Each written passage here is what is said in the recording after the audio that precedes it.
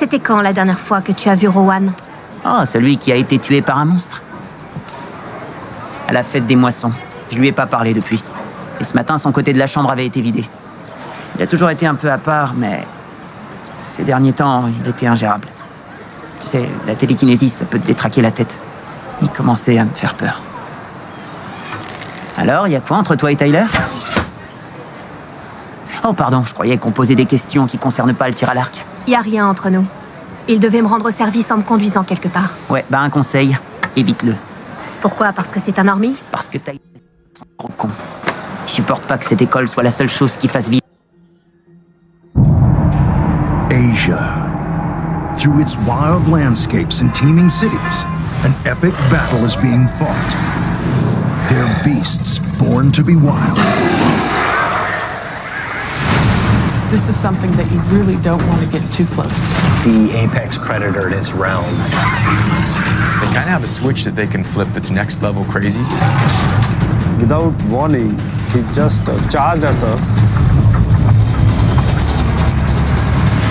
I could hear it crashing along right behind me. When threatened, they want to hurt, and sometimes people pay the price. When they strike, they don't miss. Their power, their venom, it's...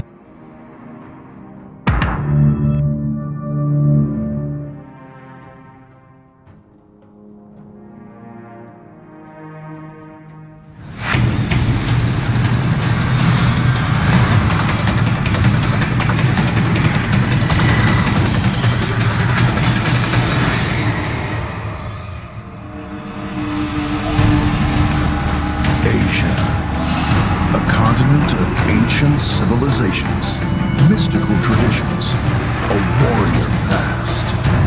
Through its wild landscapes and teeming cities, an epic battle is being fought. Evolution has selected the fittest. The arena has been prepared. Which will win the prize? Not all animals are born equal. We've found 72 that stand above the pack. Fearsome hunters, ambush predators, and venomous assassins will compete for the crown. Every episode will pick a tournament winner, with our 11 finalists coming head-to-head in a grand finale to decide who gets trophy title in 72 Dangerous Animals Asia.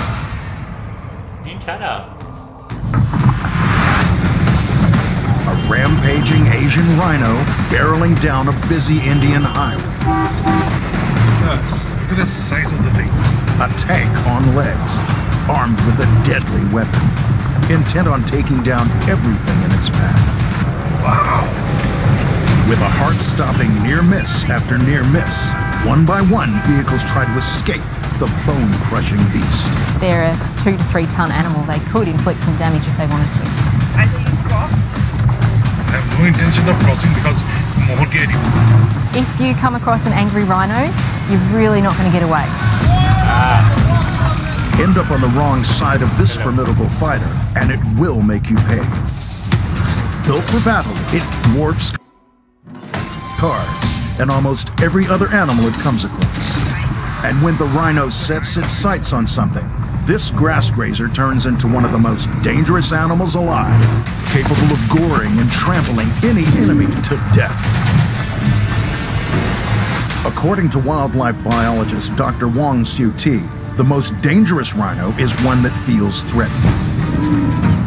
Driven by a desire to survive, that's when this huge creature will direct its armored body straight into a fight. If a person being attacked by a rhino, I would say that person will be crushed, the body will be like stumped, broken bones, and it is not an easy way to die. Standing close to 2 meters tall and weighing the equivalent of 30 men, it's not surprising that adult rhinos have no natural predators. Only the odd tiger, lion, or elephant is brave or foolish enough to tackle the leathery skin and sharply pointed horn that an angry rhino will use to attack. Their strength is extremely powerful, so don't mess around with them or don't go near them. But what if a rhino wants to mess with you? Watch as this one comes out of nowhere and without warning, charges at a ranger's jeep.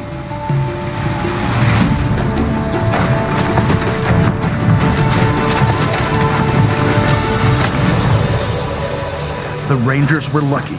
This time, the sound of a gunshot was enough to scare it off.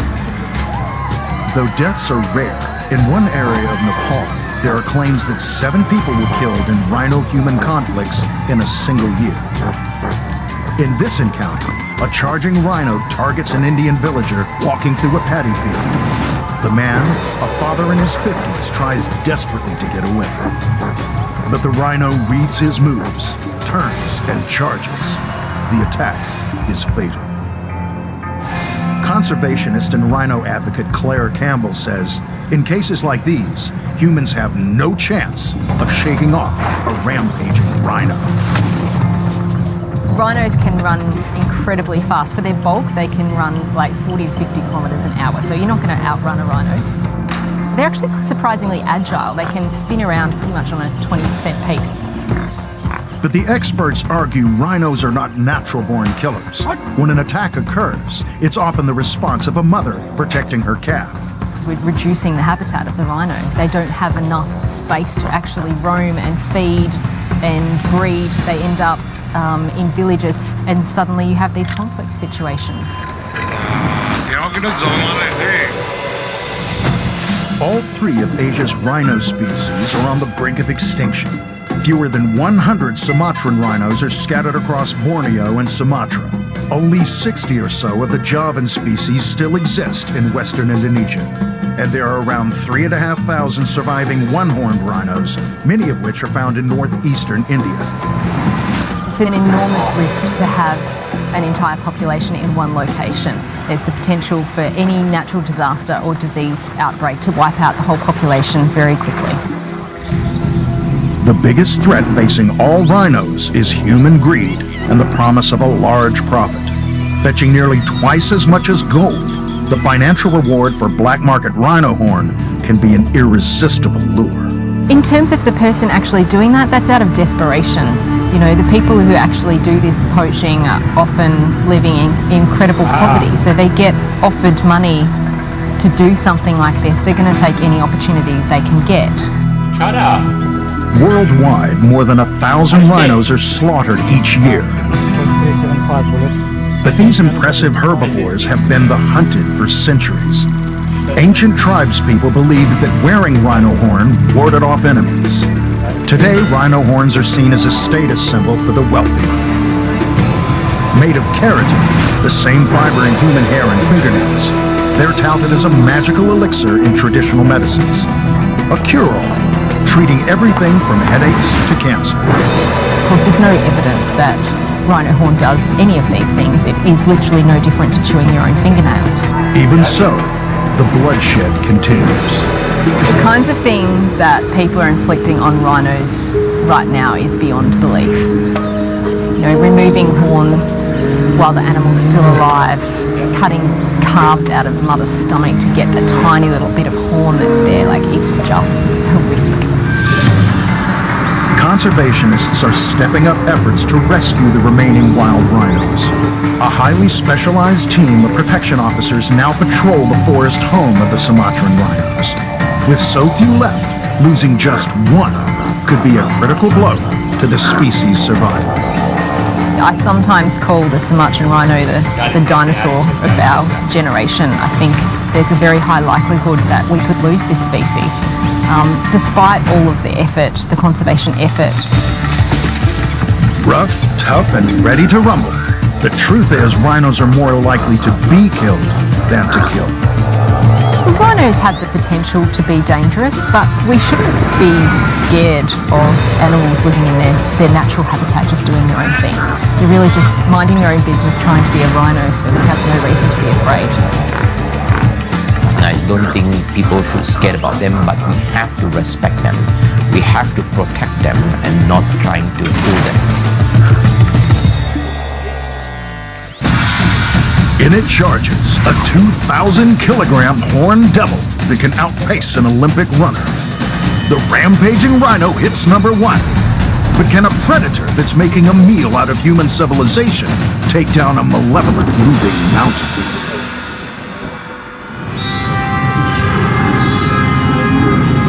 What happens when cities expand and wildlife habitats shrink? In the case of the Indian leopard, you get injured.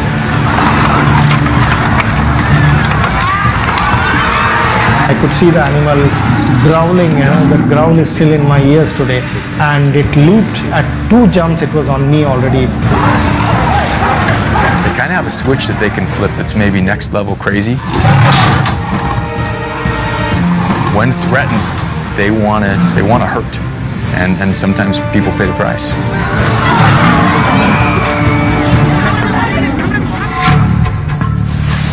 North, south, east, and west, India is in the grip of leopard fever.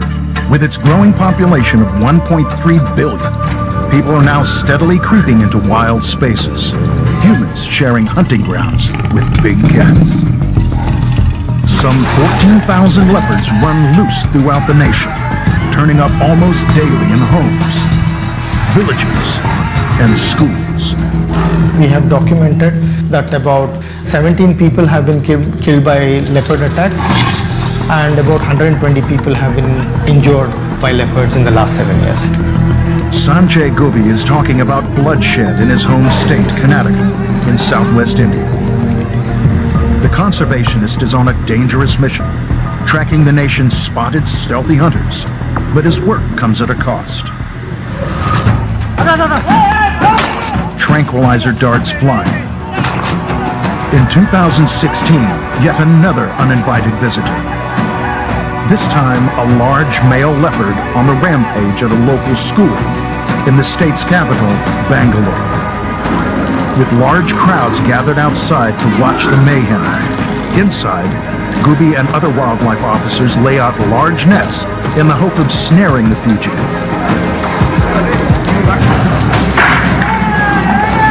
But the leopard, clearly panicked, has other ideas. I found a huge metal gate which I tried to climb and jump across, and I turned back and I saw these 2 beautiful green eyes just below me, and by the time the leopard had jumped at me and pulled me down, it let me go, and the leopard was trying to jump out of the compound. But it was only round 1. With no escape, the agile invader launches again. Then I slipped and fell back. I wanted to protect my neck, so I gave my arm, it caught hold of my triceps in a big way, and it bit through the bone actually. That's when I really felt the pain that time. The leopard's mouth was right next to, perhaps less than an inch right next to my right ears, and I could hear him growl all the time and bite me. Another tranquilizer shot rings out as Kobe is rushed away by rescuers. The 6th person to be mauled in what amounted to a 10-hour siege. The wild intruder finally sedated by veterinary staff before being released into the jungle. As for Gubi, in total, I think it was about 32 bite injuries on the hip, on the arm, and then the triceps were completely broken, and 2 surgeries. I had to undergo 2 surgeries, and I had to rest for about 3 months before I could recover. So it was a long, painful process. When they're stressed, pressured, threatened, yeah, they want to get away, but sometimes they want to do a little collateral damage on the way up, and we see that when we see the attacks. Boone Smith likes to get into the headspace of leopards. As a 4th-generation wildlife tracker, he needs to be 1 step ahead of his target. Big cats now on the prowl in cities including the bustling metropolis of Mumbai. So I'm right here at the edge of the city. This is a place where you can see where the buildings, the apartments, the high-rises, they really encroach into the park right here. From 1991 to 2013, there were 176 reported leopard attacks. 9 of them fatal. It really makes you take a step back and realize how adaptable these animals are. They didn't need the jungle to survive. They used something we created, and they took advantage of it. And let's not forget what we're dealing with here. An Olympian of the animal kingdom, able to leap tall fences in a single bound, speed at 60 kilometers an hour, and take a life with a single bite, most often to the back of the neck. Here's a brazen prowler hunting in the city at night. Make no mistake, says Boone, this is not a giant feline on a sightseeing tour. It's after a meal. Stray dogs, cats, and chickens. Easy pickings in urban jungles like Mumbai, where he's watched looming leopards firsthand. This is a city that's been busy, and now it's asleep. So I think it notices those little noises, it sees the lights, the TV through the window, pays attention to those things. Perhaps it's used to that setting a little bit, but it's there for one purpose, and that's to hunt.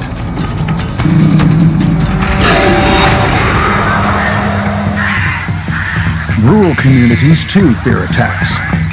Villager Lakshmama was working in a field in Karnataka's state when her prize goats suddenly took off. She didn't know it at the time, but the animal had picked up the scent of danger. A hungry leopard was about to pounce.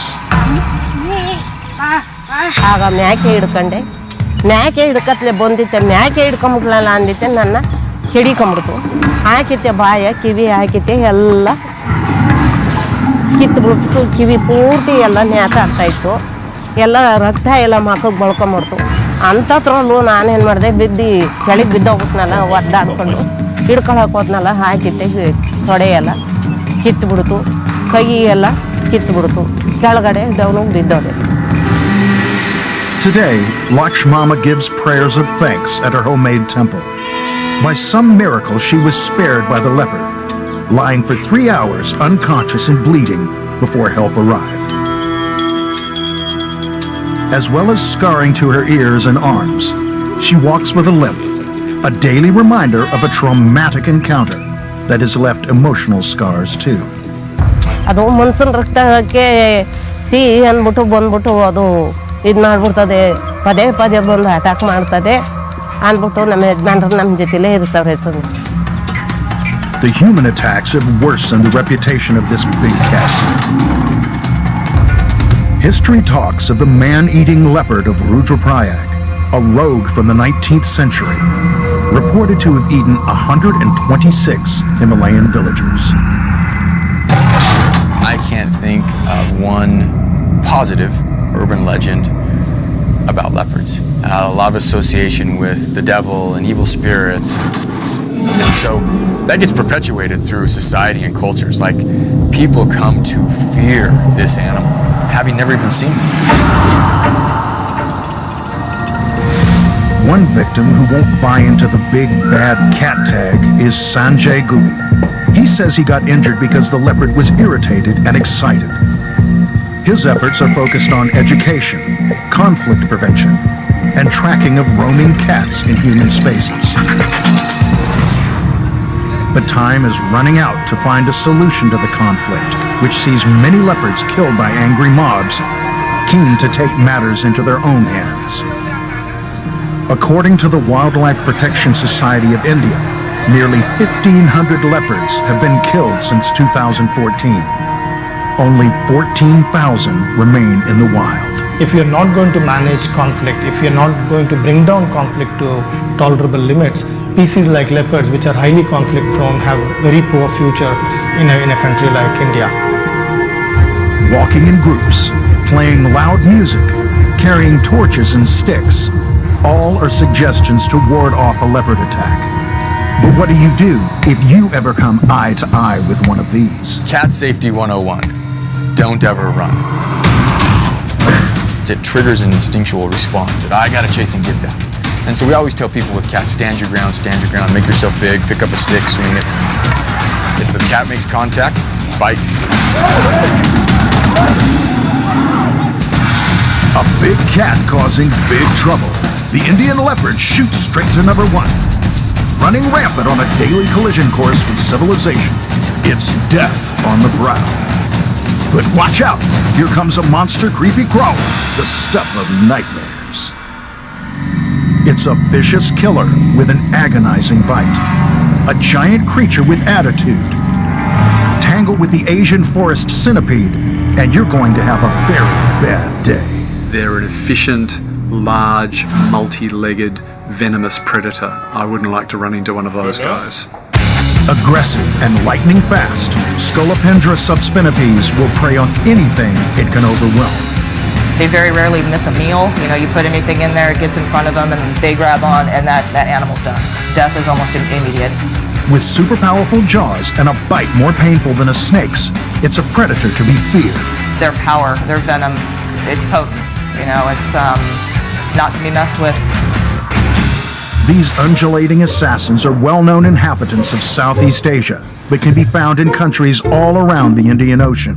Creeping through leaf litter, lurking under logs and rocks, curled up in shoes, they seek out dark places to hide. Stumble across one and you'll regret it. If you take your focus off of them for even just a split second, you can get bit, which is what happened to me. Arizona exotic pet store owner Tracy Roach, and no, that's not her stage name, it's real, was packing an Asian forest centipede into a container when the scurrying slayer took its revenge. It got out of its container and tagged me. It was not happy, and so I got a pretty good bite, and it was awful. The word awful doesn't do justice to the sensation. She felt burning pain, agonizing in its intensity. So you put your hand in a vise, you squeeze, and then you heat it up. Sometimes it almost felt like boiling water was being injected into my bone. Absolutely the most pain I've ever experienced. And it didn't stop there. Within 2 hours, the pain had gone up to the elbow. 4 hours after that, I was feeling it in my shoulder. It was 48 hours of very, very intense pain all through the arm, followed by about a week of weird, odd tummy and back cramps. But for some, this centipede's bite causes more devastating effects. Severe swelling and breathing difficulties. And in one case, it proved fatal. A 7-year-old girl in the Philippines was bitten and died 1 day later. They have a very large pair of fangs on the underside of the head, which were very, very strong, slightly curved, and they use that to inject venom into their prey items. Dr. Mark Harvey is the head of the Department of Terrestrial Zoology at the Western Australian Museum. He says the Asian forest centipede is a mighty package. Growing over 30 centimeters long, its specially adapted front legs act as pincers, enabling it to catch its prey and bite it as well. Its needle-like fangs easily pierce the skin. But its venom, evolved over millennia, is the key to its devastating effects. So one of the major components of centipede venom is a neurotoxin that quickly paralyzes, stuns, and then disables their prey item, and that takes over and kills their prey. This creature has been feared for centuries. In Japan, it inspired the legend of a giant centipede called Omakade. One of the things that the Omakade has in its powers is the venomous bite. And if it can get near a dragon, it can give it a nasty bite and the dragon will suffer. So even as the dragons are so powerful, they are wary of the Omakade. Folklorist Jonathan Young says the only thing that could harm it was a weapon tipped in human saliva. The fear is what lurks beyond sight, and it is a fear of small things that could become big problems. And the solution, and this is fascinating, is something simple. It's just our own saliva. It is the wisdom of the body, something ordinary that we have all the time, but if we know how to use it correctly, can truly save us in our hour of need. The Asian forest centipede may be bad, but it's not all evil. In Chinese medicine, its venom is used to treat seizures and skin sores. Western studies have shown it could inhibit the growth of cancer and block pain more effectively than morphine. And experts say this creeping killer may be aggressive, but it does not regard humans as prey. They won't chase after humans to try and bite them deliberately, but if they're disturbed or provoked, they will certainly defend themselves. The Asian forest centipede is a creature of nightmare, with a fearsome reputation and an arsenal honed over centuries. It's fast, aggressive, and highly venomous, but like everything in nature, it has its place. All healthy ecosystems need a variety of different species. The centipede's main role as a predator is to keep insect populations in check. The Scolopendra subspinipes is fast, strong, and fierce. They are amazingly awesome animals.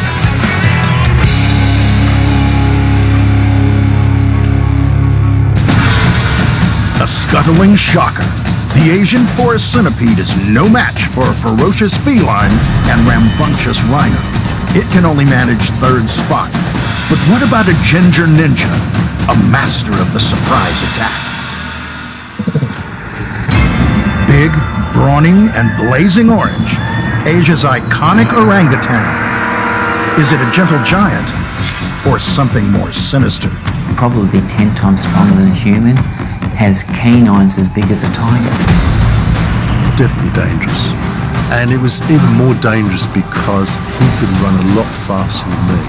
In a one-on-one competition against a human, there is really no match. This mighty 1.5 meter tall, 100 kilo mammal is immensely powerful and more than capable of inflicting mortal wounds.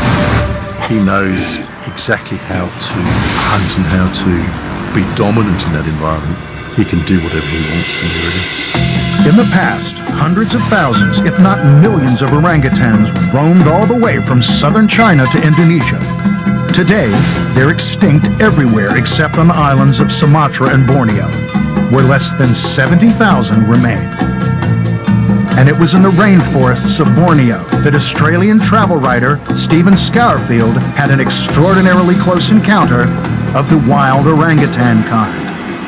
One that began as a tiny, distant orange speck high in the trees. As it came down the vine hand over hand, it's probably doing 30 kilometers an hour. It's almost like free falling, really. Completely adept, completely at home in its environment. Suddenly, one of Asia's only surviving great apes began launching branches at Scourfield and his guide. It was a warning to back off, that they didn't get the message. And then, within seconds, this orangutan landed on the forest floor about 15 meters from us. And it was sort of the sound of a small vehicle, as if been dropped. That's when the biggest boy on the block decided it was time to show his intruders the jungle door. And the chase was on. I could hear it crashing along right behind me. It was like I was dragging a fridge behind me through the forest. With the two men bailed up behind a tree, the fiercely territorial ape soon headed skyward again, content to keep a distant eye on the duo as they departed. I felt as if I was being chased off and scared. I don't think I was being hunted in the sense that he was going to eat me for high tea. Orangutan first seeks to intimidate. The aggression, the noise, and the movement give the impression that the orangutan is in control, and therefore you as a human will submit to what the orangutan wants. That would have been a deliberate act in order to gain its own security and survival. Biologist Leif Cox is president of the not-for-profit conservation organization, the Orangutan Project. After working with these ancient animals for almost 30 years, he knows they are not natural-born killers. They don't seem to have a kill switch such as humans and chimpanzees do. They really just want you out of the way, but they never want to destroy you as a person. And that's one of the reasons I believe no orangutan in recorded history has ever killed a human being. There's no doubt these Tarzan-like characters could easily kill us. Incredibly strong shoulders and muscly 2-meter-long arms have the power to propel the world's biggest aerial artist 30 meters up and along kilometers of forest highway. And they're smart, capable of communicating, making tools, and problem solving. And curious like this one, intent on itemizing the contents of this jungle visitor's backpack. Don't mind if I do. That's why Cox is skeptical of stories claiming unprovoked and revenge group attacks. The orangutans are a solitary, semi-solitary animal, and they simply never coordinate in a group. What I suspect is the orangutan is being hunted as an agricultural pest, and of course an orangutan is seeking to live and survive in the environment which has been destroyed and may seek to defend itself. Many conservationists believe rare outbursts of orangutan aggression are simply a species fighting to survive. or individuals trying to escape horrific savagery humans inflict on them. Hello, Lois. You gonna come down? Say hello? He wandered about 40 kilometers away from the national park boundary into some farmland around a village, and there were some farmers there with some air rifles, and they took shots at him, and he ended up with like 62 air rifle pellets in his body. He was quite nice and friendly to humans, so he was just like amazed that humans would treat him so badly and shooting at him and stuff like that, so he didn't immediately run away. Orangutans are mostly killed by machete to death or burnt alive with petrol. And so each orangutan dying as a species is driven closer to extinction is an individual story of horror at a level that we cannot imagine. And stopping that abuse is just part of this epic battle.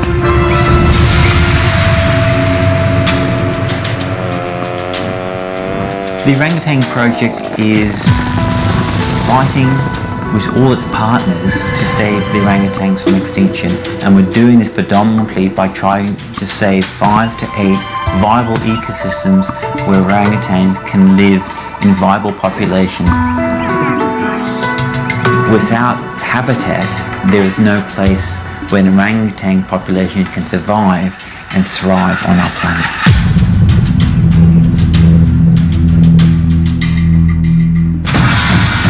The king of swingers, the orangutan, latches onto number 4. It lucks out against a hideously toxic centipede, still at 3. A thundering monstrous rhino at 2. And our city slicker leopard strong in top spot. Now, a sea creature like a flower, one laced with deadly poison. It may look beautiful, but beware. This exotic ball-like creature harbors a deadly secret that could rob you of life. When you touch one of these animals, it's instant pain that will take your breath away. The Toxin Eustace palilis is the world's most venomous sea urchin. Its name translated literally means poison breath. And like something out of a science fiction movie, it has tiny pincers that bite into flesh and pump a powerful toxin into its victims' bodies. Blamed for several deaths in Japan and at least one in Indonesia. If this fatal flower's injection doesn't kill, the pain, paralysis, and shock it causes can. When you're going through the pain, it's that bad that you may actually look at taking yourself out. Swim amongst the coral reefs and in the seabeds of the Indo-Pacific, and you may not even see these clever creatures. They come out to feed, mostly at night. But it was during daylight hours, doing his job, that marine biologist Richard Fitzpatrick fell prey to one angry urchin. I was actually moving the urchin from one tank to another, and stupidly I had it balanced on an ice cream container lid, which I knocked, and as it slid, I went to grab it to stop it from falling on the floor, and that's when I got a really good dose of venom injected straight into my hand. Like all sea urchins, this toxic flower belongs to a family of animals that include starfish and sea cucumbers. It's covered in razor-sharp spines, which can inflict deep puncture wounds, but its most powerful weaponry lives between the spikes. Pedicellariae are long finger-like appendages with 3 tiny teeth on the end. These tripod-like claws grab and cling to skin, releasing a potent, paralyzing cocktail. Even by touching one of these animals without spiking yourself, these pedicellariae will grab your skin and inject this really powerful venom. The effects on a human when you're touched by a flower urchin is immediate and excruciating pain. Basically, it's there to say, leave me alone. After emergency medical treatment, Richard Fitzpatrick thought he'd recovered fully. But some of the venom had stayed under his skin and reacted, stinging again and again. Every now and then, if I touched a certain kind of seafood or something, my hand would swell up and the pain would come back. And it's just like your hand is on fire, but deep down inside, and you literally want to rip all your skin off so you can actually scratch the itch. What makes these beautiful assassins even more dangerous is their power to conceal their presence. They can use these little pincers to hold bits of coral rubble and algae on top of themselves to help camouflage their presence. So people walking around reefs could even still stand on one that's, trying to hide away from predators during the day. Once stung, it only takes minutes for the urchin's toxic concoction to go to work. Containing contractin A, causing spasms, and petatoxin, sparking convulsions, the venom brings on breathing problems and then paralysis, often leading swimmers to accidentally drown. On land, there's a chance to ease the agony. Putting the wound in warm water, you just build up the heat like you're having a hot bath, so that you don't burn yourself, but it does help to take the edge off the pain until you can get medical assistance. While Richard Fitzpatrick is one of the lucky ones, his close encounter with one of the world's most dangerous sea creatures will stay with him forever. So it was my own stupidity. Can't blame the urchin at all. It was unbelievable, the pain, but it's the fact that it would flare up every couple of weeks, on and off for many, many years. It was pretty amazing to think that that venom had such a long-lasting effect.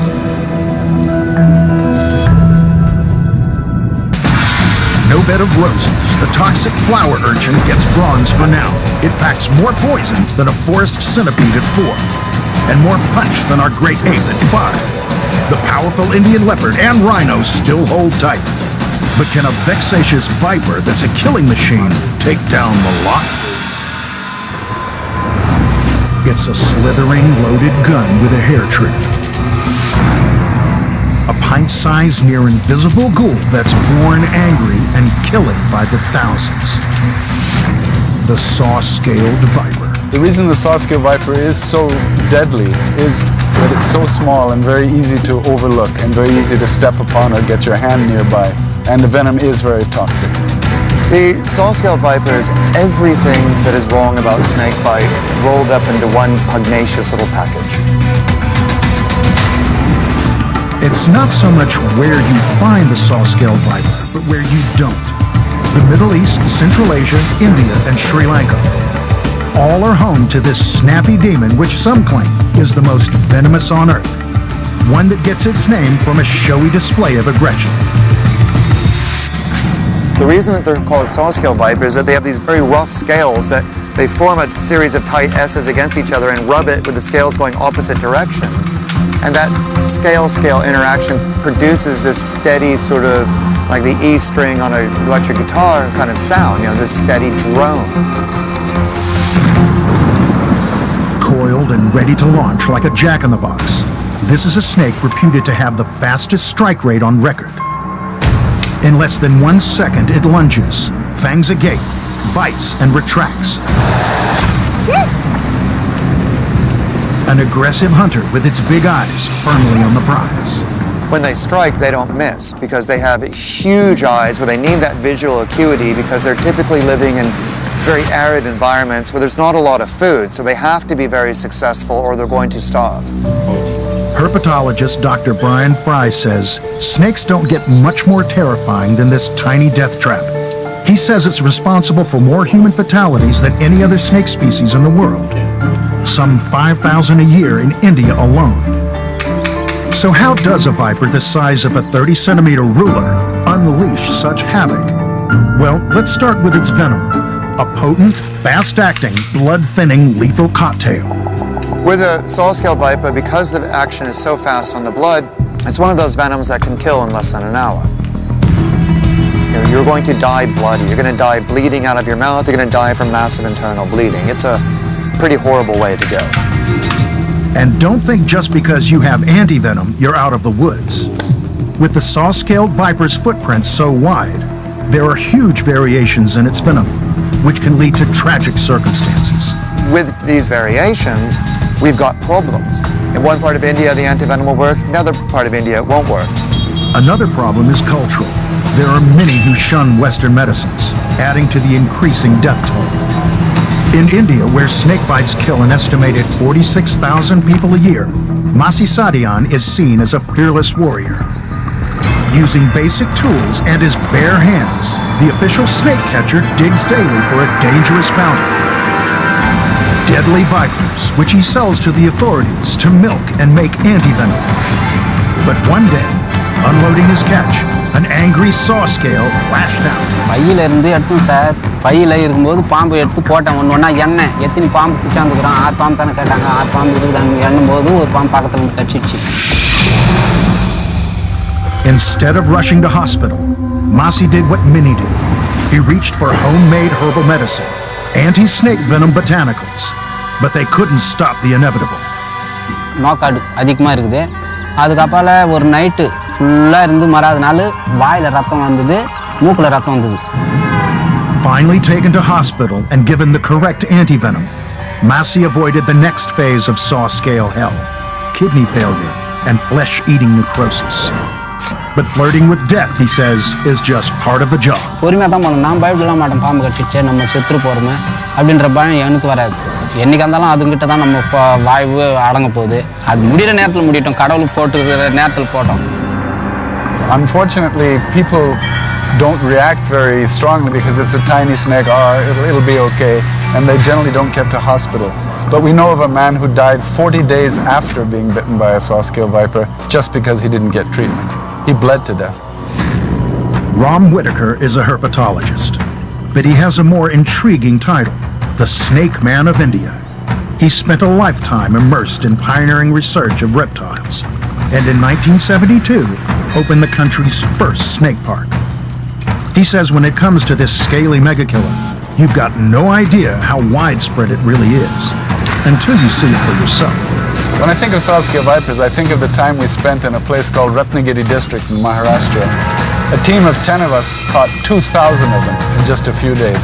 They are so common in some places, incredible numbers. A night stalker. It's when the sun sets that this deadly viper does the most damage. I've been on roads at night and seeing saw-scale vipers crossing the roads and seeing people walking along in bare feet, and I was saying, oh my gosh, carry a light. And this is where the problems arise. If it's stepped upon, it will bite. For all its destructive powers, this prickly little predator does serve an important purpose. It's a natural form of pest control, feeding on harmful bugs, insects, and even venomous scorpions. But does the good outweigh the bad? I would sum up the saw-scale viper as a complete nightmare. We know with all the combinations of predilection for traditional healing, through to the speed of action, how potent the venom is on us, how poorly distributed the antivenoms are, and how patchy the antivenom efficacy is. So all of those factors combined make this, easily the most dangerous snake in the world.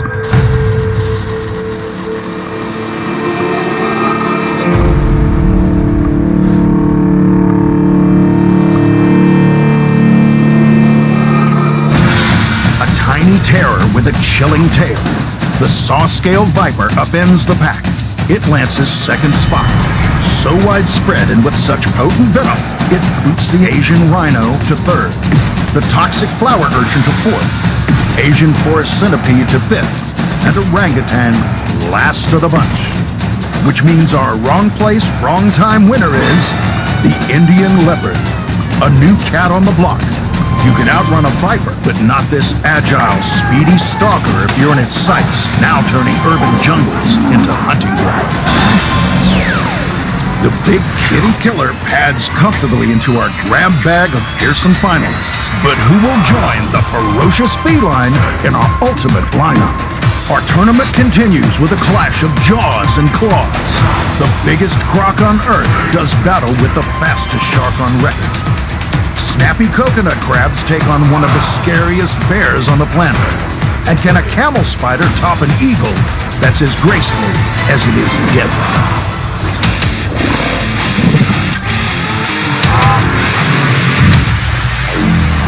They're beasts born to be wild, brutal yet beautiful premium predators. Look, but don't touch in this world of fascinating creatures. Great and small. Show respect, admire them for their splendor, their power, and their ability to transcend time. As we count down the extraordinary in 72 Dangerous Animals, Asia.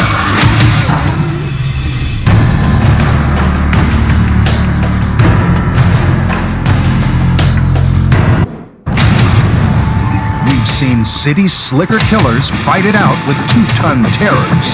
Now torpedo sharks take on brutish bears, and giant spiders clash with feisty crabs. Unleash the beasts for jaws and claws. This is 72 Dangerous Animals, Asia.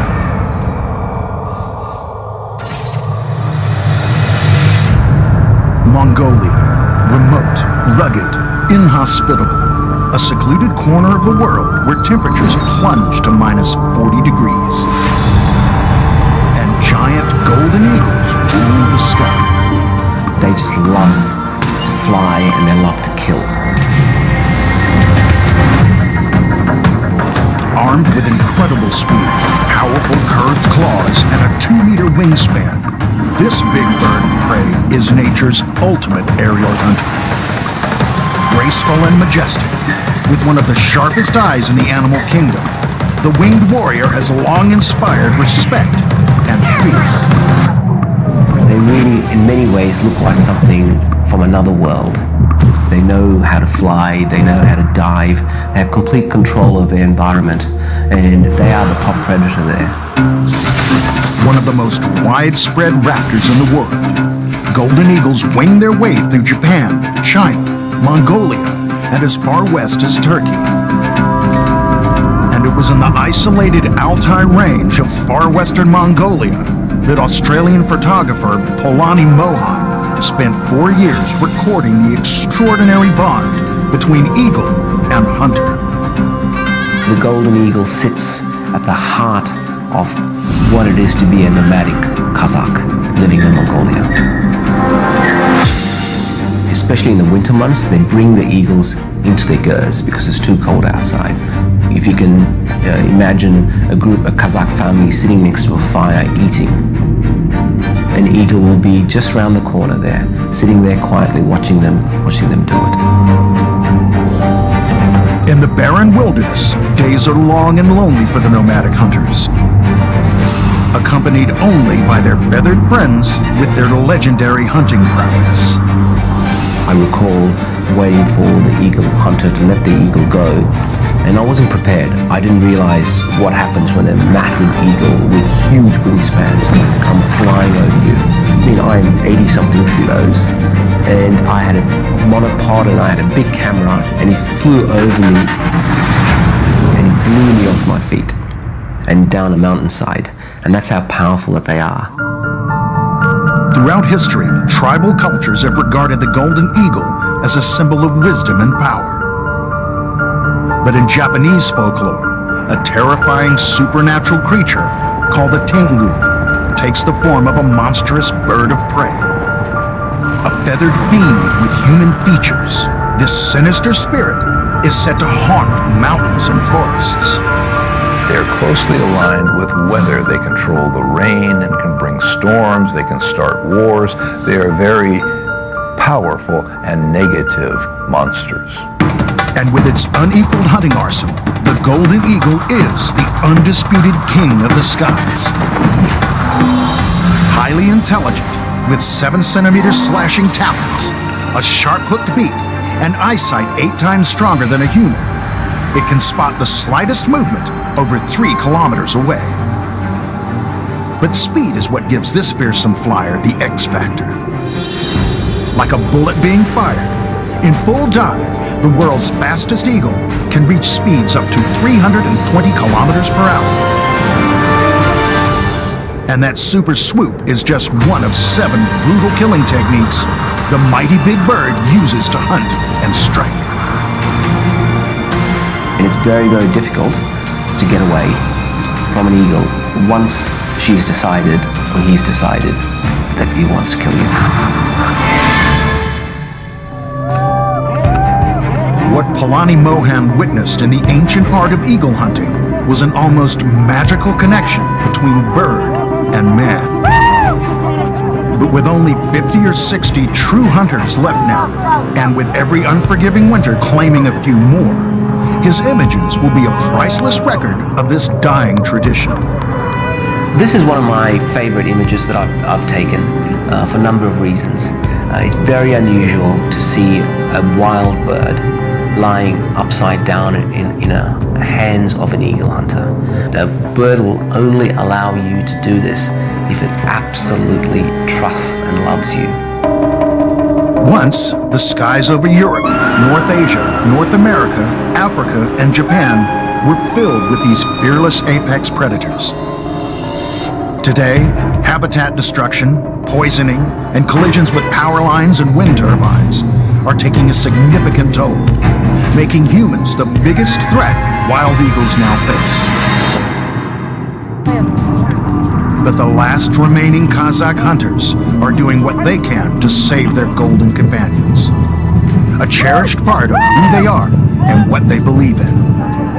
A beloved being symbolizing strength, courage, survival, and freedom.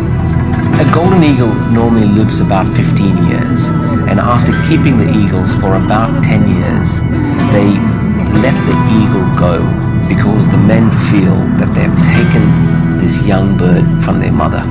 They want to give it back to nature. When the eagles are released, there's a very good chance that they're going to go and find a mate and live happily ever after. That is a very important part of why the eagles are released back into the wild. They are quite magnificent creatures. They're so magnificent. To me, they somehow don't belong in this world. Soaring its way into number 1, a powerful avian aggressor built for the kill. But can a terrifying eagle of legend outclaw a creepy crab that can grow to the size of a dog? Perfect by day, but watch out when darkness descends and hungry, heavily armed mega monsters head out hunting. いや、近くで見ると恐ろしいですかね。実際とても危ないです。はい。 Very alien-looking animal, just like the facehugger from the Aliens movie. This is Crabzilla. No Hollywood CGI creation. This colossal crustacean is real and 100% natural. A fully grown coconut crab can stretch almost a meter across. So, when these big, bad-tempered, burrowing beasts start snapping, they are very powerful animals. They could literally sever the digit off. This super snapper's stomping ground loosely coincides with coconut palms on beaches from the Indian to the Central Pacific Oceans. The 10-legged puppy-sized Hercules is actually a humble hermit crab. But when your pincers have more crunch than a fully grown big cat, and you're the biggest land crab on Earth, it's not about tracing family trees, more climbing them for coconuts. And marine biologist Richard Fitzpatrick says these grouchy giants are literally as tough as the nuts they crack. It is not uncommon to see coconut crabs halfway up the trunk of the coconut tree, and they can survive a fall from about 4 or 5 meters. Coconut crabs are extremely strong, especially when considering they can strip open a coconut and then crack the nut within inside that. 大体自分の体重の80倍から100倍ぐらいの力が出せます。 It's fair to say ecologist Shinichiro Oka has suffered for his science. 僕はちょん切られそうになりましたけど、こう押しつぶされたような傷なので、ただ痛みはすごい強いものです。 Despite his deformed digit, courtesy of a coconut crab crunch, Shin has continued his research at the Okinawa Kirishima Foundation. Examining these opportunistic scavengers outside and in, from the workings of their land-adapted lungs, he tackled the big question, the pinch power of those killer claws.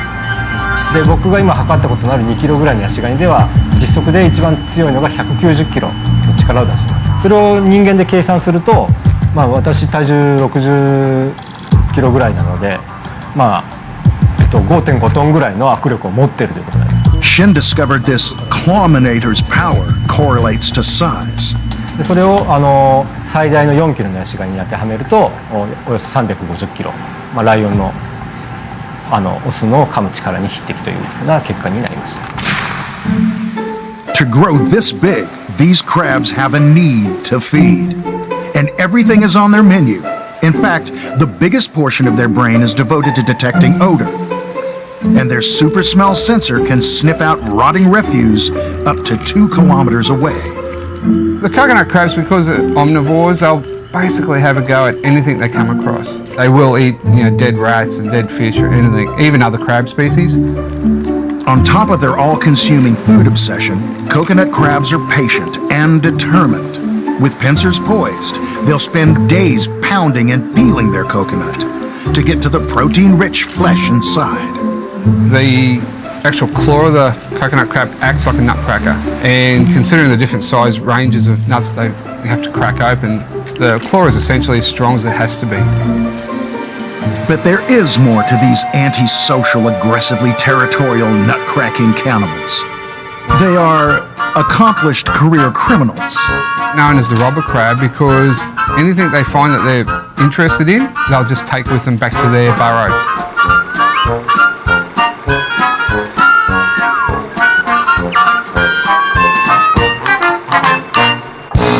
Armed with enough power to drag 28 kilos, or 7 times their body weight, there's something more sinister about the insatiable, thieving King Kong crabs. Historically, many believed they were body snatchers with a human flesh-eating fetish. 昔亡くなった方を洞窟とかに安置して、その風化するまで待って埋葬するという風葬という風習があったんですが、その時に、この亡くなった遺体をこのヤシガニが食べに来てた。Capable of stripping a pig carcass to the bone in just a few hours, there's been speculation that coconut crabs could have played a part in the mysterious disappearance of Amelia Earhart. The legendary aviator vanished during an around-the-world flight in 1937. ということであれば十分あり得ると思います。例えば腐乱して関節とかが外せるような状態になったら、もうそれはそれぞれのパーツで持っていくってことは全然あると思います。Super survivors, coconut crabs can live for over a century. And while no one knows exactly how many are out there, they are under threat in some areas. それと生息地の減少ということがあって、でそのままどんどん売れるから美味しいからって取り続けることによって世界中で数を減らしています。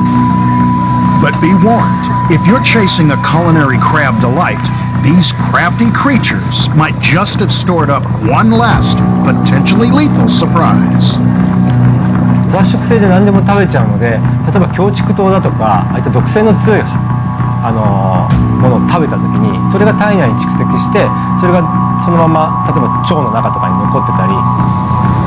Aside from a deadly dinner table encounter, experts say while there's no need to fear an attack of the killer coconut crabs, it is best not to tempt fate with tasty fingers and toes. And whatever you do, don't fall asleep on the beach. 海岸で寝てたら挟まれるぐらいはあるかもしれないですけども、したいと思って。They will have a go at anything that doesn't want to run away from them.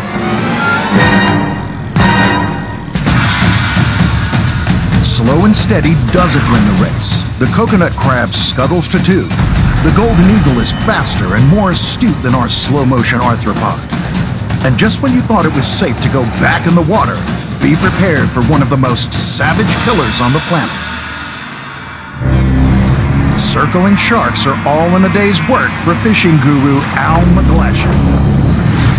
But this underwater blitz was way too close. Getting the bite, Alex, and straight to the bite. The powerful thrust of a predatory shark knocking him aside as it launches at a fish being released into the ocean. You're talking 300 kilos, so probably 3.5 maybe meters long. That's a serious mako. It's do or die as the filmmaker attempts a frantic dash to get on board. Mako shark often considered a really aggressive fish. You know, they'll come up and they'll bite your motor, your outboard engine. And I'm just lucky it didn't eat me. Clocking in at nearly 100 kilometers an hour, Makos are the fastest sharks in the sea, flying torpedoes with split-second maneuverability and fearsome protruding teeth. When it comes to survival and supremacy at the top of the ocean food chain, the mighty Mako joins the equally dangerous bull and tiger sharks to form a triangle of terror. An unstoppable three-species shark pack prowling around Asia's warm tropical waters. Fin for fin, our terrifying trio share the same killer MO. When they're attacking their prey, they're coming down from below and they're attacking up. The whole dorsal fin coming out of the water before an attack, yeah, that just doesn't happen. They're really looking for that silhouette of their shape on the surface and coming in at high speed to attack it. The biggest biter on the block and one of the biggest underwater man-eaters of all, the slow-moving 7-meter-long stalking tiger shark, has earned its stripes as a serial killer. Packing a mouth full of blade-sharp teeth, tough enough to crunch through turtle shells, this predator has notched up over 110 recorded attacks, 31 fatal. And they have an excellent sense of smell, and they can, pick up the most minute traces of blood or oil from the prey from long distances, and will just swim up current till they find the source. With an insatiable appetite, what do these garbage cans of the sea eat? Anything or anyone they choose. They will actually feed on man-made things as well. So they have been found with tin cans, and there was even a license plate found in one. So yeah, they will have a go at pretty well anything that comes along. How about a cameraman? Fortunately for documentary filmmaker David Martin, a quick shove is enough to deter this beast. Martin wasn't on the menu this time. The prey-detecting sensors on the shark's snout attracted to the shiny metal of his camera. They tend to come and bite or have a look, get an interest on something that is metallic, that change their perception of electric field. So they bite on many things metallic. So many times it happens to me that sharks bite on my camera because it's metallic. Martin could have suffered a far worse fate if that had been a showdown with a tiger shark, rather than its more docile relative, the sand tiger shark. Tiger shark's one of those predators that can eat something bigger than its mouth because it can take out these chunk-sized bits of flesh from its prey. When it comes to cruising, the smaller but murky, shallow water-seeking bull shark does it best. Loitering oh so close to shore, it ups the danger stakes, hunting in both salt and freshwater. Dubbed the pit bull of the sea, and accounting for at least 70 unprovoked attacks and 17 deaths, bull sharks are considered one of the most dangerous species of all.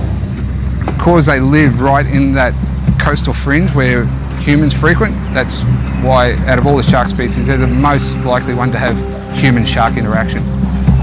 And wading in waist-deep water on a Thailand beach was where mother-to-be Jane Neen had her agonizing brush with a bull shark. I felt a very sharp bite, almost like several knives entering your foot from top and bottom at once. Knowing that being 6 months pregnant, there's sort of concern for the baby.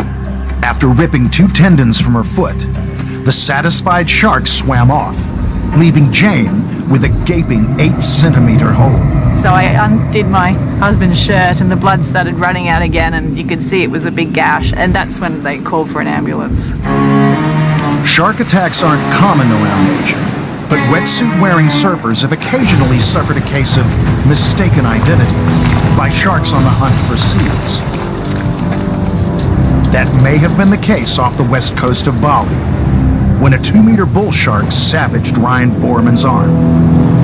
The 26-year-old underwent 2 operations before being medevaced to Singapore into the care of orthopedic surgeon Dr. Lim Yao Wai. Ryan has been very lucky that he is able to survive this shark attack. He did lose a substantial amount of blood. The blood count was actually about half to 1/3 of what a normal male adult would be. With Ryan at risk of losing his arm, time was critical. The wound was infected, and the longer you wait, the more tissue death occurs. He had a very extensive wound. It's almost circumferential over the elbow and very deep. And during the operation, it was found that 9 of his muscle was cut. It took the renowned specialist 3 hours of painstaking surgery to repair the damage. But after months of rehab, the young surfer was back out on his board. Imagining these mega predators under threat might be a bit hard to swallow, but that's the reality. The commercial fishing industry kills tens of millions of sharks every year. Most sharks reproduce once per year. We kill more than they can reproduce, so it can only decline. The popularity of shark fin soup through Asia has basically led to the decimation of shark populations all around the world. This has led to a lot of species being almost on the brink of being wiped out, and you're using like 2% of its body weight for food and 98% is thrown back into the ocean. I would not actually call it a fishery, it's more like mining, because when you take those animals out, they're gone forever. Some believe that might put an end to shark attacks. Others argue it's overkill. The reality is that we only have a handful of fatal shark attacks worldwide each year. Far more people are killed by shaking a vending machine trying to get food out. There's never a case where the shark stays and completely eat the swimmer. This doesn't happen. It's the injury that can cause the death or the fatality. 2 years on, Jane Neen doesn't blame the bull shark that left her with lifelong scars. You are entering their zone. It is where they live. There's always going to be a risk. And before you go back in the water, one final word of warning. They're not going to give away their presence to potential prey by doing circles around them going, here we are, here we are. That's just not how it works. The shark that's going to eat you, you never see till it's too late.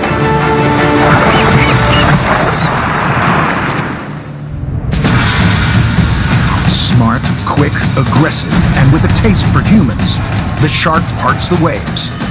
Down go the golden eagle and coconut crab. They're left well behind by a mega killer and speed demon of the sea. But have you heard the one about a spider named after a camel? Arachnophobes, look away now. Fast, furious, and freaky. They look completely weird and alien. A shadowy night stalker with a face-eating monster rep.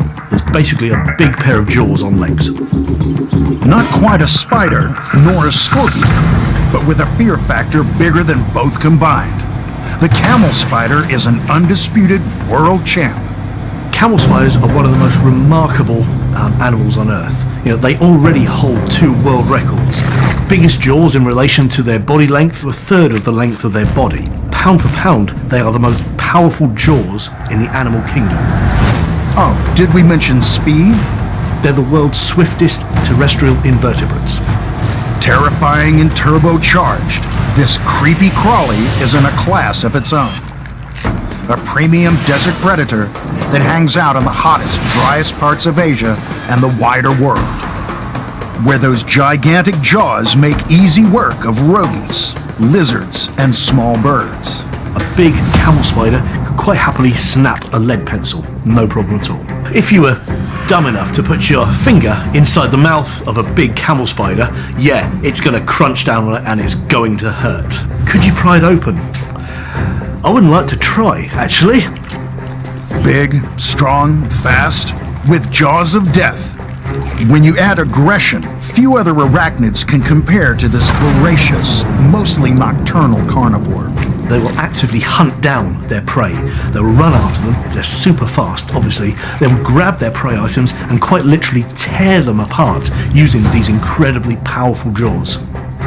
Those jaws, the base of them is just solid muscle, which gives them the very strong, powerful pinch. That's how they successfully secure their prey, is by a strong bite and a good grip. And those big pinchers on the front do make them look scary. Like vampires, sun is a camel spider's kryptonite, also known as sun scorpions and wind spiders. Their scientific name, Solifugi, means those who flee from the sun, which is exactly what they do. Daylight sends the 16-centimeter super scorp scurrying for shade, or any shadow it spies, leading to sensational claims of a human hunting horror that screams as it chases its victims down. The reason that people are mostly afraid of them is that they tend to be going after the people's shadows. Do they scream while they're chasing after you? Yes, they do. I've heard it with my own ears. It's a real weird, high-pitched screaming sound like eeeeee! What's not to love? Then there are all those legs that might look like 10. Except the 2 additional front appendages are actually tools to hold a target, leaving the camel spider free to wield their jaws like pliers to crunch and chew. That's how they use to get the prey and just crush it down. They don't need any venom. While a camel spider bite won't kill you, medical entomologist Mustafa Deboon warns, without antibiotics, it can cause serious infection, leading to sickening tissue damage. Camel spiders' bites can be treated with antibiotics, but you gotta get them right away before you get secondary infections. Is it any wonder this non-web building, no venom producing, infection infested, warp speed, giant jawed, vampire-like spider scorpion creation has been the subject of some supersized stories? Many of the magnified myths were born in the Middle East, where pictures and stories from Gulf War soldiers catapulted the camel spider into internet stardom, creating a deadly desert demon half the size of a human. There were stories filtering back about the camel spiders coming into tents and eating people's face. Though many photos were little more than crafty camera work, as troops headed home, the legend grew. I think if it was dark and you saw this big shadow running towards you, screaming at you, yeah, I think that'd probably give you a few nightmares. So does the camel spider deserve its bloodthirsty, face-eating freak status? Or is it just an oddball with an image problem? What's real and what's rumor? It's time to play True or False. Camel spiders disembowel camels and lay their eggs inside their stomach. No, that doesn't happen. Camel spiders crawl into tents and eat victims' faces while they sleep. No, they don't. Camel spiders actively hunt humans. No, we're not on the menu. So, loads of folklore. But now, here's one final comforting fact. It is scary, speedy, and strong, but our identity-questioning camel spider does stick to one golden rule. It never hunts anything much bigger than itself. And that is very reassuring. The camel spider's reputation as this face-eating, anesthetic-injecting, camel-eating monster has been greatly over-exaggerated. And the truth is that they would much rather just us leave them completely alone while they get on dashing around the desert after big insects. A hideous insect with an identity crisis. The camel spider can only manage 4th spot. Its legend more deadly than its bite. It can't overthrow hostile sharks and remarkable raptors. But you want jaws and claws? Well, let's just say our next challenger is not your average bear.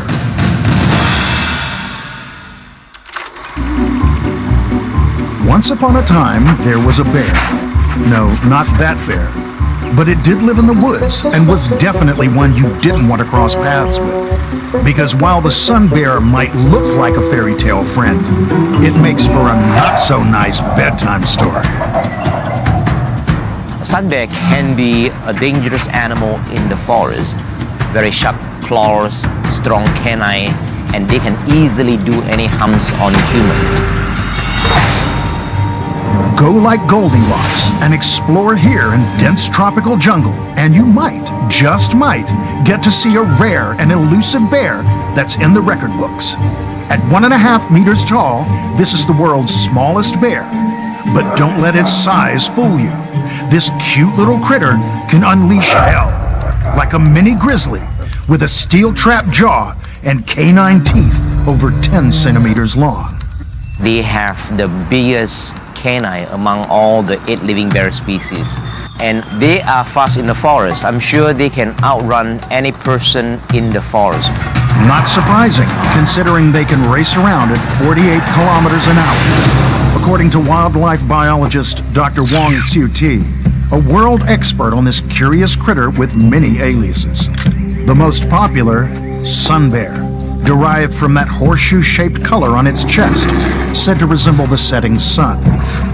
Then there's honey bear, for its love of the amber nectar, slurping it up with a whopping 25-centimeter tongue. the longest for any bear. Then again, if you're in China or Thailand, you're looking at a dog bear. Why so? The reason why they are called dog bears is because they look like a dog, like a Rottweiler, and also they bark like a dog. You know, when they feel threatened, they would bark.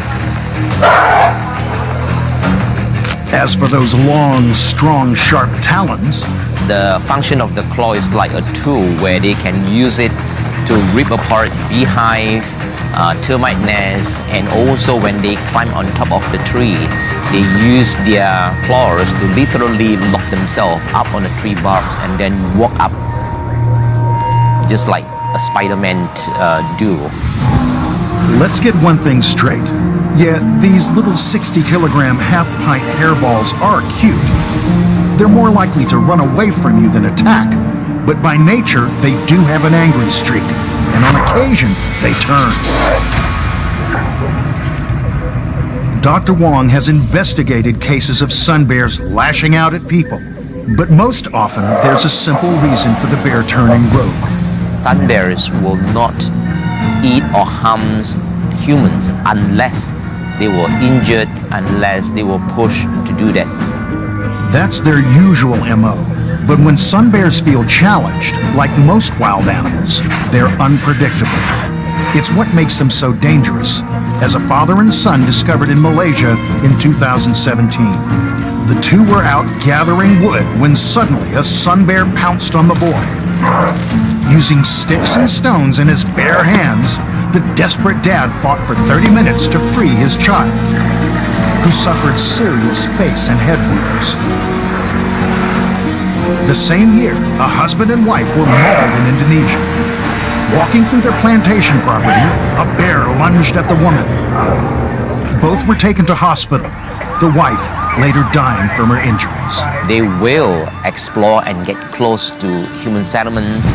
Say, for example, try to feed on garbage, try to feed on people's orchards, fruit trees, and even plantations. And that's the place where conflicts occur. Dr. Wong is not only a leading expert on a baffling little bear, he's trying to save them too. His nonprofit Bornean Sun Bear Conservation Center has rehabilitated over 50 rescued bears since 2008. A species population that's declined by 30% in 9 years. The sun bear's story is bleak. Habitat loss, hunted for their paws for decoration and a delicacy. They also face painful extraction of their gallbladder bile for use in traditional Asian medicine. The bears are kept in inhumane conditions on farms in China and Vietnam. Their conditions is very, very bad. So the whole practice of bear farming is extremely cruel because they keep this bear, confine this bear in a small cage to a point where the bears can't even turn. And when you see touching, strikingly familiar moments like these, mother bears cradling defenseless babies in their arms, it leaves you wondering. The first time I saw a female sun bear holding a bear cub like a human, I was really speechless because it is so human-like. All the more reason to hope the sun bear can claw its way back to live happily ever after. Little bears with big claws and a bad temper. The sun bear makes it to number 2. Only that underwater missile, the shark, is deadlier with more attacks on humans. Our eagle, crab, and spider tumble down the pack. But there's something else stirring in the water. It's huge, prehistoric, and snappy. In nature's battleground, where size matters, stalks a lethal weapon who's king of the hill. All hail the sovereign of the seas, master of the mangroves, a cunning leviathan of colossal proportions, smart, angry, and one of the most famous man-eaters of all time, the saltwater crocodile. The saltwater crocodile is the apex predator in its realm. It is the one who decides the length of life, so to speak. They just lie right on the surface, just with the eyes, nose, and ears out of the water, so you don't really know what's coming until it's on you. From the east coast of India through to Papua New Guinea, this watery nomad likes to stay on the move. Forget the Vikings. The saltwater croc is the consummate explorer. From swamps and rivers to deep open seas, this is a dangerous drifter with the broadest distribution of any crocodile. And size? You're talking about a prehistoric powerhouse longer than a minivan. Able to grow to 8 meters, crushing the scales at over 1,000 kilos, and more than 3 times faster than an Olympic aquatic champion. Saltwater crocodiles are remarkable swimmers. They can go between 24 and 29 kilometers an hour. It's sort of like a torpedo with teeth.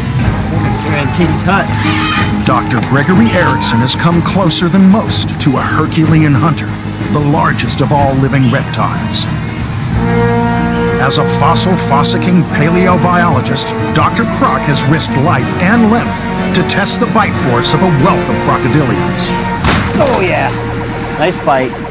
And the leader of the pack, a massive 5.5 meter salty, jawbreaker. But no game without pain. The animal popped its head up and hit one of my colleagues in the face and basically knocked him out for a little bit. We had to pull him out, and luckily he didn't get killed. Later on, we were rewarded with the world's highest bite force. That was 1,670 kilograms. It's the world's highest bite force ever measured. So these are incredibly powerful animals. With a munching strength 3 times greater than an African lion, it's no surprise that this humongous dominator makes an entree out of water buffalo and sharks. Even dinosaur fossils have been found with the remnants of bite marks from giant salties. Size is no object for an animal that's longer than a giraffe is tall. So it's rare to hear survival stories, like that of Shatrughan Malik. Bathing along the water's edge at his home in a remote village in India's northeast, out of nowhere came a ferocious saltwater crocodile. Its huge jaws clamped solid around the farmer's lower leg.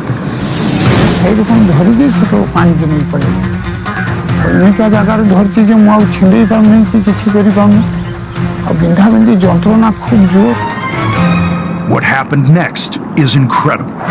For almost an hour, Malik says he wrestled the croc with his bare hands, first in the water, then on land.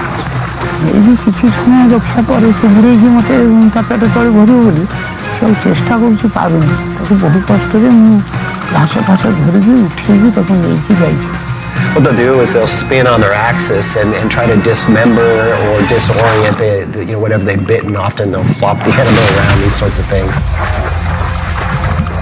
Malik is the first to tell you he's lucky to be alive.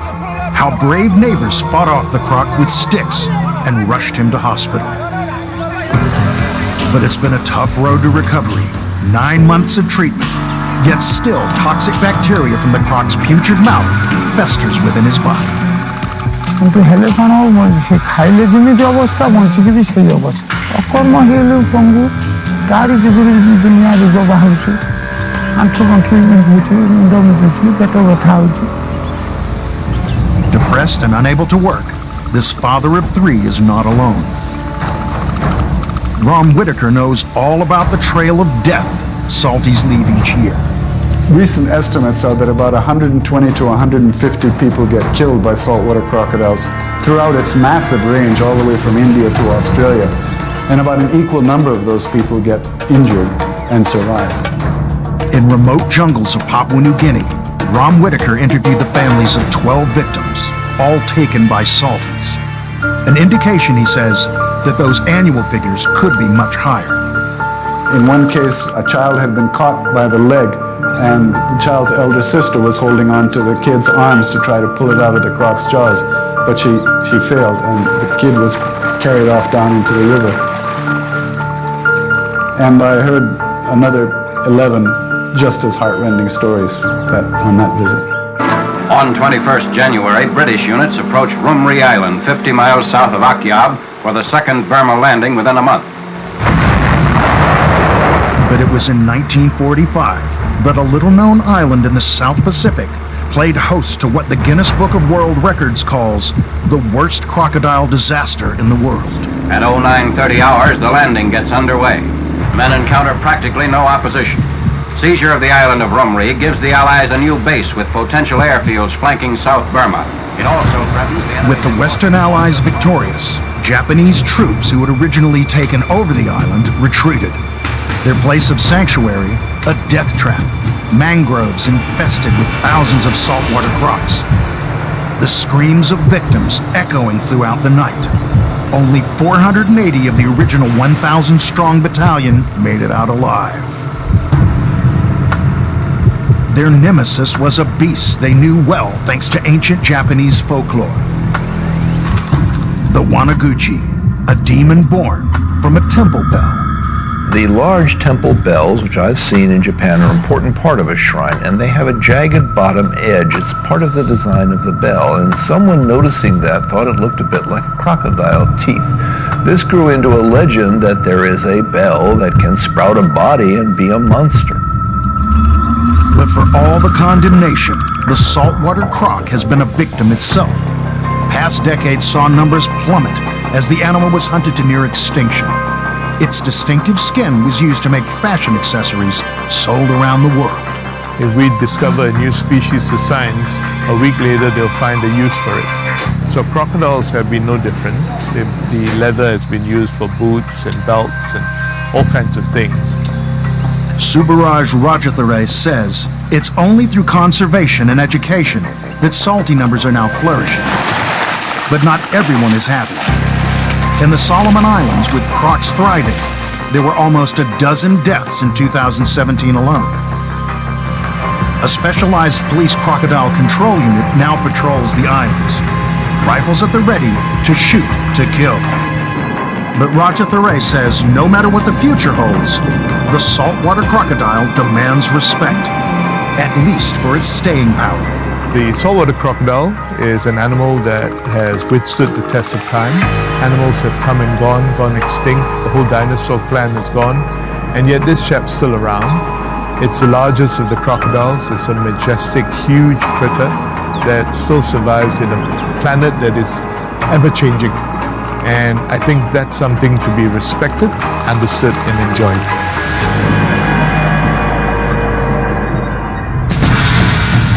The largest reptile on Earth, with the strongest bite of any living animal, our super salty slips easily into number one. The serial slayer knocks its rivals out of the ballpark, leaving the fast, freaky camel spider finishing in 6th spot, the coconut crab 5th, and golden eagle in 4th. You'd be pretty unlucky to cross paths with a sun bear at 3. More likely a savage shark circling at 2nd. Making the monster saltwater crocodile our jaws and claws champion.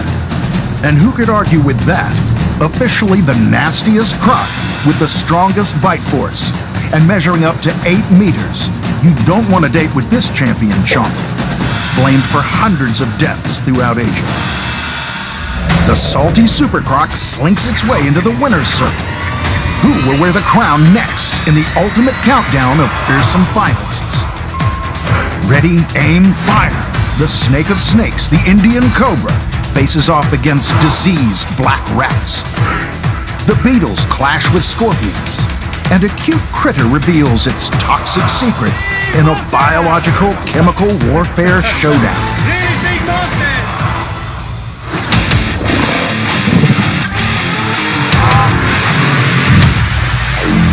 They're beasts born to be wild, brutal yet beautiful premium predators. Look, but don't touch in this world of fascinating creatures. Great and small. Show respect. Admire them for their splendor, their power, and their ability to transcend time. As we count down the extraordinary in 72 Dangerous Animals, Asia.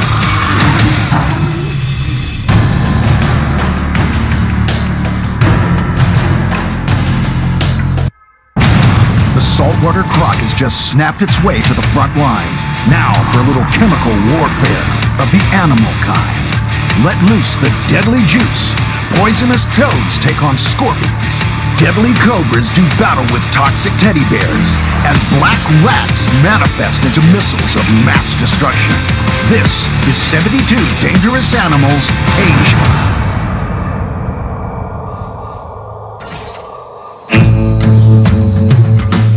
Yep, it's slow. And yep, it's cute. But dangerous? Well, by the time you finished watching this story, you'll be looking at the dozy, doe-eyed, slow loris all over again. It looks approachable, it looks sweet, it actually looks like you want to hold it in your hand. But this is something that you really don't want to get too close to. This thing just turned and it nailed me right on the finger here, on the top knuckle of my middle finger. Within an hour, I was looking like a cartoon character. This is slow loris territory, the hot and humid tropical rainforests of Asia. It's in these misty emerald labyrinths you'll find a real-life Furby with the face of a bear, hands of a monkey, and moves of a sloth. One with a dark secret. The bite of a loris can pretty quickly put you into anaphylactic shock. Within maybe like 30 or 40 minutes, it's been suggested. Biological anthropologist Leslie Knapp knows her primates, and that includes a furry tree gremlin who happens to be the only venomous primate on Earth. Inside the loris's arms are glands that ooze a stinky substance. When mixed with saliva, the fluid turns toxic, producing a potentially deadly goo. The easiest way to get to it? Reach for the sky. By raising their arms, they're emitting some odor from these glands, and they're also ready then to get the toxin, mix it with their saliva, and then put it onto someone that's threatening them. But that's not all the loris has up its sleeves. It likes to role play. In the dog-eat-dog world of natural selection, this tree beast likes to take on another persona, with the aim of increasing its survival rate. Believe it or not, the loris likes to pretend it's a cobra. A now you see me, now you don't mimicry that's not uncommon in the animal kingdom. It's interesting to think about the stripes on its face and the posture that it assumes.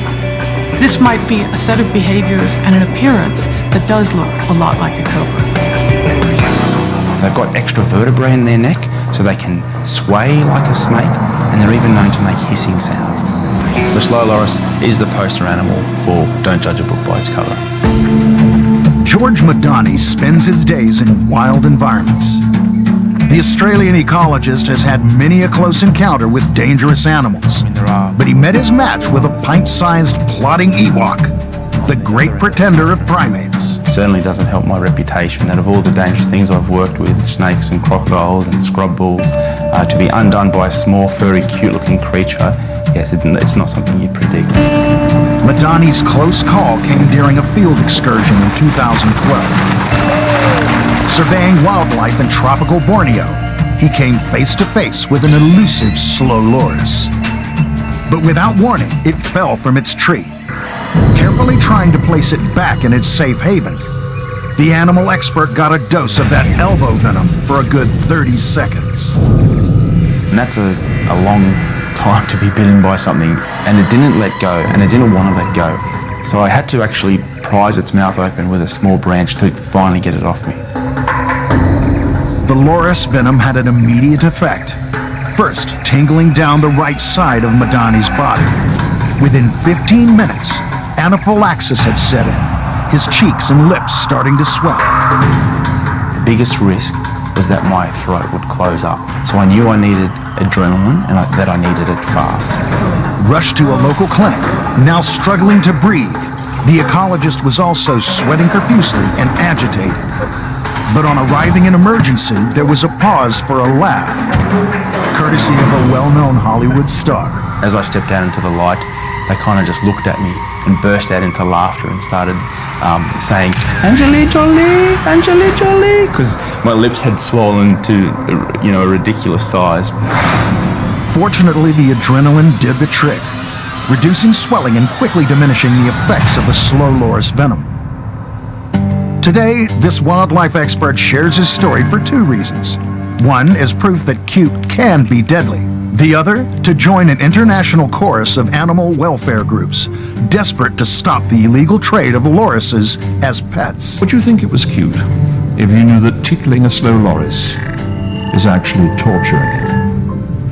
What you see on the internet, these cute videos of loris, holding umbrellas or eating rice balls, you need to realise and be informed that there's a lot more cruelty behind that. An animal has suffered for that to happen. Lorises that are going to be customer ready are those that have had their teeth removed, and very often their hands with their nails are somehow altered so that they don't scratch individuals that are going to be purchasing them and bringing them in the home. With the odds stacked against it, slow loris numbers are further threatened by traditional medicine. They serve so many purposes, you can't believe it. So bones of a loris can be lucky if they're buried in a particular place. Parts of a loris can help a man be more virile. There are many features of the loris that are actually thought to be either advantageous or sometimes used in what might be called black magic. But there is hope. Expert Sindhu Radhakrishna is at the forefront of research into diminishing slow loris populations. In the case of the slow loris, we don't know enough about it to actually understand what its loss is. In some areas, they have found 30 per square kilometer. In some others, 2 lorises per square kilometer. And that's what is frightening. It's quite likely that we will lose them out even before we put any measures in place. This academic, for one, believes the slow loris story has far wider ramifications. If this critter with stinky toxic elbows and a cobra's psyche disappears from the food chain, the plants and insects it eats, as well as its predators, will face an uncertain future. This ties in very strongly with what happens to the survival of those species. I think they're all interconnected, and certainly if we lose a species, there will be an impact. We may not realize it. We may pass before it even comes to happen, but I don't think we should let it happen.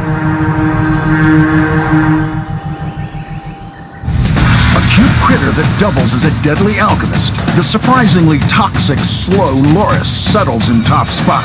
But watch out, here comes a tsunami of rancid rats. From 14th century Europe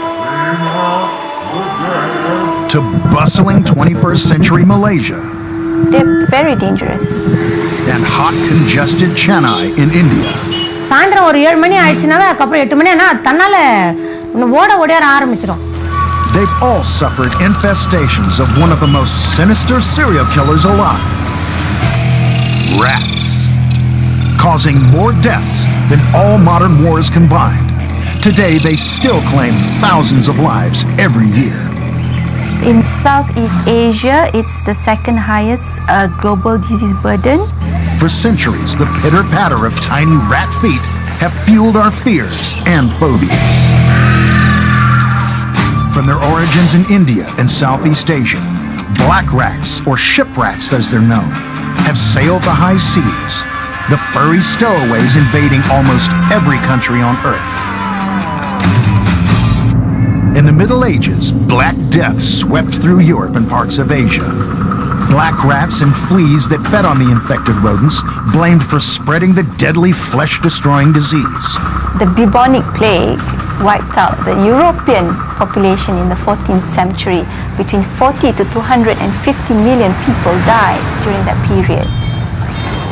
Nearly 700 years later, rats are still a threat throughout Asia. Something Indian housewife Kesavarani discovered when she contracted a mysterious, crippling disease. அது நிறைய குளிர் எத்தனை bedsheet போட்டாலும் குளிர் வந்தது.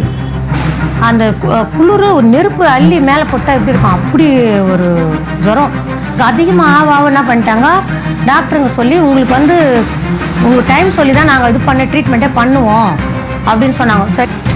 Diagnosed with leptospirosis, one of today's most common and potentially lethal rat-borne infections. Kesavarani was given just 24 hours to live. வீட்டுக்கு போனமா தான் போவோன்ற ஒரே சூழ்நிலை ஆயிட்டேன். இப்போ அழுதுன்னு வேற கண்ணா அப்போ குழந்தைங்களாம் இருக்குது இப்படி பிள்ளைங்களாம் அப்படின்னா ஆயிடுனோ தெரியலன்ற மாதிரி இருந்தது எனக்கு. Worldwide, over 1 million cases of severe leptospirosis are diagnosed every year. 60,000 die. Rats aren't solely to blame, but they are a major cause. And across Asia, cases are on the rise. Accidental contact with the contaminated soil, water, and food is all it takes to transmit the deadly disease. They could be exposed to rats or rat urine and not even realize it, because you don't have to have seen a rat to be exposed to rat urine. Dr. Lim Po Lian is part of a global emergency response team.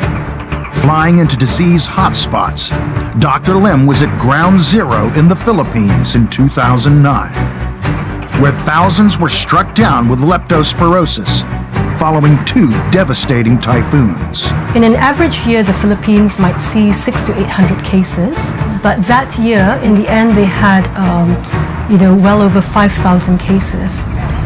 In Kuala Lumpur, these sewer-dwelling devils can outnumber humans 8 to 1. They nest, infest, and contaminate almost everything they come across, causing billions of dollars damage. One of the most widespread ecological pests on the planet, all 7 billion of them.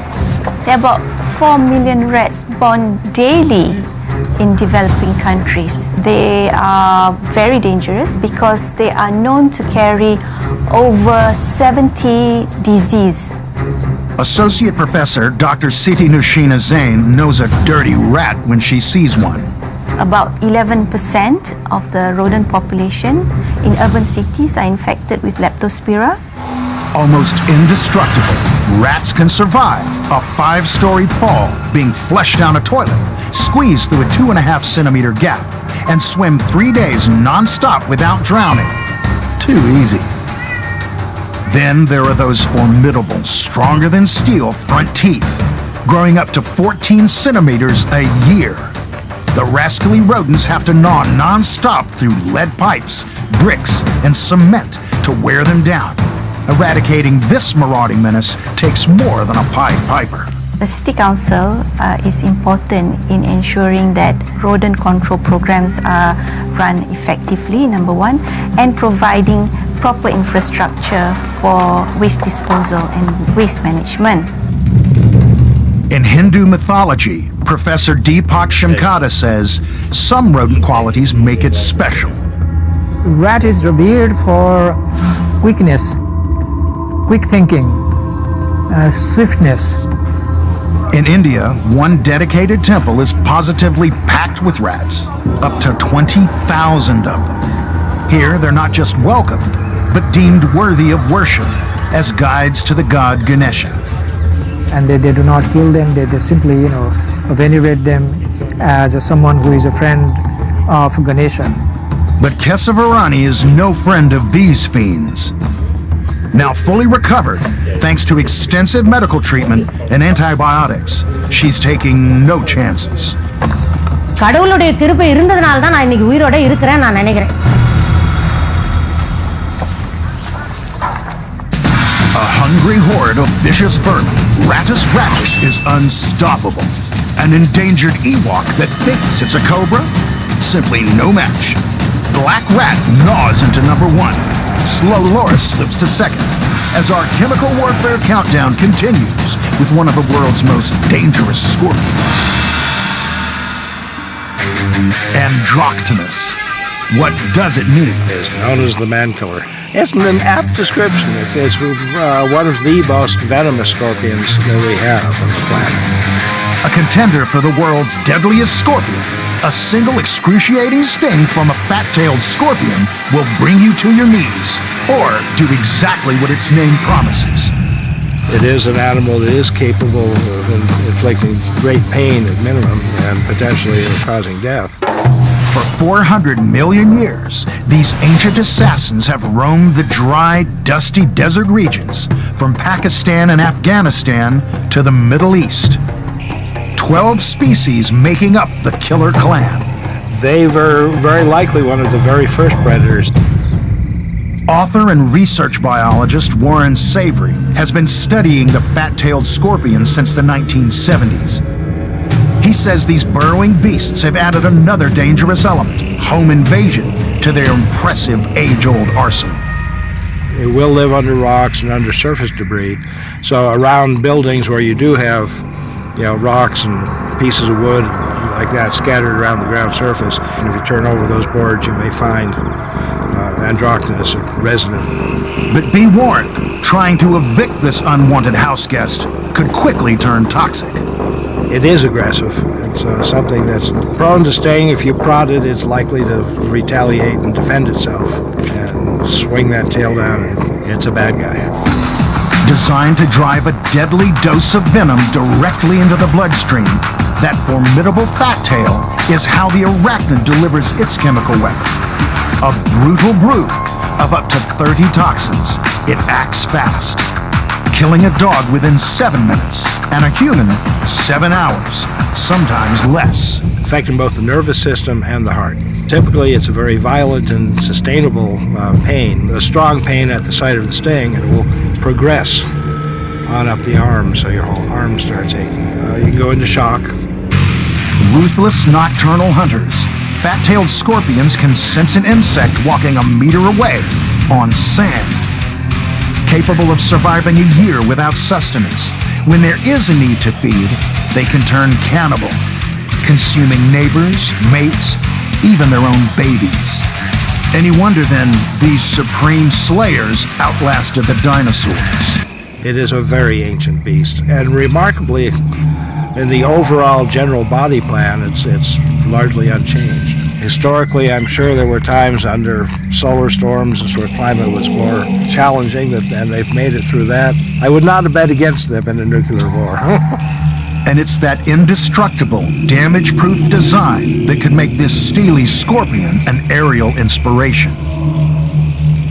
Capable of withstanding the most savage desert storms, researchers are investigating how a pattern based on the scorpion's shield-like grooves might help stop aircraft and rotor blade wear and tear. Who would have thought? So, menacing man-killer or agent for aerial advancement? Just remember to steer clear of that rotund rear end. The cockroach is always credited as being the organism that will take over the earth when we're gone. The scorpion will be there to eat it.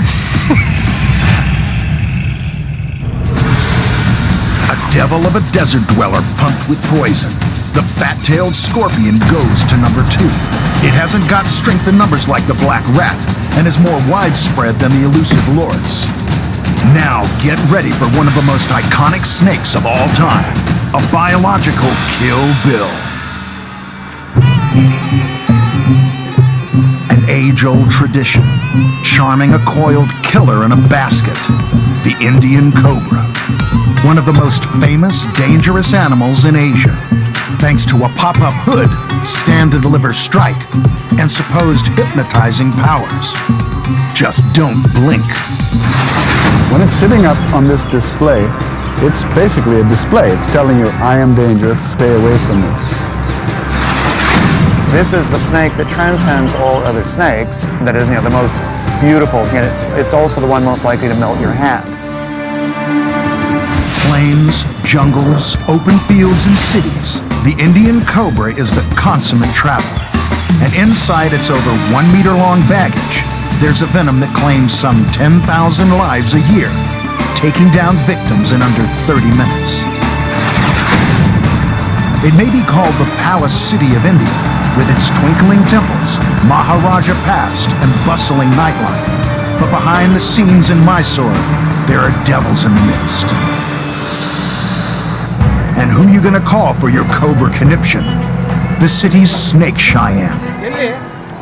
Having bagged some 33,000 venomous snakes over 20 years, he ain't afraid of no asp. The snake is a friend to me. It's not an enemy. So I want to rescue it.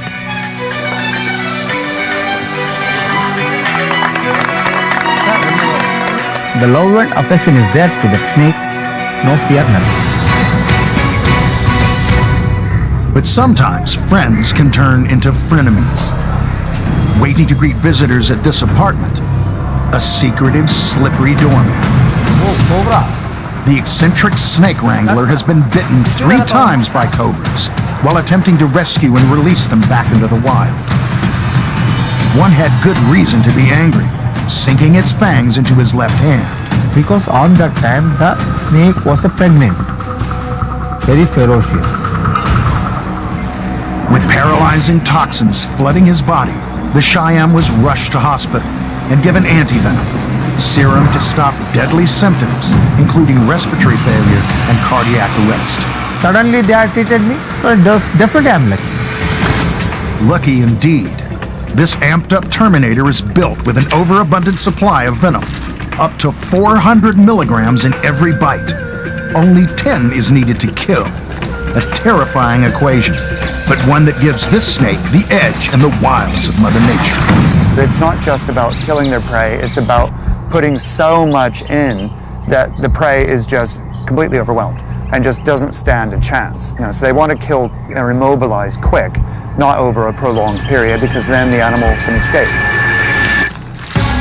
A mobile stun gun that likes to deceive with its natural ink. Black markings acting as fake eyes, disorientating hungry predators. And the tastiest treat of all for this symbolic serpent? Mice and rats. Where do you find them?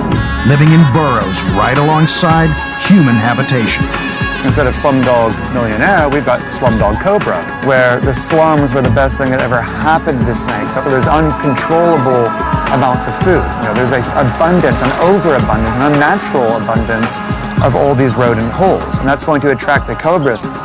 So how does human meet cobra on a regular basis in this high-density metropolis? Pretty easy. You've got young kids flipping boards looking for treasure. Bang, there's a cobra, bye-bye leg. You've got people scavenging, you've got people walking around at night, you've got people sleeping there, they're coming into the houses. So because of that, the proportion of bites and deaths due to cobras steadily climbs as these sorts of areas outnumber the natural habitat. For city dwellers, it's a strange symbiotic relationship with this gruesome gatecrasher. Hindus worship cobras. They're seen as powerful, positive identities, linked to heroes and kings. The famous god Shiva wears one as a necklace. God Shiva is responsible for destruction. Holding a snake in his hand or wearing as an ornament and putting around his neck, that means he has overcome death. But not everyone can be like Shiva. Browse the internet and you'll find many a tragic tale of mere mortals meeting a hideous end with their beloved Indian cobra. This 14-year-old posted pictures of his angry pet and a bite photo on social media, seeking advice on what to do. But any response came too late. He died 12 hours later. In a land where many choose to wait or visit soothsayers reciting mantras over hospital emergency rooms, this famous Shyam has some valuable advice. To take that victim to the nearest hospital as soon as possible. Don't waste the time. Don't eat anything. Don't cut that place. Don't give me anything, water or food to him. If they take that victim to the hospital, 60 to 70% definitely they will survive. Renowned reptile expert and conservationist Ram Whitaker of Madras Snake Park fame knew exactly what to do when confronted by a cobra in the majestic Silent Valley National Park in South India. There was a cobra on the path and I stopped, looked at it, and my God, it's chased straight toward me. And I was surprised, I was really shocked. I wasn't too alarmed, so I simply spread my legs and he went right between my legs to the hole where he was headed. He wasn't after me, he wanted to go home. A sympathetic supporter of the striking serpent, Whitaker is now helping to turn its fate around. He set up co-ops for local handlers to milk cobras of their venom. The tribal leaders were left without jobs when snake charmers were banned in the 1970s, a practice that was far from charming at all. The problem with those snake charmers, they were snake mutilators. They were tearing the fangs out of the snakes, sewing the mouth shut, all those horrible practices to an animal that's a vertebrate can feel pain just as exquisitely as we can. So now their livelihood is built around catching these snakes, not killing them, but milking them for the venom. That venom is then sent to a few labs. So they're now making their money off the medical side of it. Love it or loathe it, the Indian cobra is so tightly wound into the cultural fabric of Asia, it's not disappearing anytime soon. Which is not such a terrible thing, so long as you don't get on its bad side. In Tamil, the cobra is called Nalapambu, the good snake. And indeed, it's the best rat controller in the world.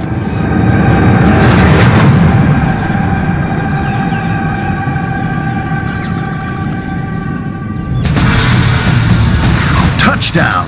The Indian cobra draws an ace with its potent venom and mass attacks. Down go the black rat, fat-tailed scorpion, and slow loris to make way for a slinking serial killer. No princes now, as a plague-infesting posse enters the game. Hopping horrors on the move. Fancy picking a prince from one of these? Well, before you pucker up, be warned. Noxious, milky secretions will ooze out all over. Charming. Naturalist Dr. Liang Tzu-Ming warns, any lip-smacking or touching toxic toads could break your heart, literally. It is an interesting, complex mix of various chemicals can actually have an adverse effect on the heartbeats. It could give the predator a heart attack. This short-legged swarming scourge crawls its way through Asia, favoring forests and farmland. It confidently conquers any kingdom it chooses. When it comes to this pudgy pest, versatility and adaptability are the keys to survival, and its epic 15-year lifespan. There is a high chance of encountering a typical toad in Asia, even in urban areas or even around the suburban residential areas, because there are a lot of habitats where toads can just chill out during the day and they can crawl out during the night. That's when Toad the Terrible turns into an assassin extraordinaire in its suit of slime. Called bufatoxin, the pungent poison discourages even the most determined predator. The poison in most toads lies in that very gland behind their eyes, the parotoid gland. As soon as a toad is disturbed, milky secretions can be secreted.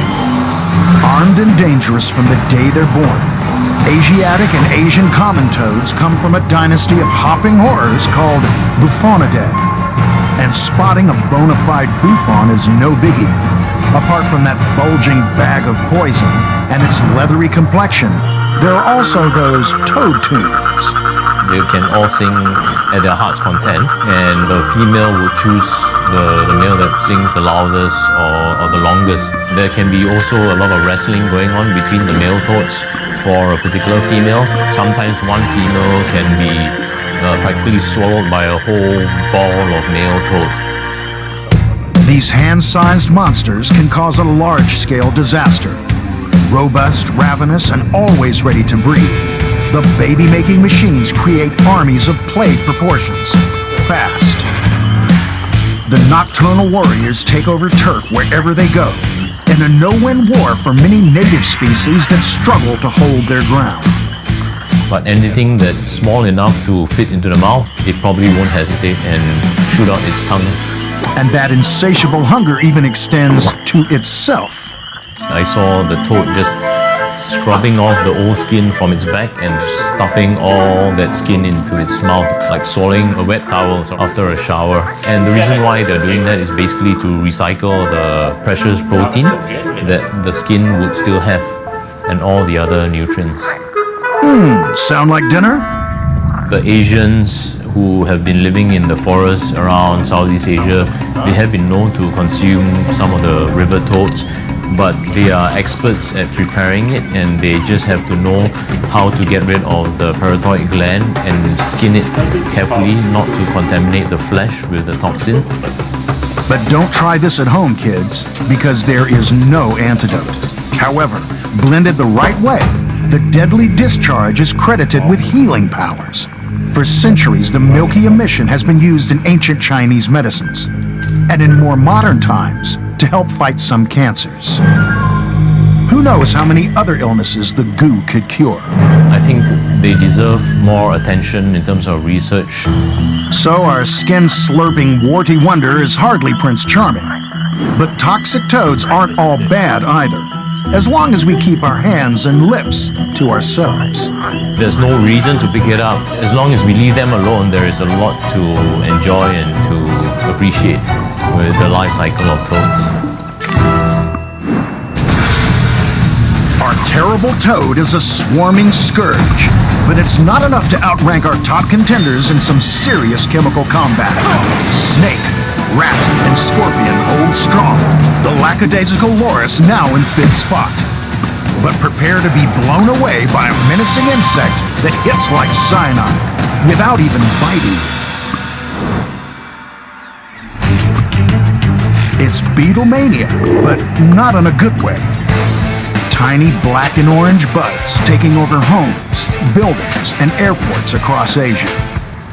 They may look harmless, but these vicious vermin have the power to bring a whole community to its knees. It's considered 12 times more toxin than the venom from the cobra. Packing one of the strongest toxins in the world, the rove beetle doesn't bite or sting. In fact, you don't even have to touch one to fall victim to it. Instead, it mimics agents of chemical warfare. Just a hint of its burning poison can cause flesh to blister and rot away. Wah, itu luar biasa, itu panasnya mas. Kayak kebakar, wah bener-bener kayak kebakar itu. Called Tomcats in Indonesia because some believe it resembles the F-14 Tomcat fighter jets once used by the U.S. Navy. Even being in the same airspace as a rove beetle can cause an explosive reaction. Alah Ming Tomcat gitu kan. Jadi kalau menurut saya kalau misalkan yang belum tahu itu, bagi saya Tomcat itu benar-benar musuh, harus dibasmi aja sih. Don't even think about squashing one. Even years after their death, these bugs pack a powerful punch.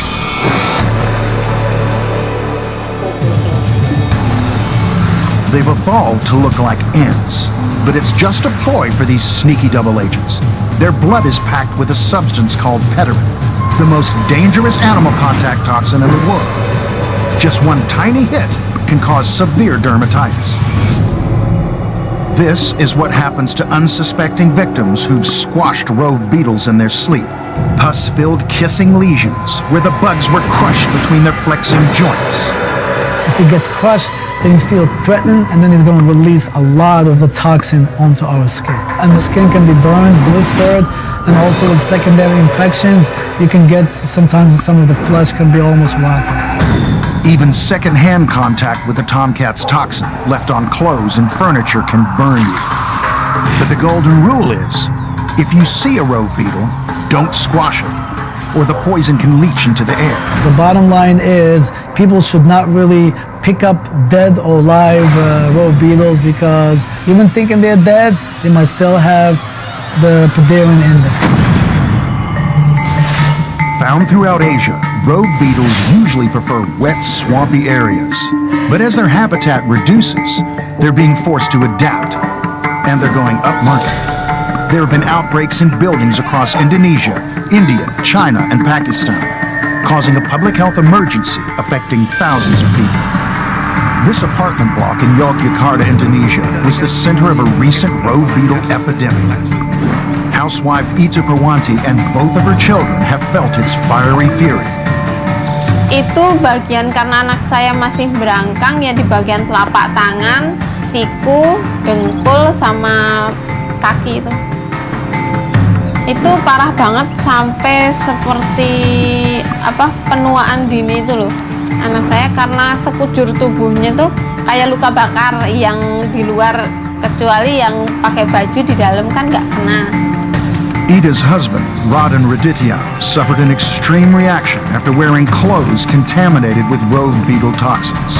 Saya bilang kata saya sakit, tapi untuk bagi anak-anak di bawah umur, apalagi yang di bawah umur, balita-balita, wah dia misalkan kesakitannya itu ya luar biasa tuh mas. The 30-year-old had blisters over his entire body.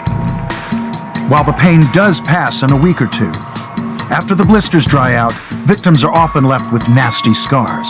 saya ngelihat serangga itu hewan yang sangat menakutkan. Soalnya itu udah membuat anak saya yang tadinya kulitnya bagus jadi keriput, yang tadinya anak saya tuh nggak pernah rewel jadi rewel. In the apartment next door, Titik Nahamida's daughter also fell foul of the rove beetle. Tiap ketemu orang ditanya, ini kenapa gitu. Dikira nggak dirawat, padahal anak baru pertama, dikira nggak dirawat sampai melepuh kayak gitu. Saya kan malu. The authorities have launched public education campaigns, teaching people what to do if they spot a rove beetle. The main message? Don't touch it and reach for the bug spray. The best way to get rid of them would be insecticides, or even if you see one or two, use a forceps or some kind of a tool to pick it up.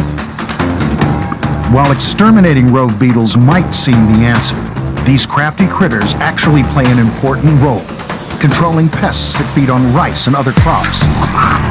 That's cold comfort, though, for those on the front line of the insect invasion. Tapi kan kita sebagai warga umum ya, kita juga merasa merugikan orang dengan adanya penyakit serangga kayak gitu, terus melukai kan jadi penyakit itu, Mas.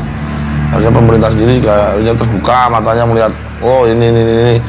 And they have a warning for anyone who tangles with the tomcat. Pesan saya ya untuk yang belum tahu tomcat itu, tomcat itu jangan disepelein, jangan itu dianggap serangga biasa seperti pada umumnya. Hati-hati, soalnya sekali kamu terkena racun itu bakalan mengganggu sekali.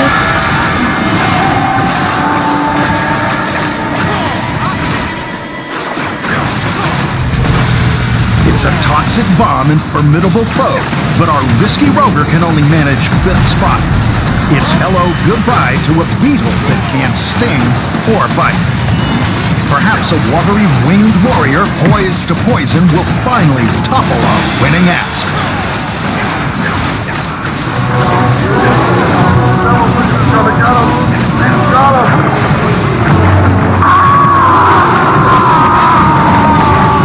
Creature from an alien world. Spreading its huge fins, the stingray swirls majestically through the deep, wielding a barbed weapon in its tail that is the stuff of nightmares. Barb, which is sort of like a stiletto knife with little recurved spines on it, is designed to cause pain and injury. The speed at which the sting can be deployed is too rapid for our eyes to see. Very violent, very quick. A dangerous denizen of the deep, it has a lethal surprise for unwary bathers who draw too near.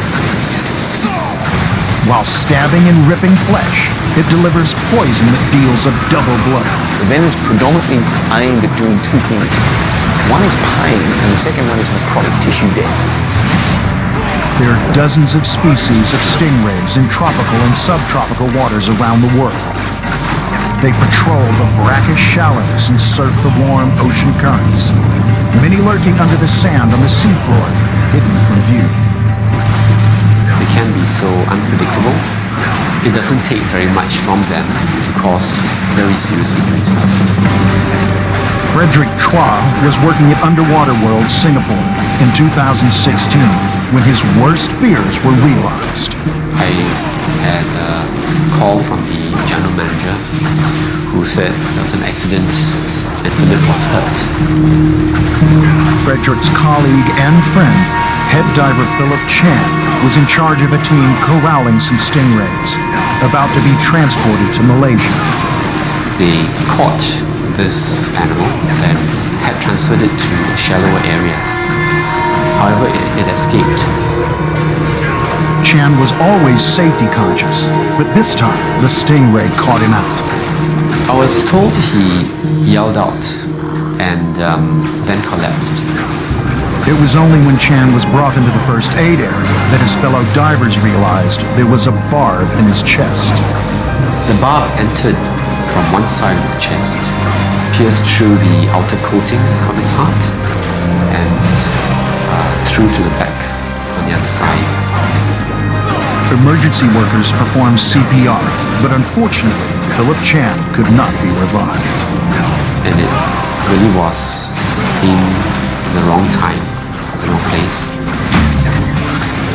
Stingrays come in all sizes, from the smaller blue-spotted ribbon tail ray, around 70 centimeters long, to the giants, bigger than mini cars, which can grow up to 5 meters in length. On Thailand's Mae Klong River, a recreational fisherman battles to bag one of these beasts. A giant freshwater stingray, which experts believe may be the largest fish swimming in freshwater today. It's no small feat to reel in a monster of these proportions. These leviathans are so powerful, they've been known to drag boats along rivers and even underwater. Tipping the scales at 240 kilograms, this catch took almost 2 hours to land and warranted some very careful handling to neutralize the stingray's weapon of choice. Because whether small or large, stingrays all have one thing in common: they're deadly. So when you get a stingray that's stressed out or something's attacking it, what you find is the tail comes over the back of the animal. So it's almost like a scorpion. So the main body of the ray is there, the tail will come up and then it'll jab forward and upwards with the tail. The stingray's tail has one or more razor-sharp barbs which can puncture skin and bone. Once deployed, they can't easily be removed. At the same time, it often injects venom containing 2 types of toxins: serotonin, delivering intense pain, and enzymes causing skin tissue death. There's a lot of blood, it's a really wicked deep wound, and it's very jagged, so it's not like a knife cut. It's almost as someone's torn the flesh apart. James Cook University Associate Professor Jamie Seymour has been researching venomous animals for over 20 years.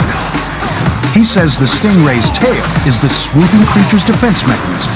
This is all aimed at teaching the predator, the thing that's attacking it, to not come back and do that again. Worldwide, there are several fatal attacks reported each year. And where an attack is not fatal, it can cause long-term complications. If these wounds aren't debrided, in other words, washed out and a lot of the flesh removed, you end up with secondary infections, you end up with necrotic tissue death, and it's not unusual to see people having to have skin grafts to fix up this problem as these necrotic wounds start to develop along the leg. So how can you avoid this aquatic assassin? Experts advise doing the stingray shuffle when wading in shallow water. This should scare most creatures away to avoid stepping on them. Do not swim over them or try to corner them. And if you must approach, do it with extreme caution.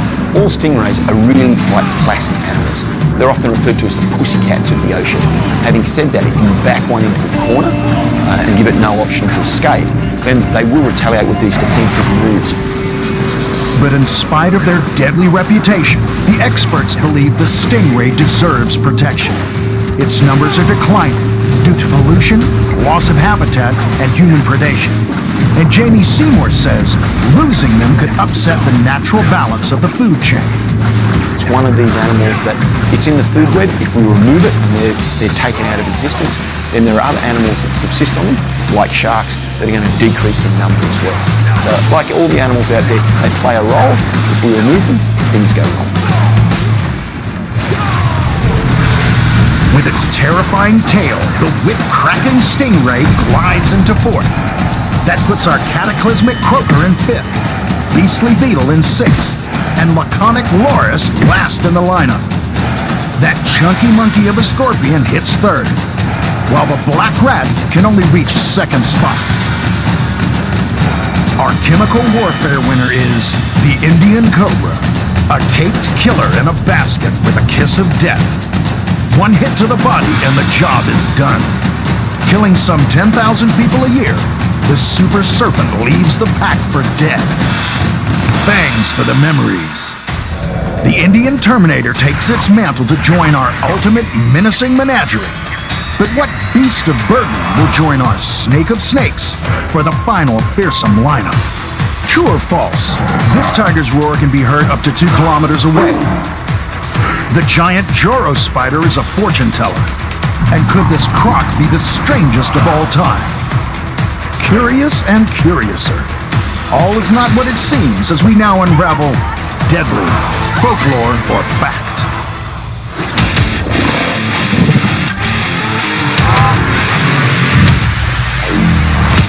beasts born to be wild. Brutal yet beautiful premium predators. Look, but don't touch in this world of fascinating creatures. Great and small. Show respect. Admire them for their splendor, their power, and their ability to transcend time.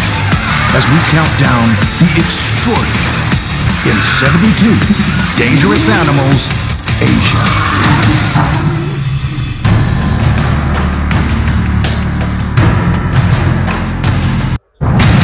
We've just seen some serious chemical warfare with rats and scorpions getting nuked by jack-in-the-box cobras. Now, down the rabbit hole we go to meet a mind-altering menagerie. King snakes, pointy-nosed crocs, and helmet-head monkeys. All to leave you pondering what's true and what's false in deadly fact or folklore. This is 72 Dangerous Animals, Asia. Asia's langur, a mischievous monkey with multiple personalities. Which is its true face? Is it this, the peaceful leaf eater with a strong social structure? Or is it this, a member of a gang of thieves, roaming free in the cities of India, roughing up locals, biting passers-by, all in search of a tasty meal? They aggressively approach the individual and they slap them sometimes, and that can really get your attention. Whatever its true nature, experts say get on the wrong side of a langur and you'll see it's not just monkeying about. So those teeth are very large, and when they bite, it's an extremely painful experience. Scampering across cities, mountains, forests, and deserts, there are few places barred to these marauding monkeys. Langurs are found in small populations across Asia, from the Himalayas in the north to Sri Lanka in the south, and as far east as Borneo. But the world's langur hotspot is India. We know from observations at temples in India that langurs are attacking humans now, not just randomly. Biological anthropologist Leslie Knapp is mad about monkeys. She warns this child-sized primate with its long teeth is a fierce fighting machine. And if you look at the langur skull, these canines are really large. One of the reasons for that is that males compete with one another. Strong and not afraid to fight, the langurs have a turbocharged leap, able to high jump up to 5 meters and long jump 13 meters. They're able to cross rivers in a single bound. But their supersized canines are the langur's most fearsome weapon. A bite can result in an infection. There can also be negative consequences from having even the smallest bite from a langur. They're also a threat to their own kind. Male langurs entering a new troop are frequently observed killing the youngest of the group in cold blood, so they don't have to protect offspring not their own. New males come in and they slaughter, they practice infanticide for all of the juveniles that are in the troop that they're moving into. In Indian culture, though, the hairy hustlers are highly regarded. Hindus revere them as a symbol of the monkey god Hanuman, who is lauded for his magical abilities. As immortal, he is obviously not going to die. He has special powers. He can jump, he can fly, he can lift. He is the Superman of Hindus. Hindu studies professor Deepak Shamkata says, worshippers believe Hanuman can grant the wishes of his devotees. If a person is bitten by a monkey, that means that person is blessed by that animal. I think some people believe that. So despite their menacing side, langurs and other monkeys are tolerated across India. They're fed by people paying tribute to the god. It's this, the experts say, that's making them ever more aggressive and brazen. Langurs are habituated to people, and if people deliver food, the langur might want to take it, they might grab their hand too hard, or if they don't feel like they're getting enough food, they might bite them. The flip side of this is, until recently the langurs were used as security guards, driving away another mischief maker, the rhesus macaque. When the practice was outlawed in 2013, some enterprising men took monkey business to a whole new level. अब government बंद कर दी दिल्ली में लंगूर, तो हम sir खुद ही मानव लंगूर बन गए sir, watchman लंगूर बन गए सर, तो अपनी आवाज़ से भगाते sir. Mahinda Nath is a professional monkey imitator. Yes, that's an actual job description. He makes langur sounds to scare off other pesky monkeys. But there are fears that the rhesus macaques could be wising up to the masquerade. सरोवर लंगूर था तो हमें मतलब ये था कि इतनी आवाज़ें नहीं निकालनी पड़ती थी, इतनी मेहनत नहीं करनी पड़ती थी एज अ हार्ड वर्किंग। और अब जी है कि सर हमें हार्ड वर्किंग करनी पड़ती है, लंगूर नहीं है तो हमें थोड़ा दिक्कत ज़्यादा होती है क्योंकि ये इनका उत्पाद ज़्यादा बढ़ गया है। सोचते हैं कि हमें पागल बना रहे, लंगूर है ही नहीं है। Thieving crooks, cunning crime fighters, or peaceful leaf eaters? How should we view these mighty monkeys? Intelligent and quick learners, the langurs have developed these extra skills through contact with people. Their nature is adapted. Can we, in turn, adjust to make way for them? One expert says we should. Langurs are very helpful to humans, and they have an important place in maintaining order, even in our own society. A cheeky bundle of fur and misfortune, the langur monkey starts our countdown at number 1. But what happens when a perilous primate meets the largest, most ferocious cat on the planet? It's born to roar. The king of the cats, a striped legend and endangered predator. Fearless, powerful, swift and cunning, the tiger is a jewel in the animal kingdom's crown. The tiger knows that you are there before you know he is there. They will just stop and watch. They have no fear. It's huge. I mean, that is the word that describes everything on a tiger. Huge. I mean, their paws are going to be the size of my hand. Everything about them through evolution is honed to be the best killer you possibly can. Snowy mountains, jungle savannas, mangrove swamps. The tiger is an adaptable apex hunter, a master of many habitats. There's the ice-savvy Siberia, the big daddy of them all, coming in at 400 kilograms, a cat the size of a cow. And the tropical Sumatra, the smallest of the subspecies. That is if you consider 140 kilograms on the light side. But the tiger most dangerous, responsible for more human casualties and deaths throughout Asia, is a pouncing powerhouse, a solitary stalker, the Bengal tiger of India.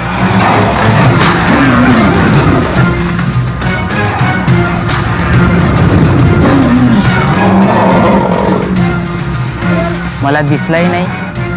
मग जेव्हा टायगरनं attack केला तेव्हा मला माहित पडला का टायगरनं attack केला बघून. January 2017, and Deepak Ratnaparkhi sets off from his home in Maharashtra state in India to collect bamboo from a nearby forest. Taking a rest, he has no idea he's in the eye of the tiger.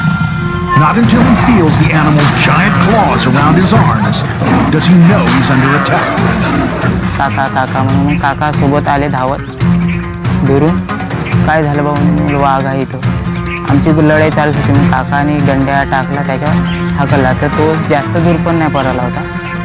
नजीकमध्येच होता जेवढे.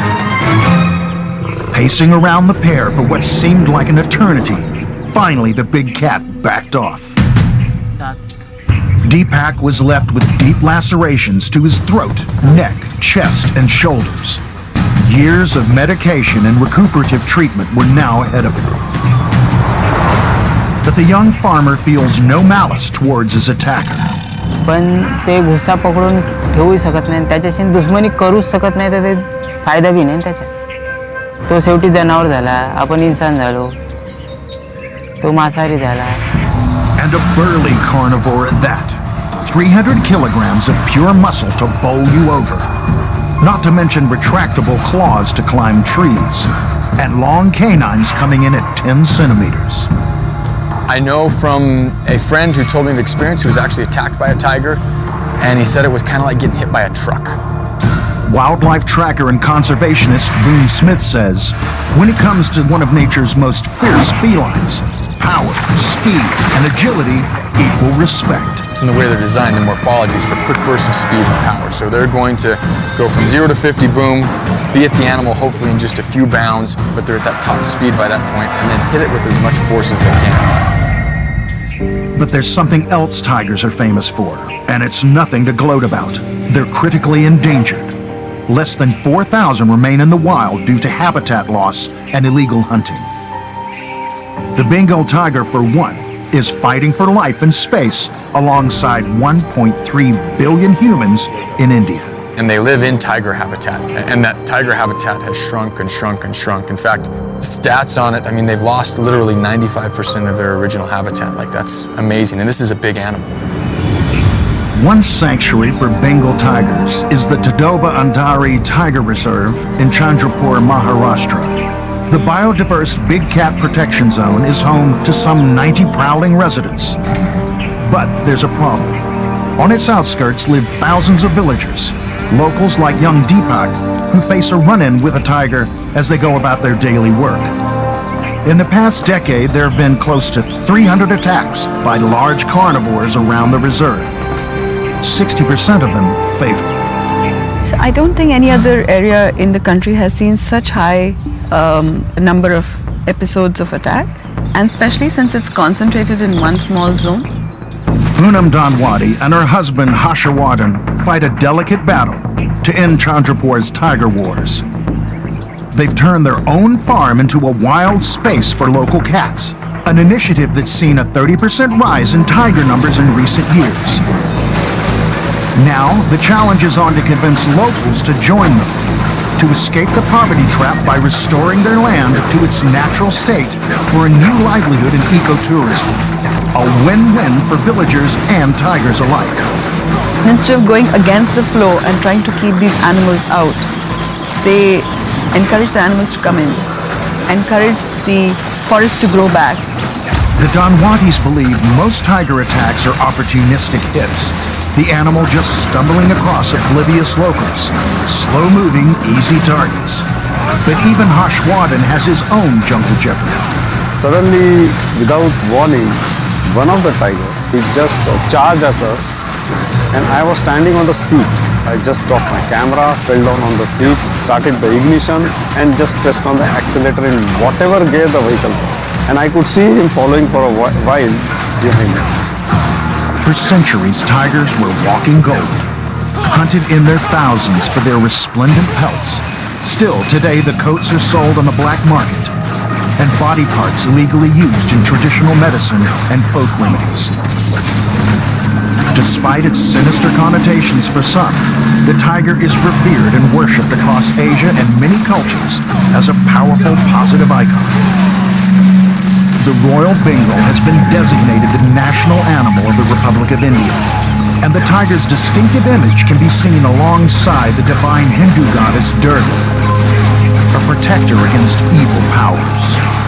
He is shown in a kind of fearsome posture with the mouth gaping open, wide open, with the fangs and everything, and he's also lifting one of his paws, one of his arms, about to attack. There is some additional good news for the comeback cat. In 2016, wildlife officials announced tiger populations overall had increased for the first time in 100 years. Their number now stands at 3,890, up 700 on previous estimates. The question is, can countries like China, India, and Bangladesh honor a commitment to double those figures by 2022? Which just happens to be the year of the tiger. This is where we really need to step in, because there's more tigers in captivity right now than there are in the wild. And we never want to live in a world where the only place to go see a tiger is a museum or a zoo. That's not right. All the magnificent words that you use could be applied to the tiger. The king, beautiful, powerful, emotional, vulnerable. What better being could there be? Alrighty, almighty. No surprises here as our terrifying Tigger steals the limelight, knocking that malign monkey down to 2. But if you're after freaky scary, how about a supposed psychic spider the size of your face?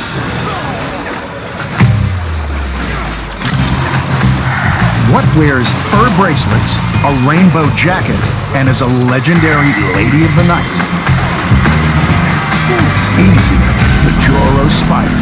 It's a good-sized spider. It's fairly large, 8 to 10 centimeters. The web may be 1.5 meters in diameter. This arachnid engineers dazzling design that shimmers like gold in the sun, luring prey to their death. In folklore, too, the seductress known as the Entangling Bride weaves a fearful spell to feed an insatiable appetite for human flesh. It is a dangerous character that you don't want to tangle with. She can take the form of a beautiful woman, even though she's a monstrous, hideous spider behind that. You like her?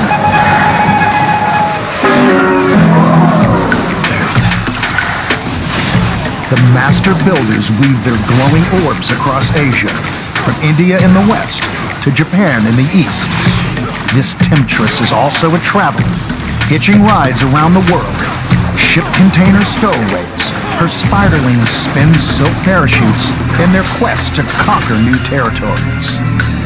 Very pretty spider, if you like spiders. An entomologist, Warren Savory, is a big fan of this multicolored marvel. They do have a very strong bite and fairly effective venom against their prey. It needs that to subdue the prey when prey hits web. So if you can subdue your prey quickly, it's going to save you a lot of work down the road. Joro spider venom is potent to insects. On people, a nip usually results in localized pain and a slight rash that disappears within 24 hours. Not strong enough to kill, the only potential risk is anaphylactic shock if a victim is allergic to the protein in Joro venom. The anchor thread of the Joro spider's web has been estimated to be 8 times the tensile strength of steel. They do catch the occasional bird or bat. I think there's even one record of one subduing a tree snake that had gotten tangled in the web. What about males? Well, unfortunately, in the insect world, the male is a puny and impotent thing. Brave or desperate, you need to have some fancy moves when seducing a mate 4 times your size that can also eat you. So how do the lads safely pitch procreation to their leggy love? He's a proper gentleman and announces his intention by drumming on the silk of the web in a very characteristic pattern, and sends a little Morse code signal to the female saying, "I am here, are you available?" And signaling gives him an opportunity to elicit a response from the female and shift her behavior into one of receptive mating rather than aggressive cannibalism.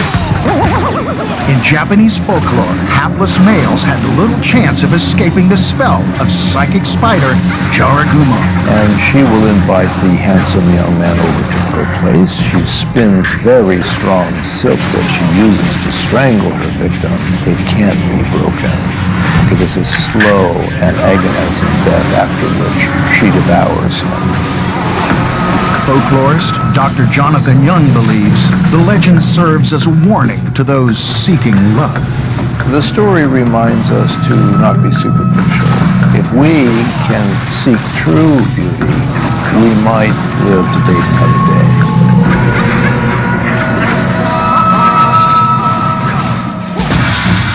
No chance. The Joro goes to the bottom of the pile.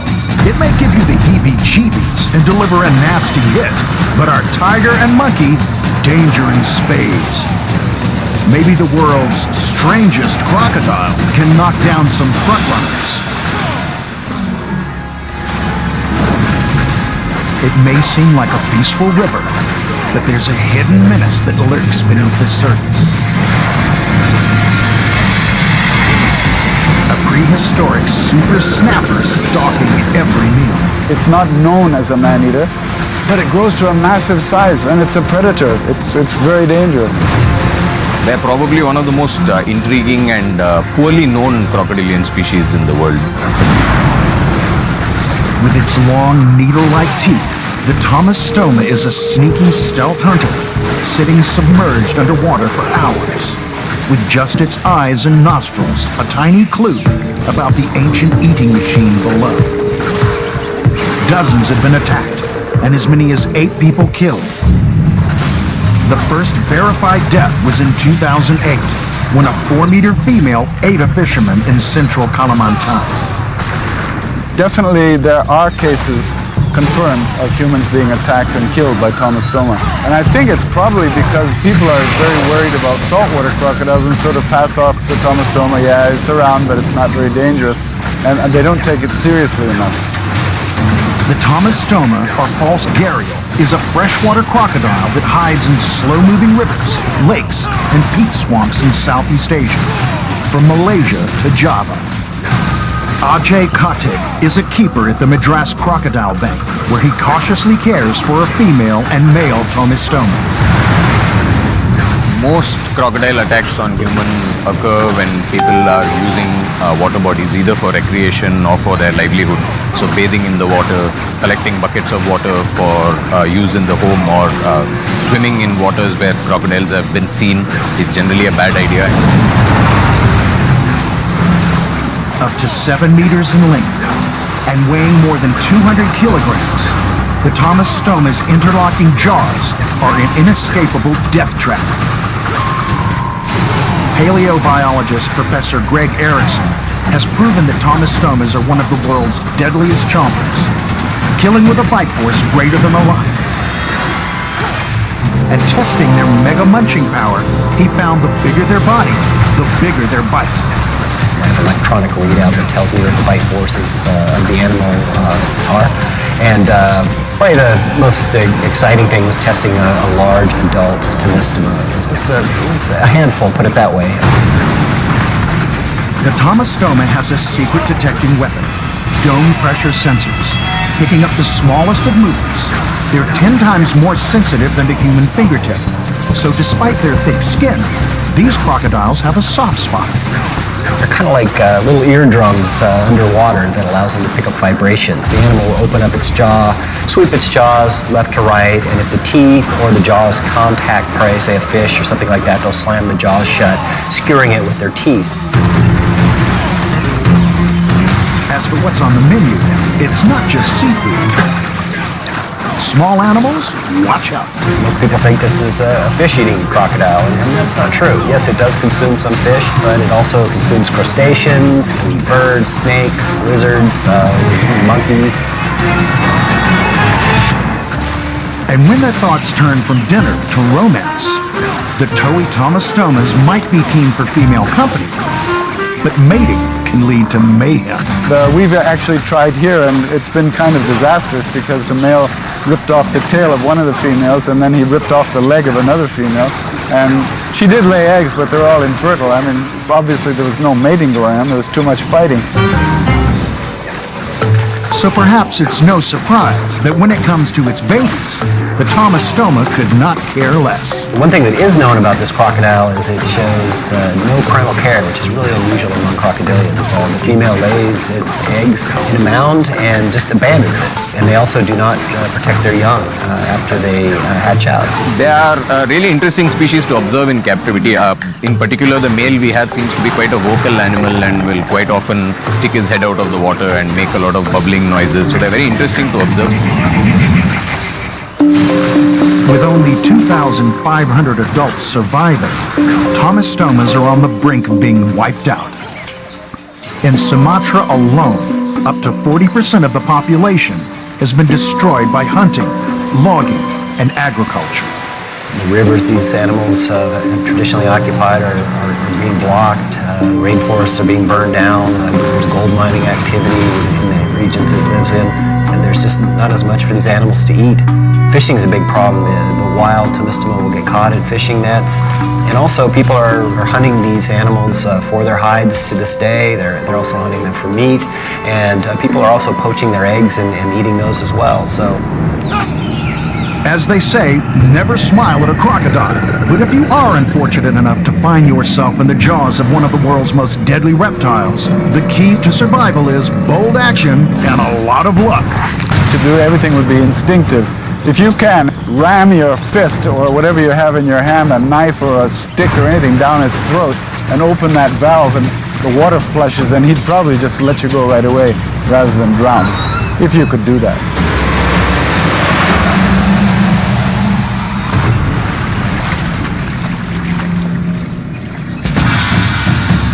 Crocodile rocks.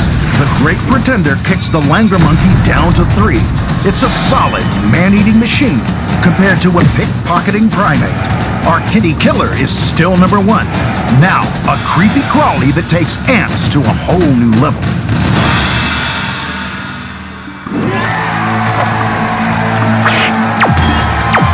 They're the ninjas of the insect world, sleek, clad in black, and masters of disguise.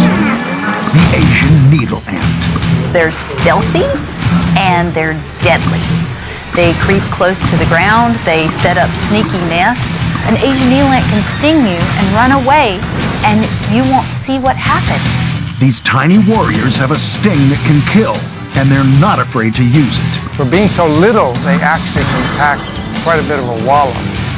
On home ground or foreign soil, these ultimate survivors will stop at nothing to get what they want. And what they want is world domination. Taking over forests, blanketing backyards, Asian needle ants have conquered their homeland and will do whatever it takes to gain more ground. Originally from Japan and Korea, they've overrun Asia. They're now spreading with a vengeance, seizing territory in the U.S. and Papua New Guinea. We don't know how they got here in the first place, and we don't know why now is the time that their populations are exploding. So some folks say it's only a little harmless ant. They're sadly mistaken. It almost took my life within moments. Really scary. Jamie Hyde Kelly was with her daughter in the backyard of their North Carolina home when she was ambushed by an Asian needle ant. And we were both bitten immediately. Jamie felt a stab of pain. She'd been bitten on her left calf and thigh. The next 20 minutes were the most frightening of her life. I felt there was a burn, an itching burn all over my body. My body was hot and cold, and I felt like it was tingling, like my scalp was tingling. I hop in the shower trying to get it off. And as soon as I get out of the shower, I couldn't breathe. After a call to emergency, an ambulance crew arrived. At that point, we thought maybe it was a yellow jacket or a wasp nest in the ground. We didn't have any idea. Jamie was rushed to hospital, where medical staff worked hurriedly to raise her oxygen levels and relieve the shock. After she was discharged, it took a visit by entomologist Dr. Eleanor Spicer Rice to get to the bottom of the mysterious attack. It took her no time to find that species of ant in our backyard, and there are thousands of them hidden underneath the rocks around our playset, front yard, backyard, deck. Dr. Rice began studying the Asian needle ant in 2008. She says they may be small, but they pose a big health threat to humans. One study showed that 2 to 4 times as many people are allergic to Asian needle ant venom as are allergic to honeybee stings. It's a different kind of venom, and it's really weird acting in your body. And so for those people, the Asian needle ants can be extremely dangerous. Make your blood pressure plummet. When your blood pressure goes too low, and your brain gets starved of oxygen, you can have actually brain death if you pass out for too long. Justin Schmidt is a research biologist and insect expert with a masochistic streak. He's allowed himself to be bitten by hundreds of insects and rated them on a pain scale. He says the Asian needle ant lives up to its name. Like poking you with a needle, and it's a clean poke. It's not a hot needle, it's an ordinary needle. If it was a hot needle, then it'd be more like a honeybee sting.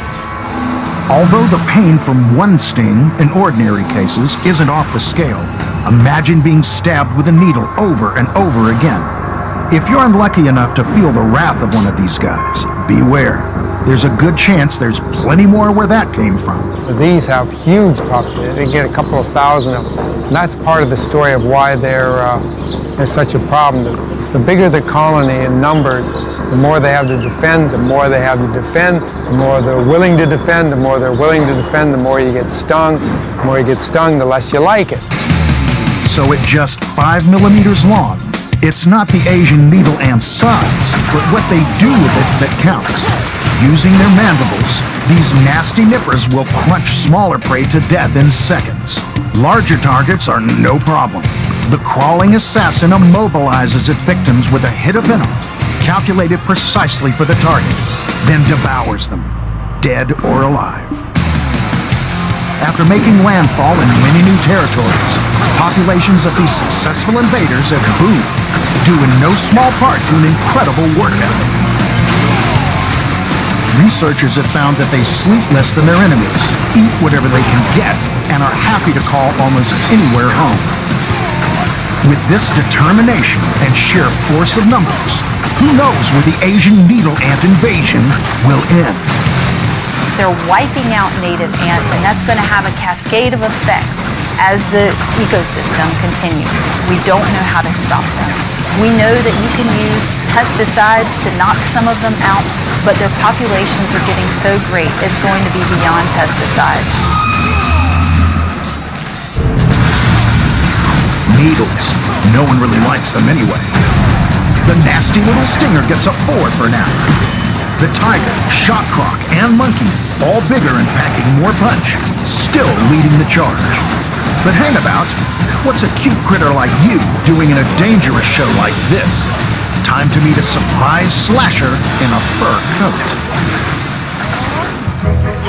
They're renowned for being utterly adorable. Wiggly aquatic torpedoes with stronger family bonds than the Brady Bunch. And smart. Who'd imagine they could do this? Yep, otters are the boss. But adorable hijinks aside, there's an alter ego to the hardest working clown in the water. And it manifests as a sneaky, intrusive pack hunter that bites like a German shepherd and takes down prey with a thrill kill MO. Power in numbers, they'll all join forces, they'll all stick together, they will fight fiercely if they are put in a corner or threatened.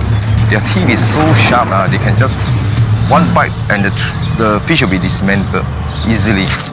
You want otters? This is where you'll find them. Wiggly and munching flesh eaters dispersed throughout much of Asia. And the most famous? The smooth-coated otter that can grow bigger than a cat. And its cousin, the small-clawed otter, the tiniest of the 5 species, but just as feisty and fearless. They can be very ferocious if you come near them due to the ability to have a very nasty bite. Ben Lee is founder of the conservation group Nature Trekker. He's watched the smooth-coated and small-clawed otters find a new home in the urban jungle of Singapore, thanks to a progressive cleanup of the city's waterways. The overhaul has made way for a newfound life of river frolicking.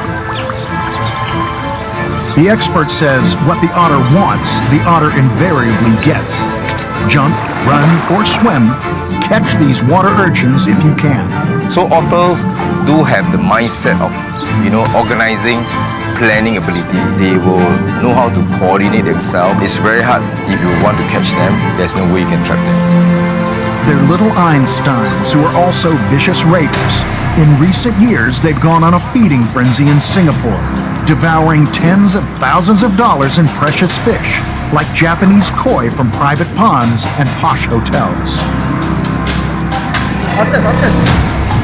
Half-eaten carcasses found strewn across gardens in wealthy areas like Sentosa Cove. To the otter, this is a free meal. So the otter will just wallop all the fish. Just like Jekyll and Hyde, this character with its split personality can turn on a dime, transforming from a cute aqua weasel to ferocious fiend. So it's wise to take precautions when you're in Ottersville. These small clawed otters are part of an international breeding program at Australia's National Zoo and Aquarium. But don't come knocking before dinner time. If you go into the enclosure before they're fed, be prepared to be attacked. If you go into the enclosure after they've been fed, they're pretty good. Keeper Kate Hickey says families are made up of an alpha male, alpha female, and their babies, the Bitey Bunch. The little nipper can tear through water at 11 kilometers an hour and 28 on the land. Those sharp canines and crushing molars are capable of snapping bones and tasty crustaceans. As for utterly territorial, that's when things can turn nasty. A mother will definitely defend her young if threatened, and she'll fight for her young, she'll attack. a group of otter will band together, they've actually killed a caiman. They would definitely defend their family. And with these crafty critters hungry and programmed to protect their brood, they're so savvy they can even climb ladders. There are now concerns about human attacks. In 2017, a 5-year-old French girl was bitten on the foot by one ornery otter during a holiday visit to Singapore's city nature park, Gardens by the Bay. Similar incidents were recorded in India in 2013, when some 50 villagers were bitten by smooth-coated otters over a 6-month period. The best advice? Heed the warnings and keep your distance, according to veteran wildlife specialist Subaraj Rajidaran. In Singapore, they're facing a new frontier. They're trying to adapt to an urban environment, finding little niches for themselves. And while they're adjusting, we have to adjust to them as well. And even though some want to gamble with nature's Jekyll and Hyde by joining a thriving illegal pet trade, best leave these wild animals to do what they do best. They should be left alone. They're wild animals. They're not pets. The key is to always respect their space and not intrude on it. Wet and wild, raiders on the go. The otter enters the arena at number 4. It's more troublesome than true terror, but has got a bigger bite than a needle ant. It can't compete, though, against a monkey that's quick to pick a fight. Now, make way for the king, the longest venomous snake in the world.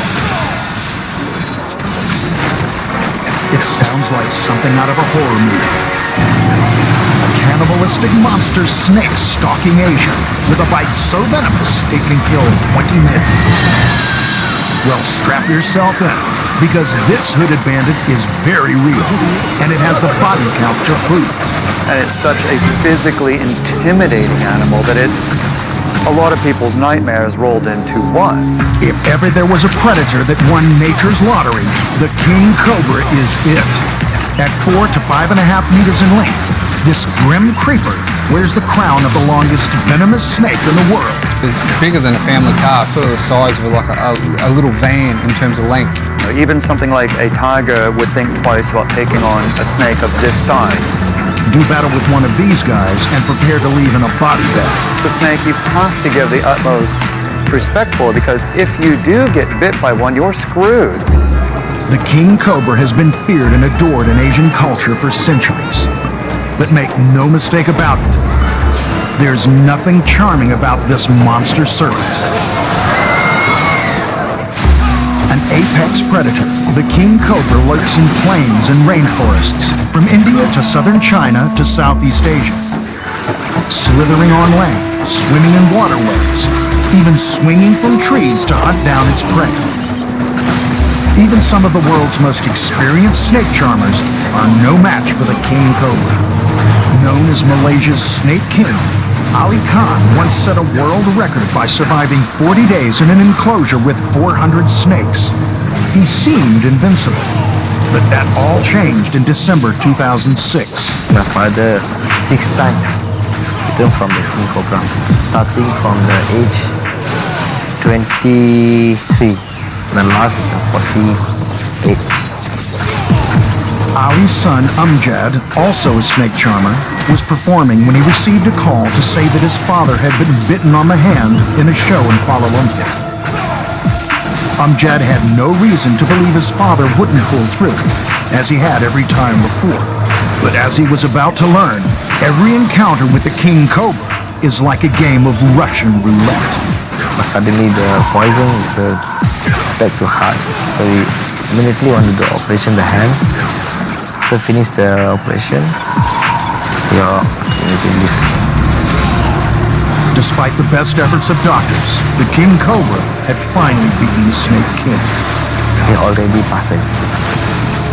So that time, I can't talk to my father the last time. Just one bite from this scaly terror can kill an elephant in a few hours. Drop for drop, its venom isn't as potent as some other snakes. But for this guy, it's all about quantity. Using its needle-like fangs, it injects up to 600 milligrams of venom in one hit. Its powerful jaws chomp down on the flesh like a vice, plunging the toxins in even further. Bites do happen, and when they do, this is the nuclear option of venom. You're toast. Snake expert and university professor Brian Fry knows all too well what a deadly force these animals are. He lost a friend who was bitten while trying to remove a king cobra from a house. So it came in, got onto his leg, and just kept chewing venom into him, and 45 minutes later he was dead. The king cobra venom contains neurotoxins, which brutally attack the central nervous system, causing excruciating pain, paralysis, respiratory failure, and death.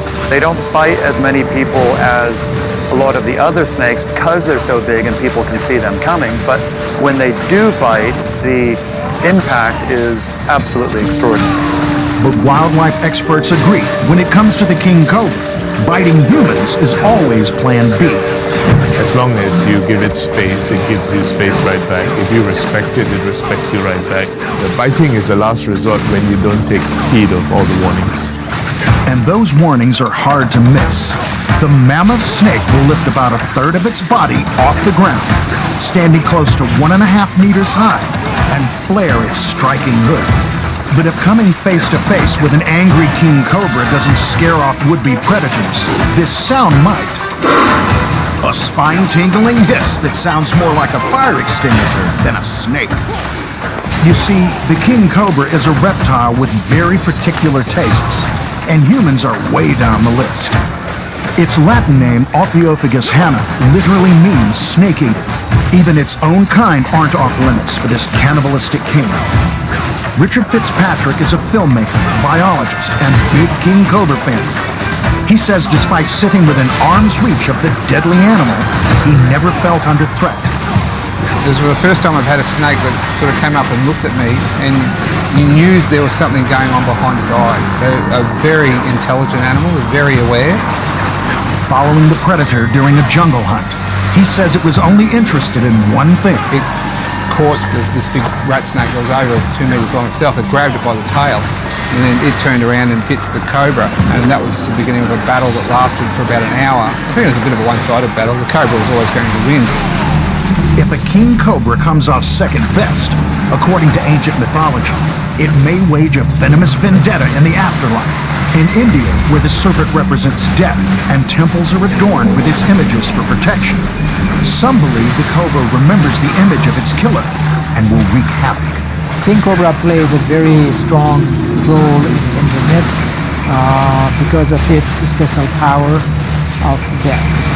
Deepak Shamkada says a snake with special powers is called a naga and is regarded almost like a god. According to legend, the naga has the ability to kill, heal, change forms, and even grant wishes. So don't mess with the naga because naga can harm you. So because of that, a naga is really worshipped, pleased with offerings and gifts. Revered for its intelligence, size, and deathly bite, this jungle power player is more than a snake. It's a cultural icon. It's a fact not lost on Amjad Khan. Now, more than a decade after his father's untimely death, he's continuing the Snake King's legacy, calling himself the Snake Prince. Amjad is still performing, but never takes the King Cobra for granted. Always we must give a respect to the snake.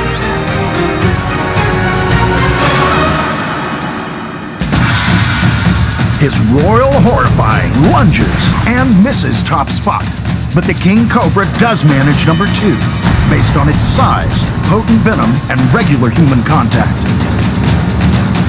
Which pushes our rare Tomistoma crocodile to 3, slap-happy langur monkey to 4, thrill-kill otter to 5, needle ant to 6, and mythical Joro spider, well, it never even got started. Always a bridesmaid. Our deadly fact or folklore winner is the tiger. 300 kilograms of king cat. One swipe from its massive paw is enough to smash a bear's skull. The power and the tools in one majestic creature. A pumped-up pussycat woven into lore and legend, with fire in its eyes and terror in its claws. Perfect. The tiger pads into place in our top-notch lineup of premium predators as we continue our countdown of Asia's most dangerous. But who will join our stripy jungle denizen? Get ready to meet some truly terrifying locals. A blob that can claim lives in under 5 minutes. A gory heavyweight game changer. And the longest snake in the world. Better beware and be on your guard around these accidental assassins.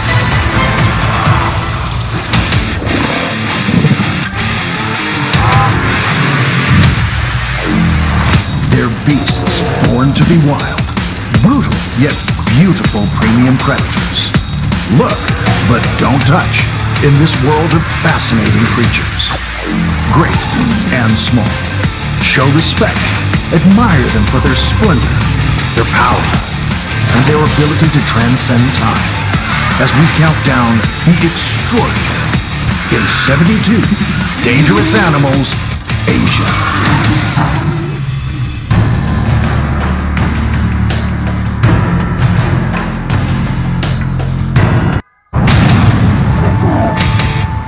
We've just watched the tigers scoop the pool against a stellar lineup of bizarre beasts from the creative pen of Mother Nature.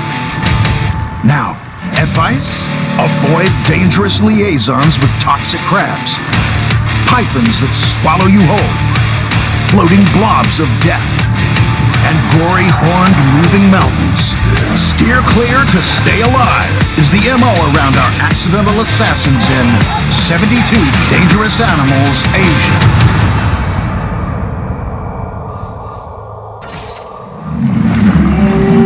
Asia's water buffaloes, wallowing in muddy swamps, escape the heat of the day. They may seem placid, but get too close, and their mood can change in the blink of an eye. I went to turn, the next thing I know, I'm holding on the horns and being flipped, so it's moments, seconds.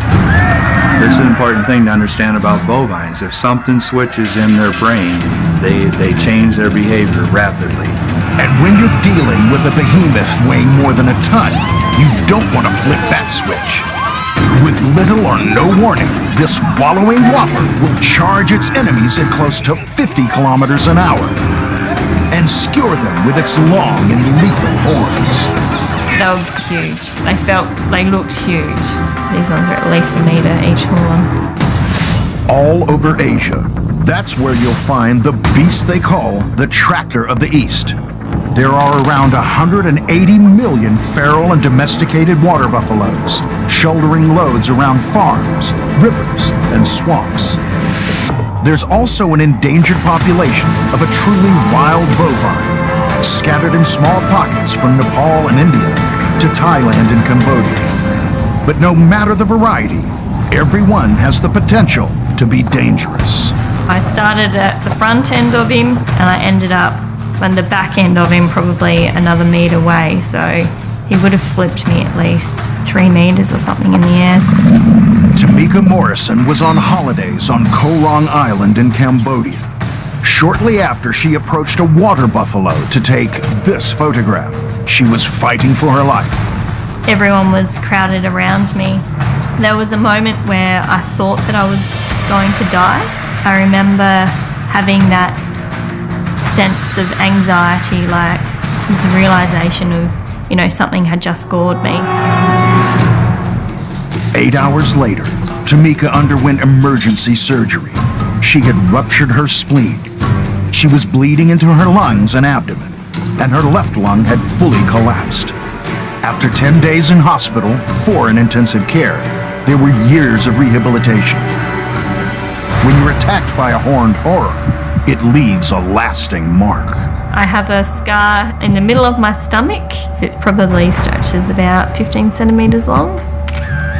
But still, she considers herself lucky to be alive. The doctor said it was a couple of centimetres away from my heart. Had the horn gone upwards, it would have pierced my heart.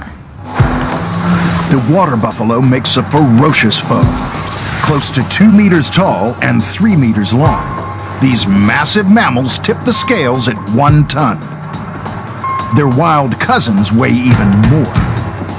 but it's their horns that are their most lethal weapon. Sweeping upwards in a graceful curve, they can span up to 2 meters and be put to deadly effect. In all my years of raising livestock, I've never seen an animal as aggressively attack a human as that particular water buffalo did in that auction ring. Montana rancher Lawrence Richards has a healthy respect for the power of these bulgy bovines. It's a respect that arose when he witnessed a water buffalo attack a ringman at an auction. And in these auction stands, you have a barrier in front. And he got down on the ground flat to protect himself behind that barrier. And she got a hold of that protection barrier and she broke it at one end, and she was just determined to kill him. Not minimizing the danger she posed, Lawrence still understands her predicament. Again, this is a mother bovine with her calf, okay, in a very strange environment. On her ranch, she might have been very fine. The water buffalo's negative image has cast a dark shadow for centuries. In Hindu mythology, there are tales of a buffalo demon with dominance issues, called Mahishasura. He conquers all the other gods and reigns from heaven. His rule was so atrocious, so bad that everyone is suffering under him. So Goddess Durga was called in to kill water buffalo, this Mahisha. Deepak Shimkata says it's no surprise that the water buffalo now stands for evil, dullness, and ignorance. You can train elephant, horse, many other animals, dogs, but water buffalo is one that cannot be trained. One person who believes that this is the crux of the issue is Dr. H.S. Singh. This conservationist and forester says, while this beast of burden, for the most part, can be pressed into the service of humanity, it must not be forgotten that at its heart, the water buffalo is a wild animal, and as such, should be treated with respect. Don't go close to the animal. Have the respect of wildlife. You maintain your distance. If anybody interfering and we're going very close to it, it has to react. I want to say that they're gentle giants, but they're unpredictable. Making the earth move, the water buffalo stomps into number 1. But can it stand its ground against an unlikely flying felon? A dagger-shaped fish out of water. It's a waterborne missile, spearing swimmers and fishermen when they least expect it. Hurtling out of the water at breakneck speed, its barbed beak transforms into a flying bayonet. Get in the way of a member of the needlefish family, and you're toast. I remember thinking that I was not going to make it. I told my sister, tell everybody I love them, I love you. While human deaths are rare, if you're unlucky enough to joust with this nasty nipper, prepare to be stitched up on the operating table. The needlefish doesn't have a break, so he will not break when he sees the diver or the mask, and probably just finish his course in the head of that poor diver. Ultra-fast breeders, needlefish are common throughout Asia's subtropical and temperate waters, from Pakistan in the west to Indonesia in the east. They also dart around warmer waters of the Atlantic, as 17-year-old Stephanie Mittler discovered during spring break in America's Florida Keys, when a day on the water turned deadly. I was only snorkeling for maybe 30 minutes, and a fish jumped out of the water and stabbed me in the neck. She had stopped to admire some coral when she became the victim of a hit and run. My sister was off in the distance, and I kind of looked at her like, did you just throw a rock at me? And she just started screaming, and that's when I looked down and there was a lot of blood in the water, and it definitely wasn't a rock. It was something a lot more major than that. Her neck had been pierced by the largest and most feared member of the needlefish family, the houndfish. Known as the impalers, members of the needlefish family are like living javelins. Almost a meter in length and weighing up to 5 kilograms, they have long beaks studded with teeth, sharp enough to cut through fishing wire. When hunting, they leap out of the water at speeds of up to 60 kilometers an hour. During these aerial attacks, Their beaks can easily pierce the organs of anything or anyone who gets in their way. Worldwide, there have been 2 recorded deaths from needlefish encounters. A 10-year-old Hawaiian boy was impaled through the eye and brain, and a 16-year-old Vietnamese boy was stabbed through the heart. Filmmaker and diver David Martin has seen plenty of these predators during his underwater adventures. He says when needlefish become airborne in pursuit of prey, attacks on human victims are unintentional. They just happen to be in the way. The danger will come when one needlefish is just swimming fast to catch a fish and cannot stop before he hits your arm or he hits your head. Basically, that's it. So you must be very, very unlucky. For young Stephanie Mittler, the houndfish hit was like winning a bad lottery. Its bill had broken off in her neck. The teenager was losing blood fast. That I was bleeding a lot. I was bleeding out my ears, my nose, my mouth. Definitely out of the 2 puncture holes in my neck. I could feel the mouth in my neck every time I would swallow. Like it would be really painful to swallow. She didn't know it then, but the bill had missed a vital vein by a millimeter. Her sister was putting pressure on the wound, inadvertently pushing the jaws further and further into her throat and closer to a carotid artery. If it had hit that, I would have bled to death because it was 45 minutes to the hospital, so definitely wouldn't have made it. This is what doctors eventually removed from Stephanie's throat after a long and difficult surgery.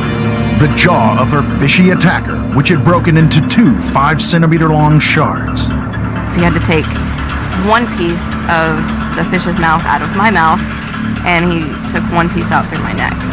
So it was a pretty hard surgery because the mouth had a lot of little teeth, so they were trying to be careful, I guess, not to leave something behind.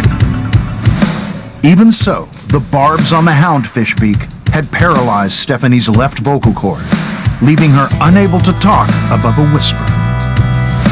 After intensive speech therapy, she did regain her voice, but the emotional scars remained. It took her 10 years to re-enter the water, and she realizes it could have been much worse. It could have gone, a totally different direction, and I just feel really lucky.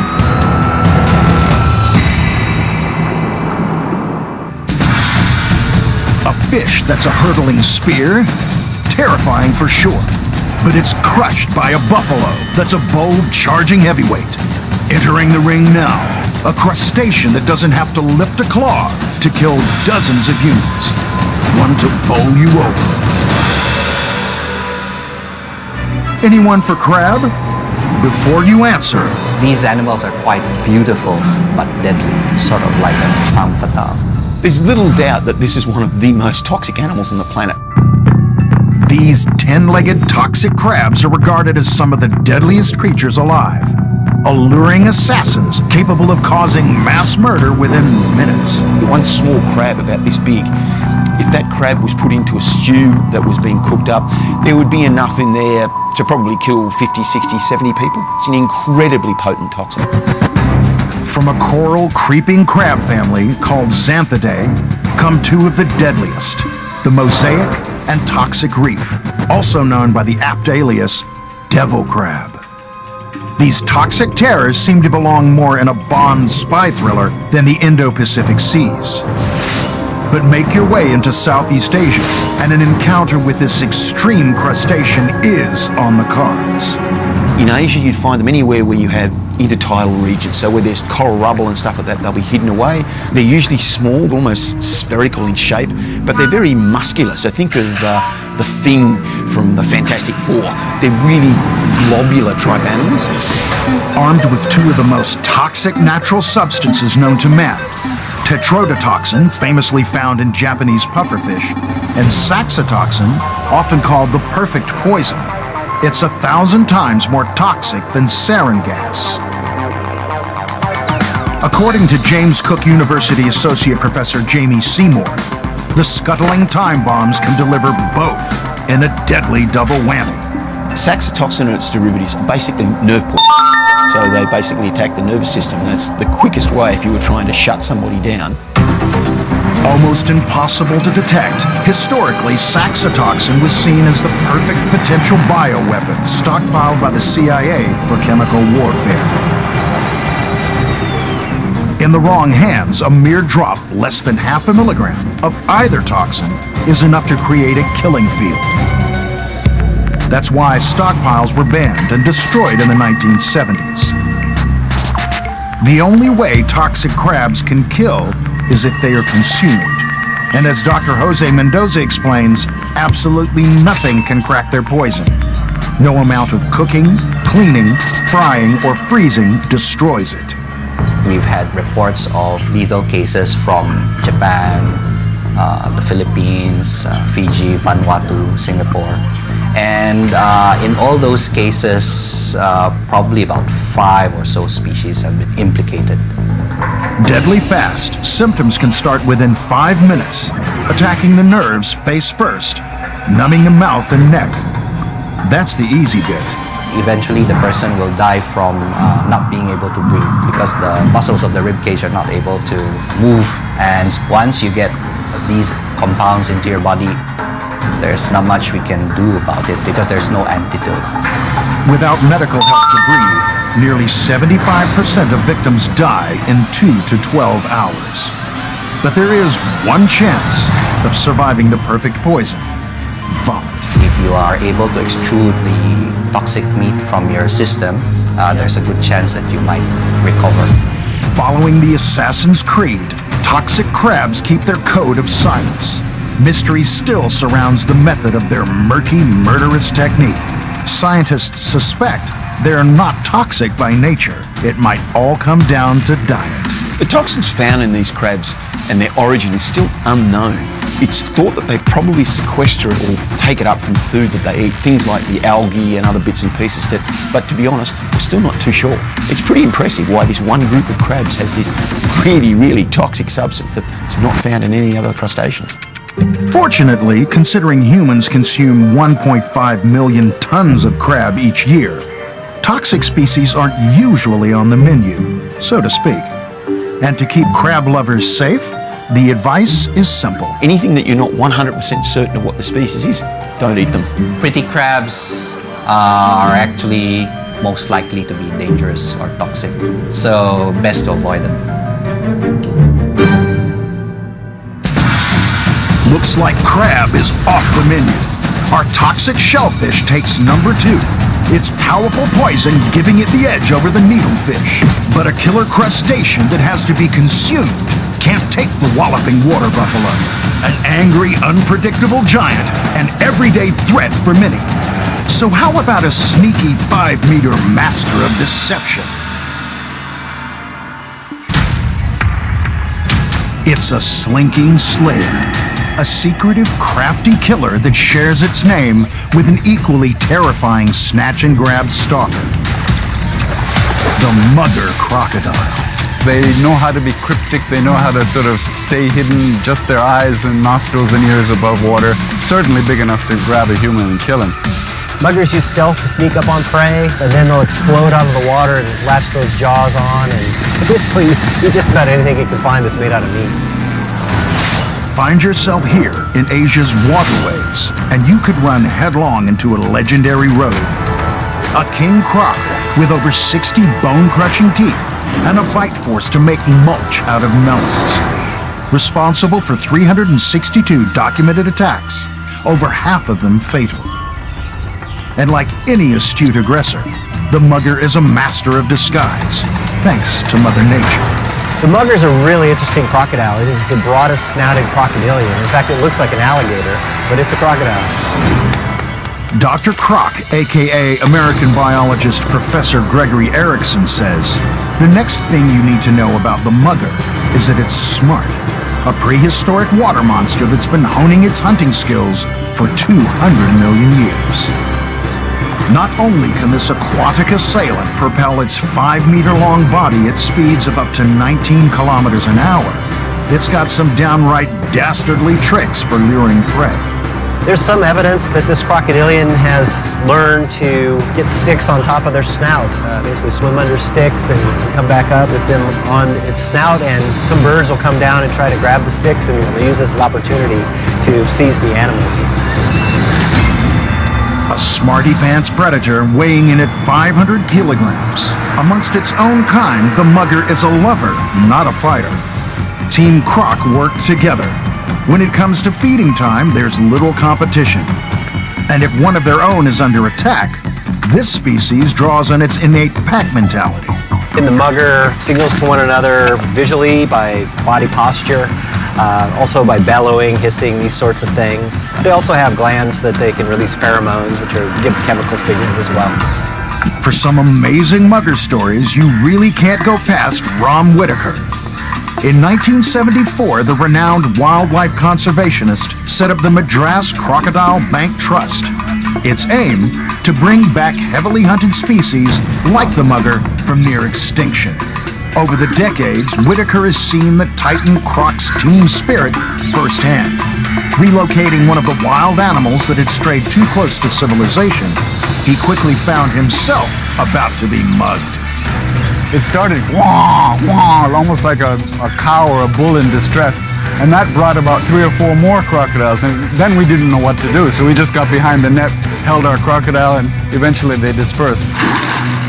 The call that crocodile made was definitely a distress call. And we see it regularly in baby crocs. They grab a baby croc and you can actually call adult crocodiles by mimicking that noise. And after another unusual encounter, the herpetologist can even attest that muggers can identify people. Right behind me here, when we first set up the croc bank 40 years ago, and we put a dozen crocs into this pond here, and it was all sweaty and muddy and everything, so I washed my hands off in the water, and one of the crocs grabbed my hand. I stopped for a second and said, wait a minute, and I looked down, and he looked up, and it's almost as though he said, oh, it's you. And he let me go. I had a few scars, still got a couple of scars on my hand. That was pretty close. With 39 mugger attacks in 2017 alone, and more than 4,000 of these crocs now flourishing in the wild, communities are having to learn to live alongside this beast of legend all over again. In Hindu mythology, it's an animal governing creativity and balance, and those eyes perched high on its head are said to symbolize vision and clairvoyance. A murky water marauder well aware of its apex predator ranking. The rivers of India are infested with crocodiles in many paintings and many artworks, and also in history. Goddess Ganges is given crocodile for her vehicle, as a mount. Same way god Varuna, the god of ocean, is also given crocodile to ride on. An ancient transporter making a modern-day comeback, edging closer to human habitation due to its own habitat loss. The challenge is now on to educate, so locals become more mugger-aware, to avoid attacks not just on themselves, but their livestock too. People have lost their fear of crocodiles because they've been away for so long. Now we have to re-educate or educate people on how to live with crocodiles. It is a predator. It is in aquatic ecosystems where people wash and fish. So they've got to get used to them being around, and they've got to learn how to avoid them. The amazing mugger flips the pack, taking number 2. Brains and brawn in a single package, responsible for many human deaths. It kicks our toxic crab to 3, and needlefish to number 4. But have you heard about a fish that's like jelly? That can turn a blissful vacation into a horrific, heartbreaking holiday.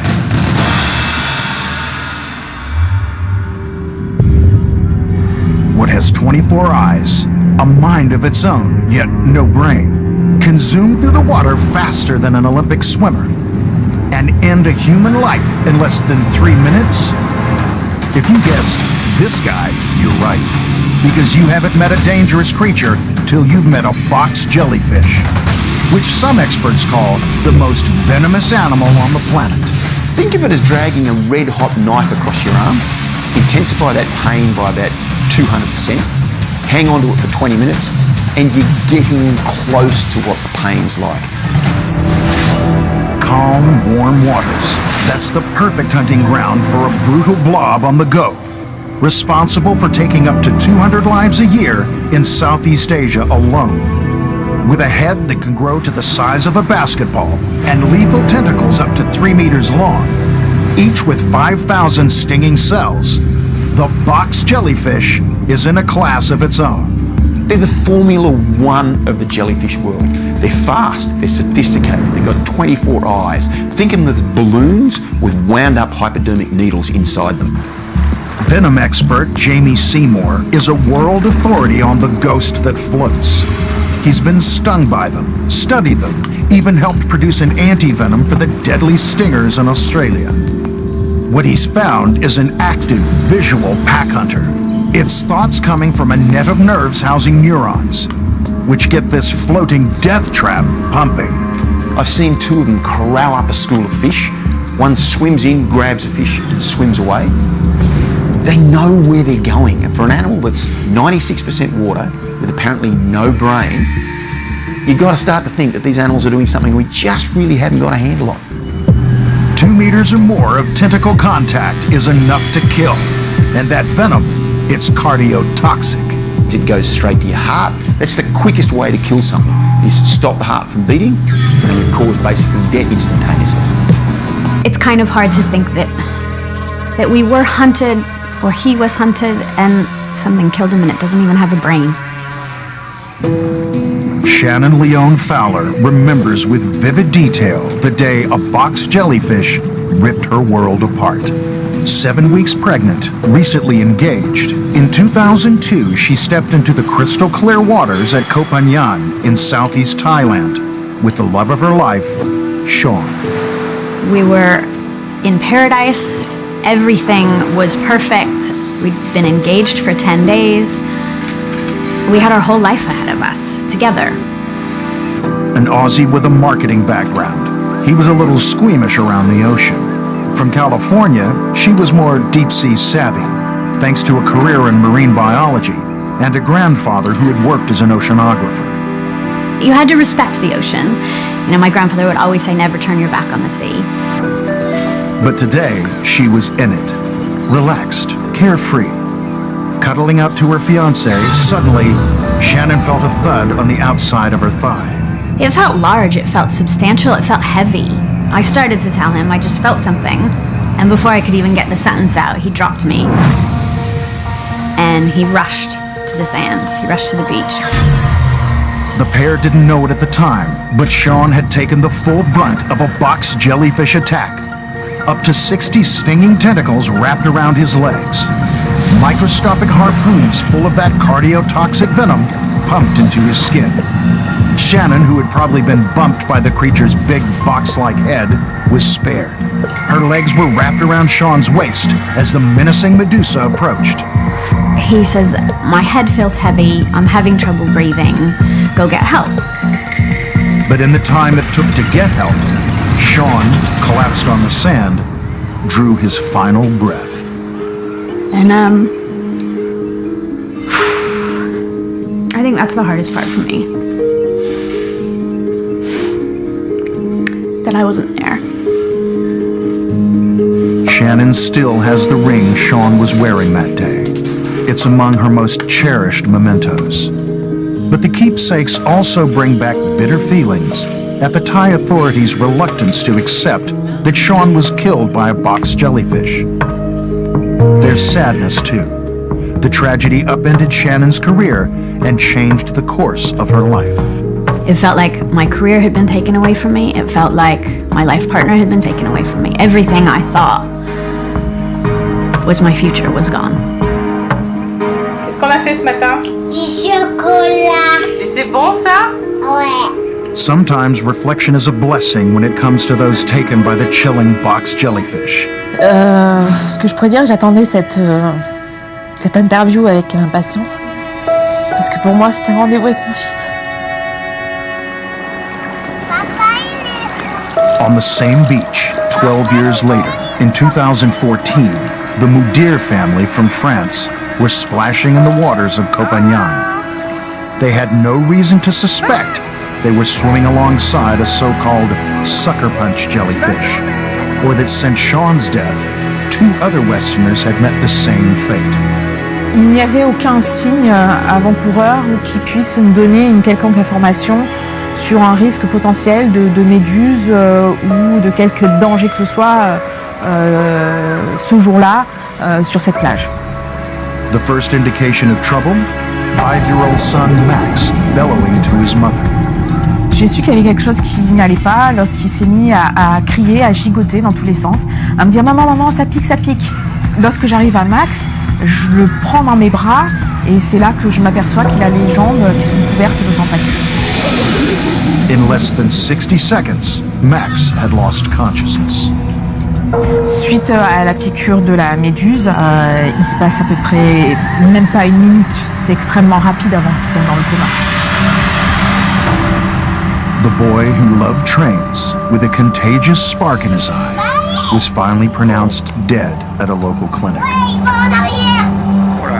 But a father's instinct told him something different. The box jellyfish had done its damage much earlier. Mon mari l'a senti partir au moment où il faisait les massages cardiaques. Il pense qu'à ce moment-là, déjà, il l'a vu dans ses yeux, son âme partir. Il a compris qu'il était décédé.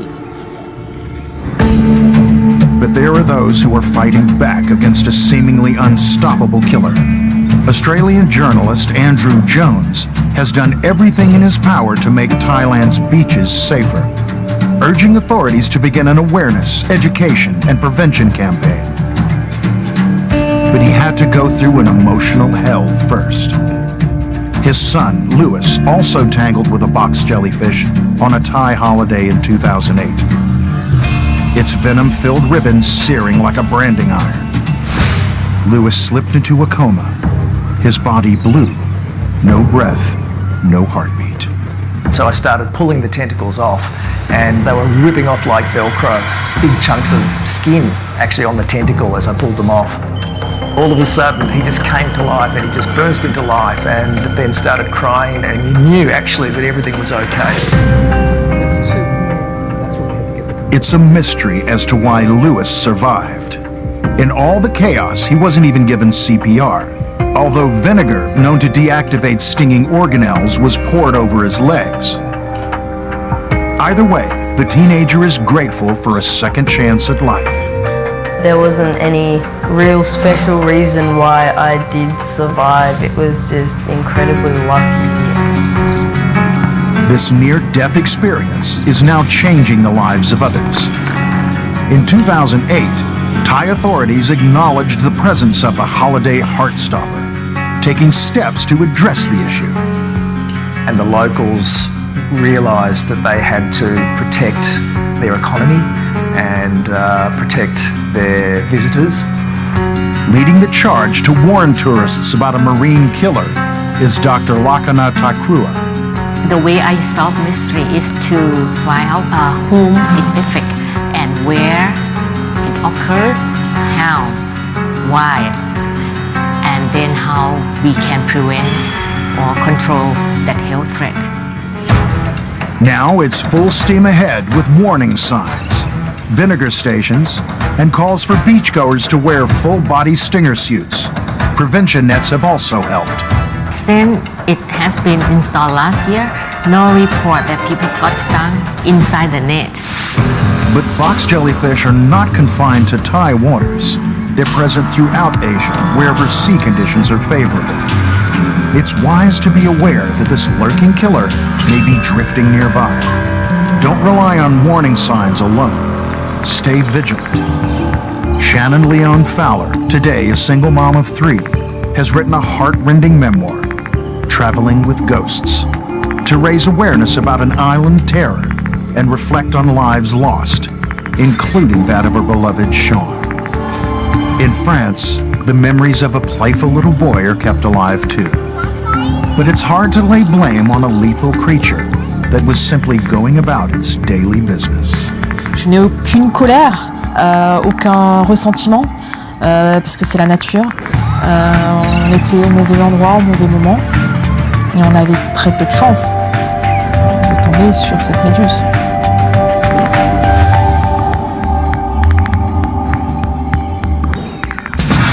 The Paradise Killer. The box jellyfish goes straight to number 1, near invisible and wafting through tourist waters. Its quick kill venom makes it one of the most deadly creatures on the planet. But there's another Terminator waiting in the wings, a secretive slithering tomb, bigger than the box jelly and capable of devouring a human whole.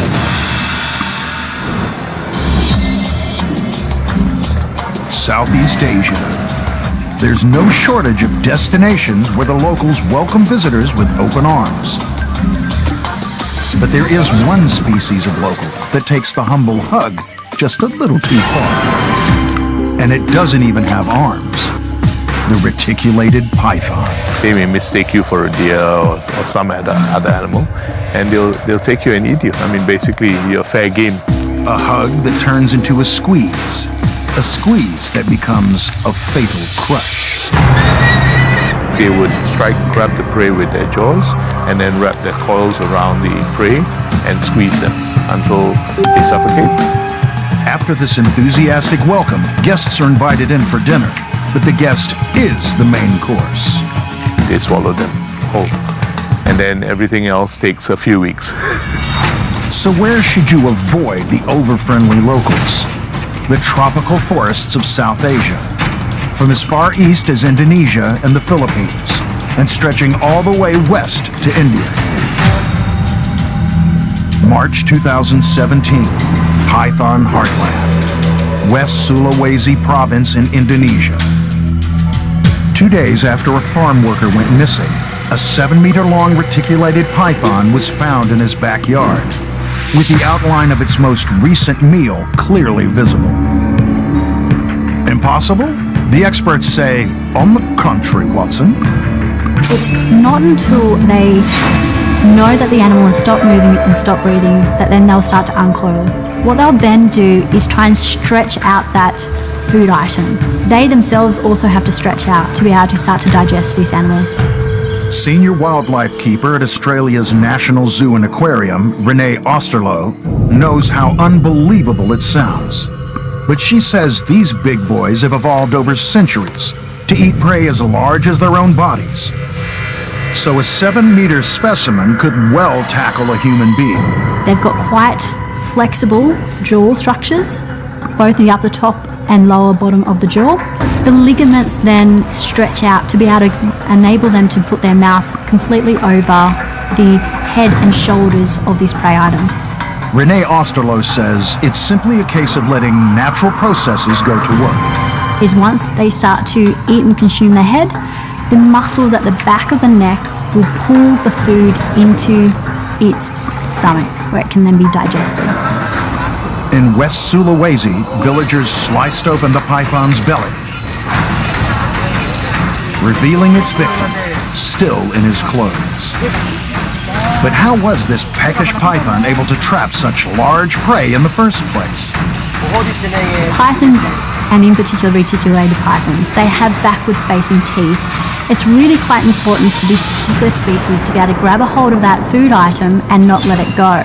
Having the teeth face backwards prevents a prey item being able to wriggle out of its mouth. And it's a brutal bite.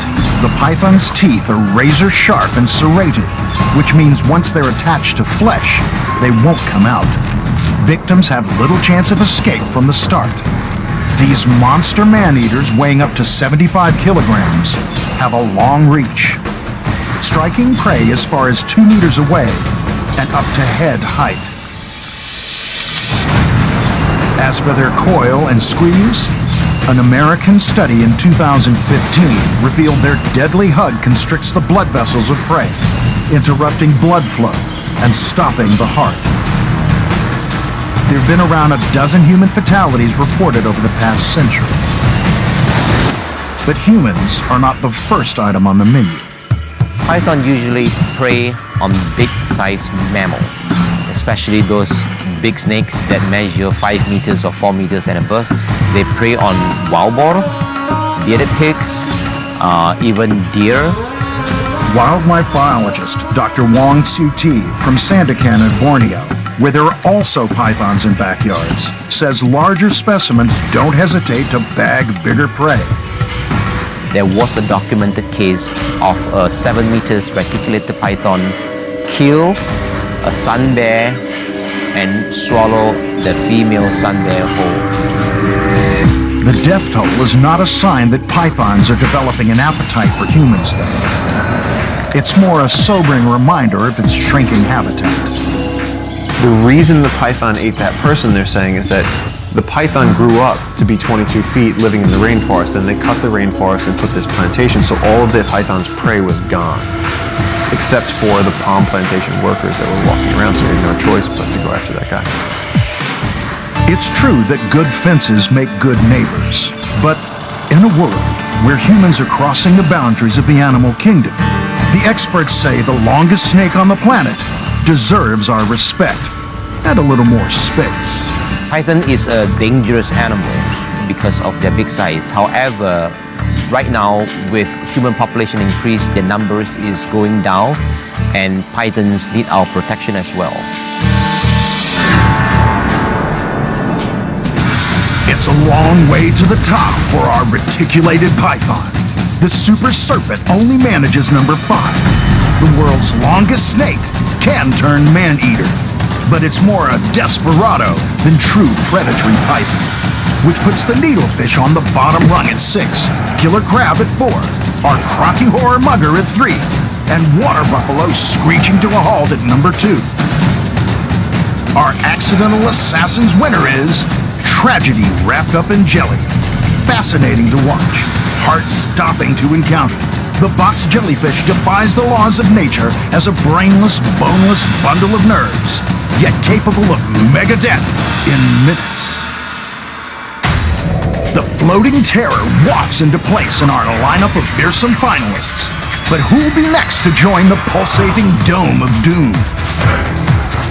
Now, fatal attraction, dazzling yet deadly, yin and yang wild wonders, stunning snakes to set your nerves on fire, cute pandas with slashing claws, and graceful fish with spikes of venom. Beauty is only skin deep in pretty and painful.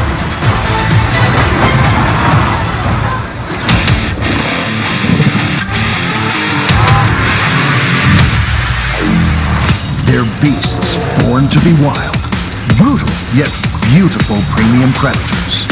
Look, but don't touch in this world of fascinating creatures. Great and small. Show respect. Admire them for their splendor, their power, and their ability to transcend time. As we count down the extraordinary in 72 Dangerous Animals, Asia.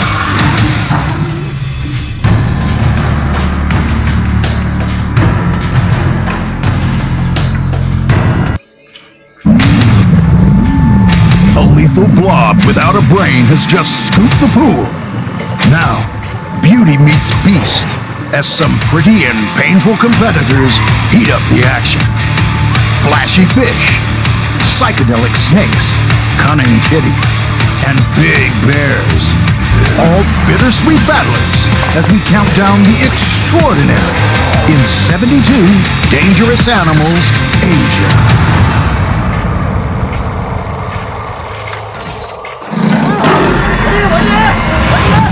There's a menagerie of menacing animals out there. Jaws, claws, paws, and poison. Predictable. But one of these things is not like the others.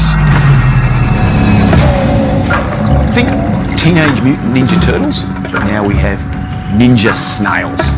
And just nuke things whenever they want to. Say what? Cone snails have probably the most poisonous venom out of all the animals in the world. One of the slowest animals in the world, still not sending shivers up your spine?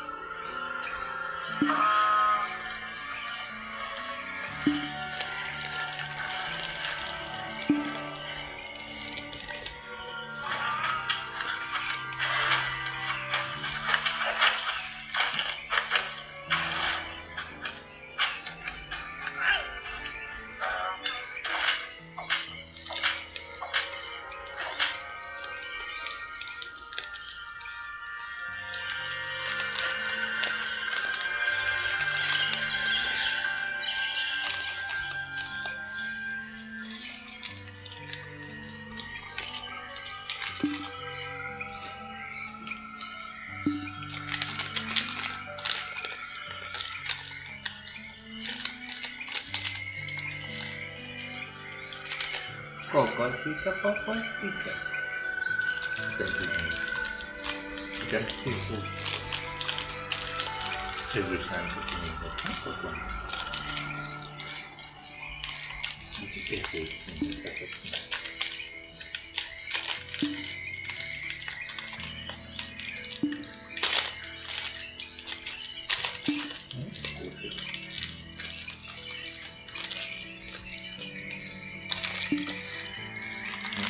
che con lei è stato assunto questo messaggio. Perché gli futuristi stati che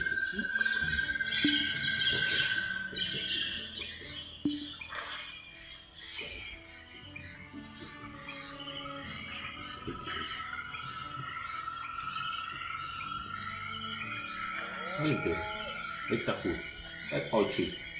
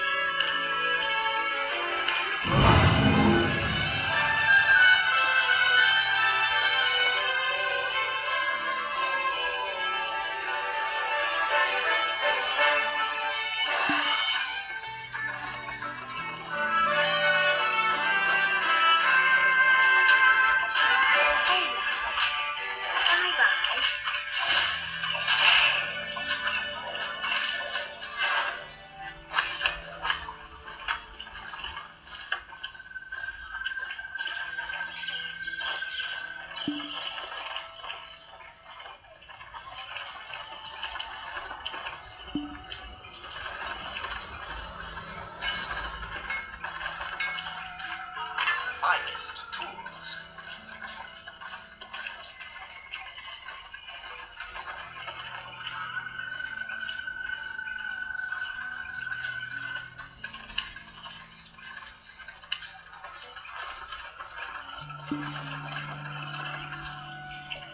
Very well.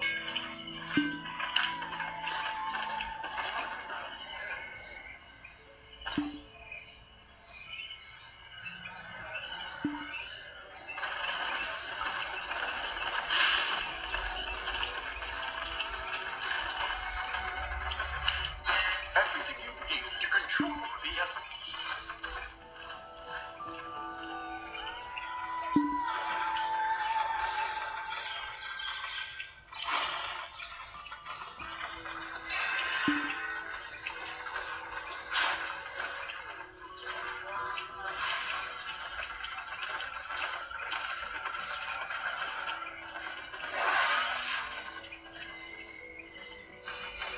I see the discount. There is no problem, amigo Ranzo.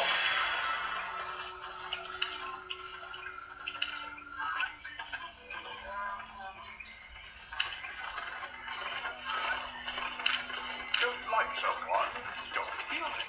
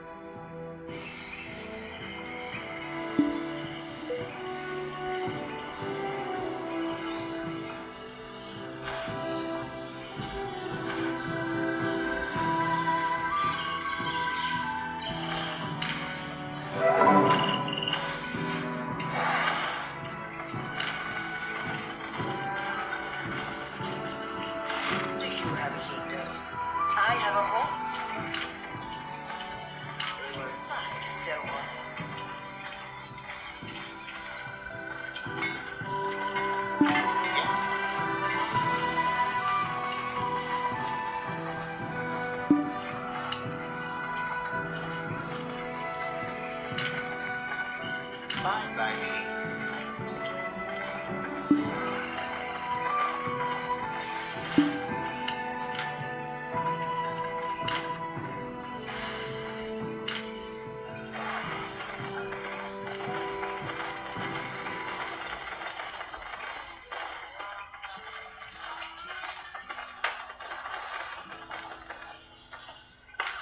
Honest prices.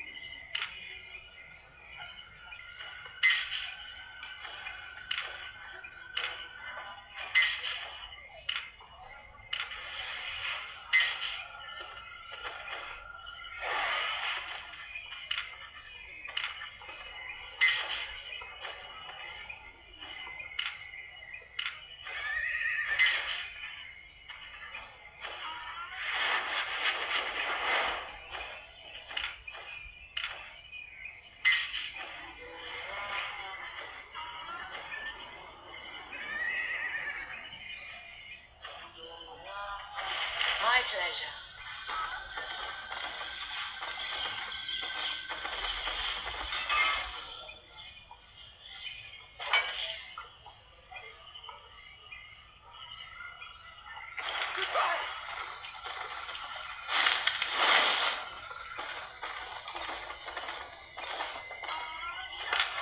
Buying or selling?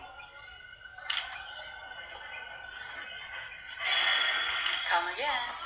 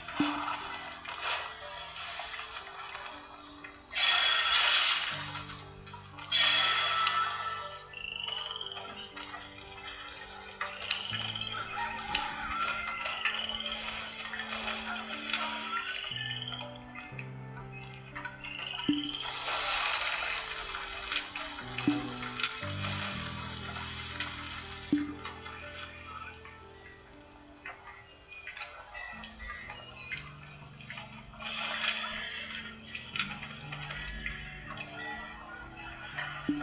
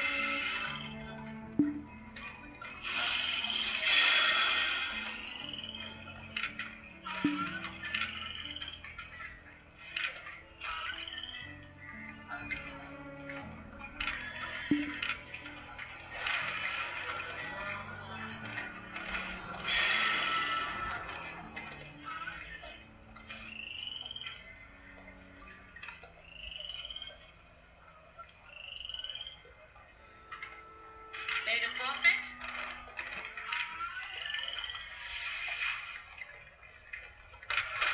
local goods.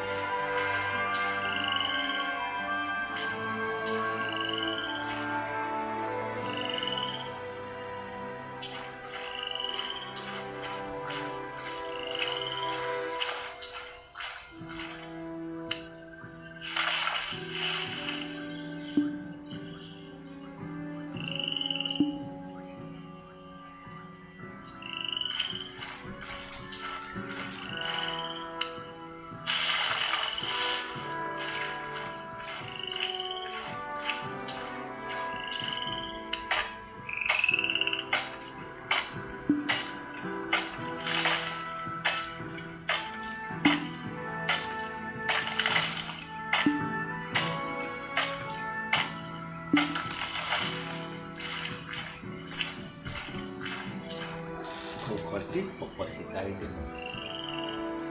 Transitiness is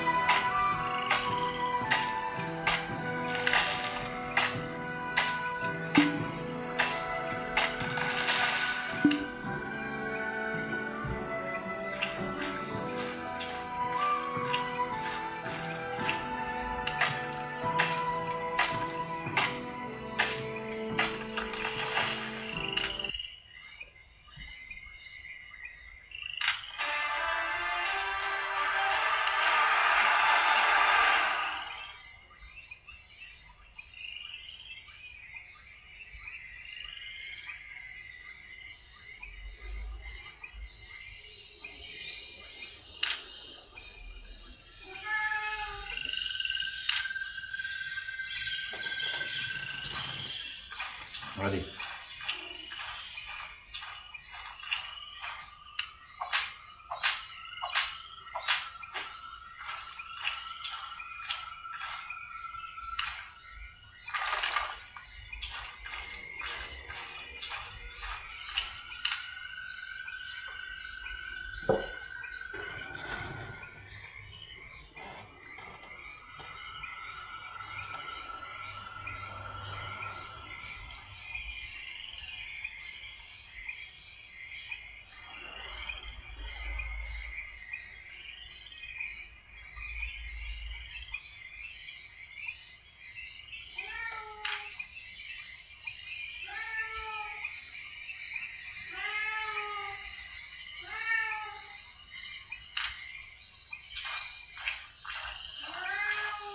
Ready.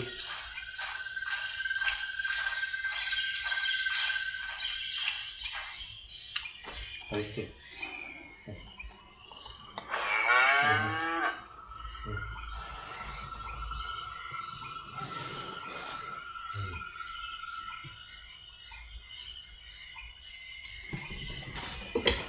Good.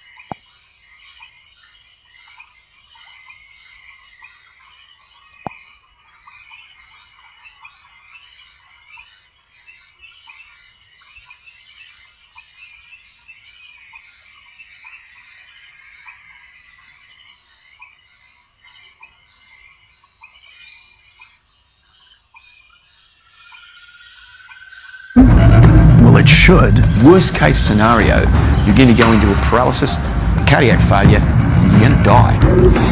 As Ripley said, believe it or not, Conus geographus makes the others look like pussycats.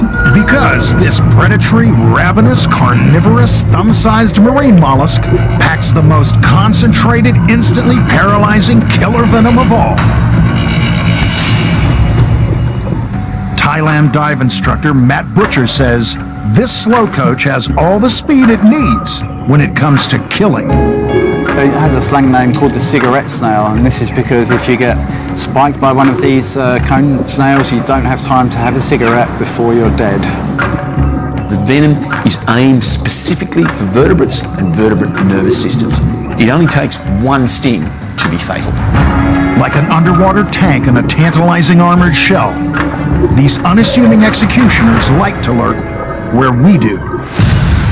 In the warm, tropical, close-to-shore shallows of the Indian and Pacific Oceans, and worldwide, claiming at least 36 lives over the past 90 years. In the cone snail family, geography cone packs the most toxic power. There's roughly about 500 different species of cone snails throughout the world, and all of them are venomous. A lot of the work that's been done suggests that from any one species there's 500 different components in the venom alone. Professor Jamie Seymour likes to live a little dangerously, hunting out coral reef cones to milk and study their complex venom called conotoxin. It's delivered via a razor-sharp, bullet-fast, harpoon-like tooth. Trying to milk them, you can actually see this come out, and they'll actually try and stab you as well. The interesting thing is it can only use that tooth once. Then has to reload it to be able to re-sting you. Armed with up to 20 tooth reloads, these leisurely paced slugs need their secret weapon and deadly fast poison for good reason. As you can imagine, a cone snail can't move very quickly, so it needs the fish to die quickly rather than swims away. So how does this tulip-shaped Terminator do a takedown? Check this. Target spotted. Within range. Killer cone launches into action. Toxic tooth locked and loaded. Aim.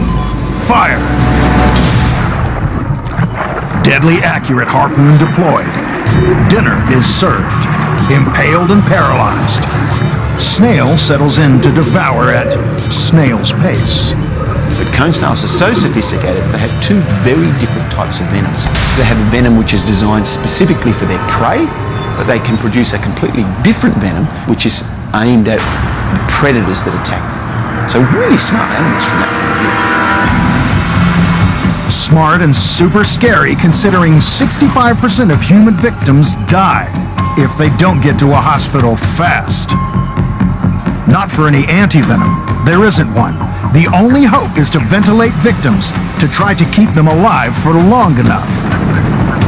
All you can do is seek emergency medical treatment and try and keep yourself stable until the venom wears off, but often that won't work. Colorful cones' ornate armor often inspires unsuspecting divers and beachgoers to snatch up a handful of potential death. Drawn to the prized shells, oblivious that a fierce hunter with its piercing toxic teeth is hiding inside. So a lot of people get stung because they picked it up, put it in the pocket, the animal gets upset and stings you through the jeans or the pair of pants.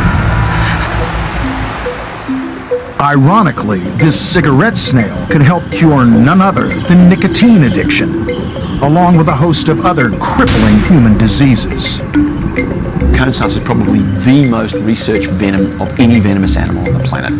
They've actually been able to find a painkiller from the venom of these animals that is so much more potent than morphine or pethidine, and it's non-addictive. Anti-smoking, anti-addiction hero, major medical miracle, or seductive beach souvenir, just remember, it's always best to leave the cone alone. And maybe try stamp collecting instead. It's safer. Biggest myth about cone snails is that you can pick them up by the back end and they won't sting you. There is no area on a cone snail that you can pick up that the animal is not able to sting you.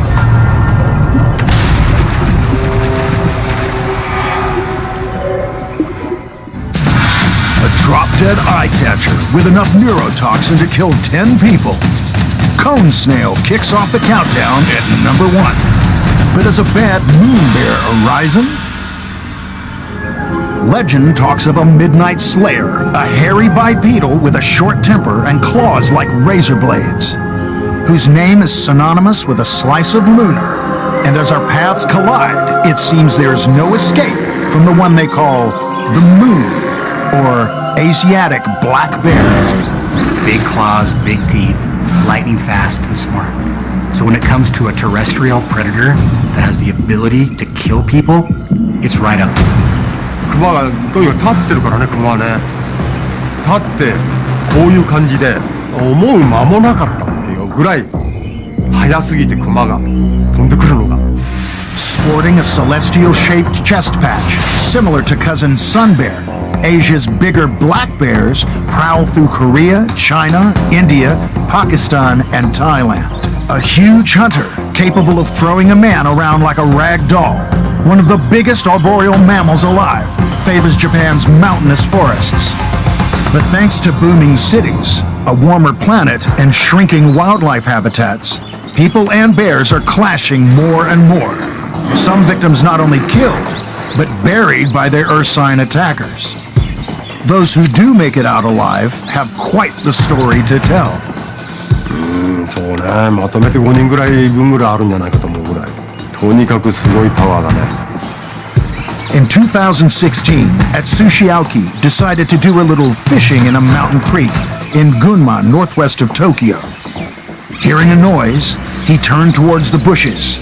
Two eyes stared straight back at him. 目と目がもう会った瞬間に飛んできて飛びかかる状態でわーっやられたんで慌てて身をかわして避けたんですけど結局かすって飛ばされて Instantly, the 63-year-old was fighting for his life, locked in an epic tussle, a revenant moment. But this was no adventure movie, as the bear sunk its teeth into Atsushi's leg and arm, clawing at him repeatedly. 消防士の使うかけるフックみたいなああいう感じに見えた。まあだから熊のこのこうに来た感じはね本当になんていうのかなグローブに爪がついたような感じかね。But the fisherman was something the bear wasn't, a karate expert. And Atsushi took matters into his own hands, literally. だからそれはもう長年空手をやってたから、自然に体が動いたっていう感じ。もう目がそこにあったから目をついたっていう感じで。まあそれで助かったようなもんだけどな。A lucky strike that ended with a running bear, or more precisely, a thundering powerhouse, able to climb high up into trees, swim, and run at 40 kilometers an hour. It's also clever, and in the wild, the perfect opportunist. If it sees something, another animal that it can kill and eat, it will. And it's completely capable of it. Wildlife biologist and conservationist Casey Anderson has got to know the mindset of bears. He runs a bear rescue and education sanctuary in Montana, USA. Anderson says to go toe-to-paw with a moon bear is like a date with hell. Fast. Jump on the animal. Use its claws and its teeth to try to kill the animal. But not efficient. And they're not like a cat. They don't kill things quick. So when something dies at the paws of an Asiatic black bear, it's not pretty. Black Bear Survival Guide 101? Anderson says give it all you've got. Fight back. It's sushi style. More often than any other species, a black bear is looking at you to eat you if it's attacking you. So by playing dead, you might as well just put salt and pepper and a garnish on yourself. Don't do that. You gotta fight back. You gotta give this bear a reason not to kill and eat you. Kazuhiko Maita knows all about that. He's survived no less than 8 bear attacks. But his method of preservation is a little more commercial. Anti-bear spray, similar to pepper mace. 8回とも全部非常にその死亡の恐れがありました。それがうわーって叫んで襲ってくるものですからもうあれで叩かれれば首がなくなるっていう。Close encounters that have all been worthwhile. The 70-year-old has tagged and released bears as part of a vital research program. He's also tallied the number of attacks in Japan, almost 2,000 over 100 years. 熊が2時間もこう人を追跡した例がありますので、それから30分ここにこう目の前でこういて離れないとかってのあるもんですから、個性域の大きな問題でして。Several attacks have occurred while mountain residents pick bamboo shoots, a staple for bears. Maita says they've ignored warning signs and now face eviction by police and firefighters who've begun patrolling hotspots. The veteran also believes it's a good idea to fight back if confronted, distracting the bear by throwing whatever you've got, even a fishing rod. 実は振り回すっていうのは釣り竿ではよくあることで、こうやるのはその熊の目がこう映るもんですから、攻撃力が落ちるんですよ。With so many attacks, people have fought back, killing more than 800 black bears in one region in 1 year alone. A shocking plight for a species already in crisis. Asiatic bears are victims of bile farming. Thousands are kept in inhumane conditions, their bile extracted through a painful process for traditional Chinese medicine. A moon bear that's faced prejudice and pain for thousands of years. Culture has created a monster when they think of the bear. The truth is, they're a peaceful animal if we give them the space and the resources they need. And if we understand that, respect that, we can coexist with all bears in the world. Those who have borne the brunt of the big bear's claws have a similar message. Stay wild, Moonchild. 人間のものじゃないじゃん。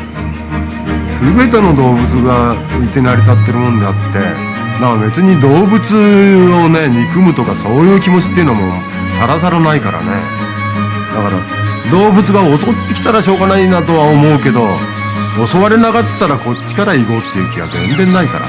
動物でも何でも人間でもそうだけど、地球上で丸くね仲良くできれば一番いいんじゃないかって、今思ってます。Cut down. The camouflage killer in a cone crashes to second. The hulking, bone-crushing Asian black bear dwarfs the pretty but toxic package. So how will a pint-sized slashing stinker stack up? I know what you're thinking. No way. How could this cute raccoony cat bear thing be remotely dangerous at all? But it doesn't take much to turn a cuddly Asian mascot into a kung fu panda. And one of the defenses that they'll do is they'll stand on their hind legs when they're upset, swiping with these razor-sharp claws. You've always got to be careful with a red panda. Even though they look like they're sweet, they definitely have some claws and some teeth. High-altitude forests in Asia are where you'll find the red panda, a species that spent 70 million years on the evolutionary tree, finding its roots. A lot of people think they're part of the panda family. They were used to be part of the raccoon family. That has been changed. They're now actually in a family all their own. They are the sole member of their own family. As director of Zoo Montana, Jeff Eweld has got to know a one-off critter that's red, white, and cute all over. The pandas here are part of a species survival plan, a program developed in the 1980s by U.S. zoo officials to bolster numbers of animals endangered in the wild. Poaching and habitat loss mean less than 10,000 red pandas are left in their natural habitat. But those that do remain are making a stink about it.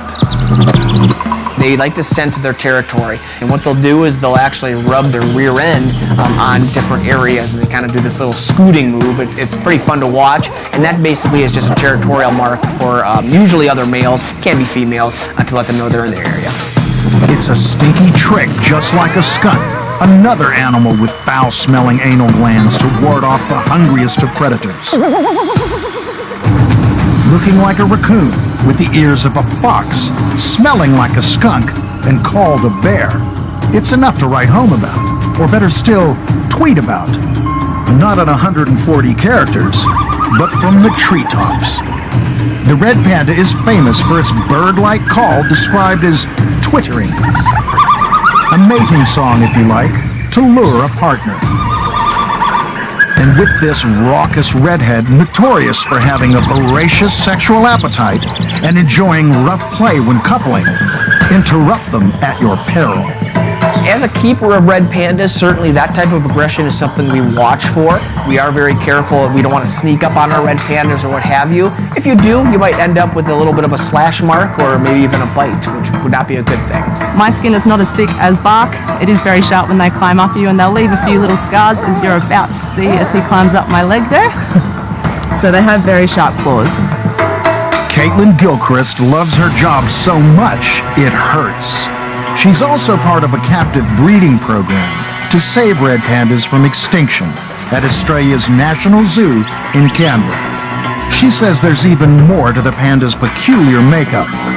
Fur on the bottom of their paws for added grip, and a false sixth digit, which helps them hold on to their favorite fodder, bamboo stalks. This pint-sized muncher can consume up to 2 kilograms of the stuff every day. An indication of just how tough those little jaws really are. They don't have thumbs, but their wrist bone acts like a thumb. So red pandas can actually bend their wrist and use that to hold different food items to be able to bring it to their face, which is also similar to giant pandas. So beautiful, yet so in danger. Social media is not helping, fueling the panda's popularity in a booming illegal pet trade. You're better off leaving this kooky cat to its own devices, chilling in trees, crunching bamboo, and defecating the equivalent of its own body weight in a week. Perhaps not so charismatic after all. Red pandas here take a lot of care, so we spend a lot of time on their health. They have certain requirements that they need. It's quite cold where they are. They eat a lot of bamboo, which is hard to find. So they're not an ideal pet, and it's definitely not recommended to try and get a red panda as a pet at home. With any wild animal, a wild animal can always turn. No matter how tame they are, they can turn on you in a heartbeat. If you have small kids, a red panda could do some damage to a kid with its nails and of course its bite.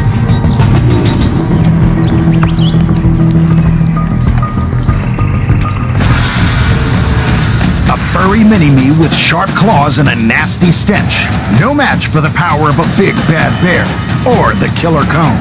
Panda pads into third. Now, can a spectacular snake with oodles of paralyzing venom shuffle the pack? It's a rhapsody in red and blue. A snake that inspires even scientists to flights of fulsome praise. The blue Malayan coral snake. It's these electric blue stripes running down it, bright red tail, bright red head, and it's just absolutely spectacular. It's a piece of living art. As beautiful as it is lethal. One bite from this agile assassin deals out death in an instant. So within just a couple minutes, the person will already be fully paralyzed, and of the 2 deaths that I know of, both of them were dead inside of 30 minutes. Slithering through the tropical rainforests of Southeast Asia, from Thailand in the west to Borneo in the east, this apex predator strikes fear into the hearts of all other snakes. Lurking in the leaf litter of the forest floor, the blue Malayan coral snake is a secretive slayer, hiding from plain view. We had been looking through pristine forest for years, hadn't found one, and then one day while searching for cobras, we happened to stumble over this one. Where was this surprising discovery made? On a Malaysian golf course, a hole-in-one for the ever-ready venom expert, Dr. Brian Fry. But it was just an opportunistic encounter that was really helpful for our research because that's where we got our first venom samples from this breathtakingly rare animal. Like a globe-trotting specimen hunter, Dr. Fry travels the world seeking out snakes to milk. But even after grappling with king cobras and crates, he says this stunning redhead was the most difficult snake he's ever had to conquer. They're incredibly agile, and it was able to do movements that were quite unlike any other that I'd seen from a snake. So it was a very challenging encounter to work with it. Not just challenging, death-defying. Had the blue Malayan coral snake bitten Dr. Fry, he would have been unlikely to survive. With its outsized fangs, it injects large quantities of venom from incredibly long venom glands. We're talking venom glands that can be up to 30 or 40 centimeters long or even longer. You know, these are absolutely extraordinary glands. Because it's so elusive, no antivenom has been developed for this creeping marauder. Still, Dr. Fry says the reward was worth the risk. And when he analyzed its venom, he and his team discovered a new type of toxin called calliotoxin. Once bitten, the venom makes the victim's nerves fire all at once. Instant gridlock. The body freezes with muscle cramps. The lungs shut down. The victim suffocates. All inside of 30 minutes. All the muscles in the body would be contracted and cramped and immobile. And that means that not only could the person not move their arm or leg because it's permanently cramped up, but it also means that they can't breathe because the diaphragm is completely cramped, meaning all the air has been pushed out of the lungs. Still, experts say this snake is shy and more likely to flee from humans. They're not a naturally aggressive snake. They, of course, will defend themselves if they feel threatened. Yeah, what's that? But if left alone, they're just going to continue on their business. And Dr. Fry believes this venom, evolved over millennia to kill fast-moving prey, could lead to life-saving therapies, healing conditions like muscular dystrophy and relieving chronic pain. Beautiful, yet lethal, the blue Malayan coral snake is another of nature's paradoxes, a determined killer and a potential partner in the fight against human disease. Oh, look at that. I would say that of all the snakes that I've worked with, this is my #1 favorite throughout the board. It's one that I was captivated by long before I saw my first one. It was even more beautiful in life than I could have imagined. But then scientifically, its venom turned out to be absolutely extraordinary and is going to be something we'll be working with for a very long time.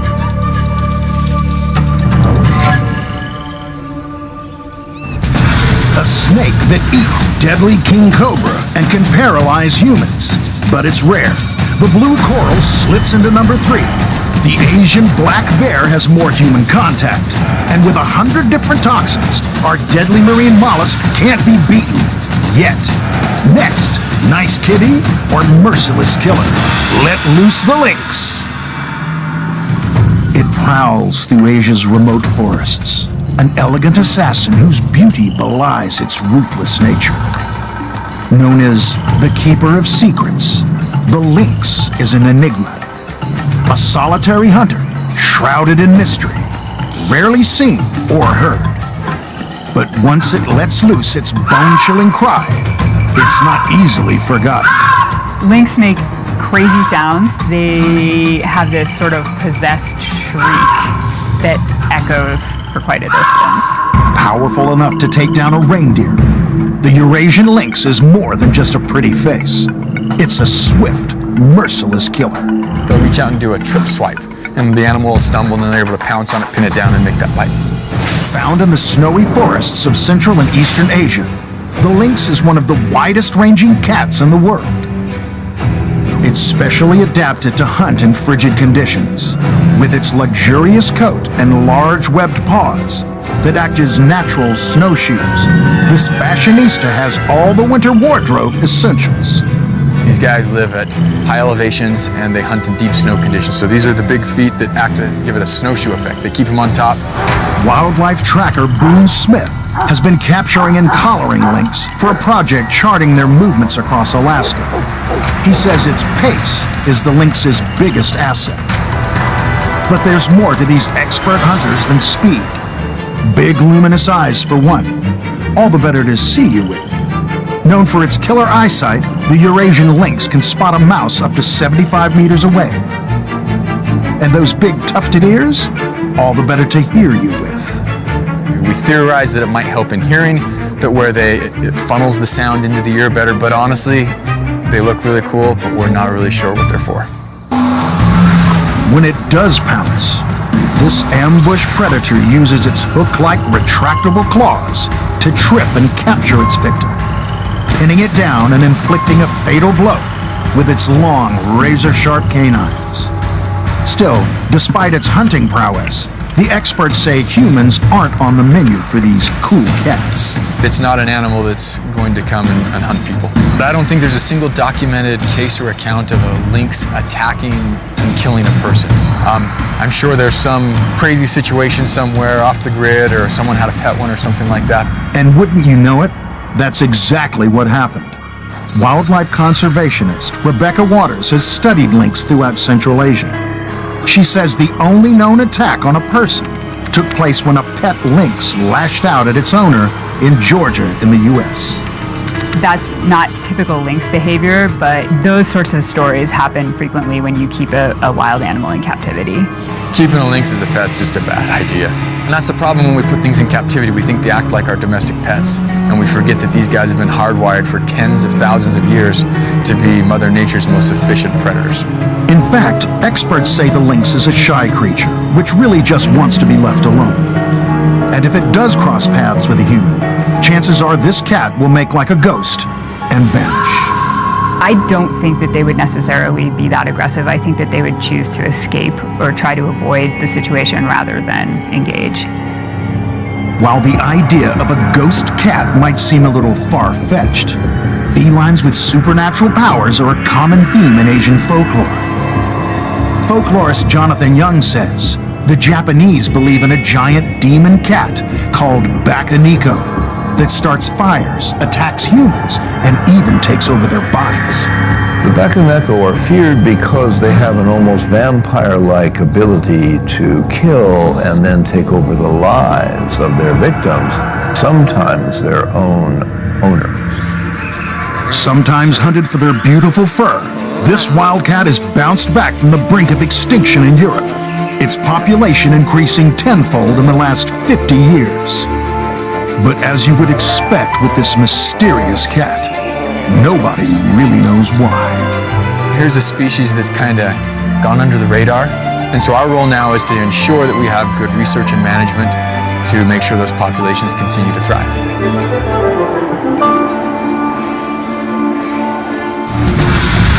Here, kitty kitty, the lynx effect pushes our Eurasian wildcat into fourth.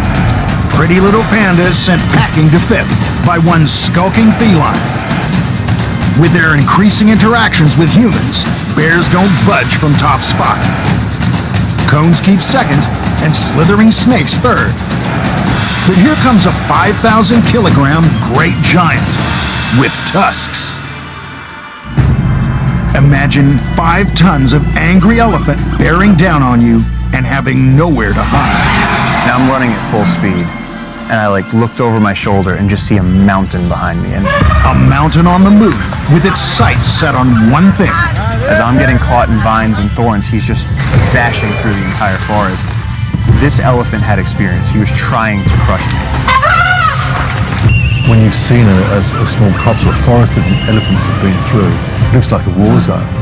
So they're pretty adept at knocking things over, and they'll use their heads as a very effective weapon.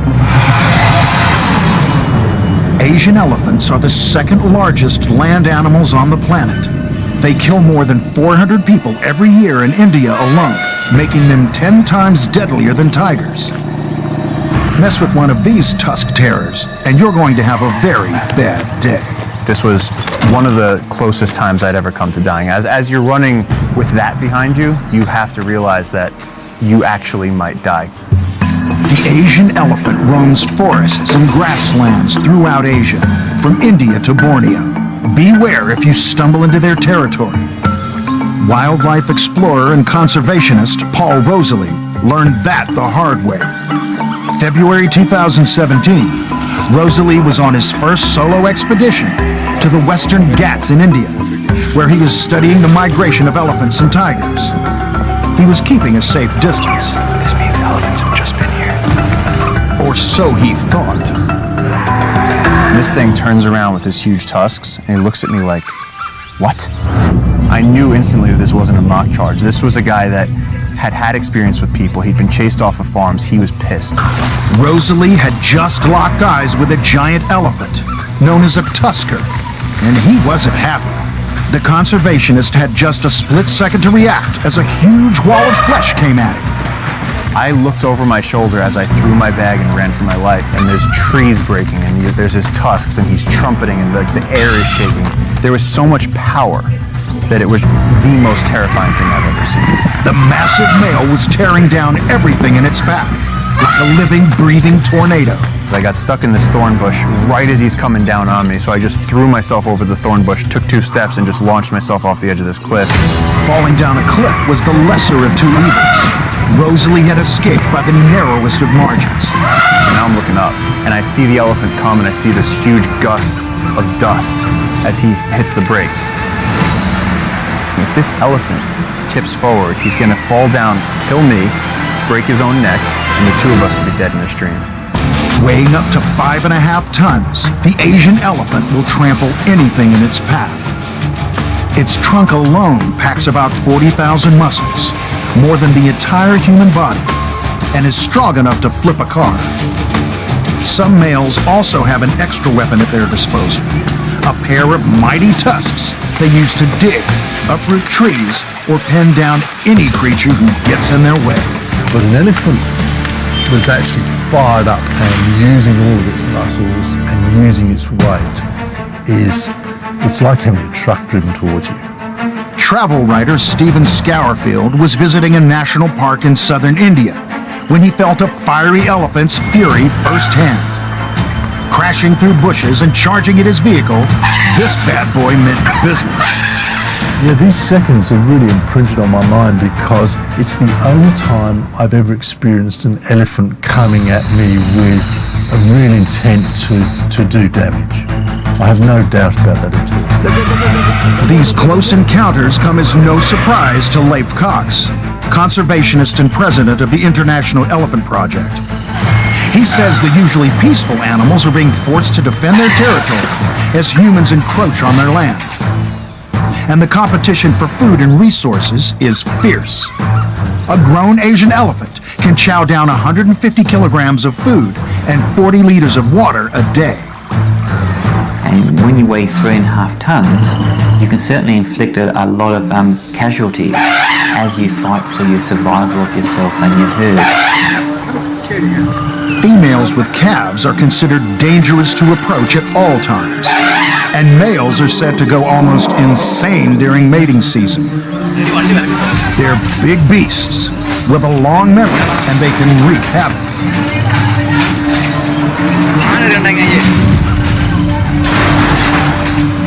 There are reports of elephants carrying out revenge attacks on villages nearby when one of their own is killed. And they have long memories, and can hold grudges. They can certainly undertake an attack which seems unprovoked if you do not understand the history of where the elephant has been and experienced. Lek Chailert understands this better than most. She's the founder of the Elephant Nature Park in Chiang Mai, Thailand. Over the past 30 years, she's rescued more than 200 elephants who've suffered abuse at the hands of humans. Some of them arrive here, stand still like a zombie. Some of them are very aggressive and angry. Some of them very dangerous. This abuse has been going on for centuries. In the 1800s, there were reports of circus elephants turning bad after mistreatment by humans. Many were ultimately put to death. Instead, Lek offers damaged animals a sanctuary after they've worked sometimes for decades in logging camps, circuses, and with tourists. Over time, she helps rehabilitate the elephants by introducing them to a surrogate family. The beautiful thing about elephant is love. No one can have the love as elephant have to each other. They love together even more every day. They're polite to each other every day. When they accept the baby elephant here to be adopt son or adopt daughter, they can die for that elephant. Despite their sad history, elephants are revered as a sacred animal in India, where simply touching one is said to bring good luck. Elephant is a mighty, mammal. Is very, very strong, and it is also considered to be very loving, compassionate, kind, family-oriented. Images and statues of the god Ganesha, a half-man, half-elephant, adorn homes and temples throughout the country. He's the God who brings success. He's the God who removes obstacles. He's the God who is wise. Intelligent but vengeful, powerful but kind. Few creatures are as complicated or as celebrated as the elephant. Survive a brush with one, and it'll change you forever. You certainly feel alive after an encounter like that. It reminds you that you're just an animal. It reminds you that nature is powerful. Those who know them best say these mighty beasts aren't bad, just misunderstood. Sometimes when their friend die, and not long after that, they die after friend. They look strong, but their heart so gentle. It's a knockout. Elephant topples bear. Who can argue with a creature the size of a truck that can bulk like a horse and squash with a stomp?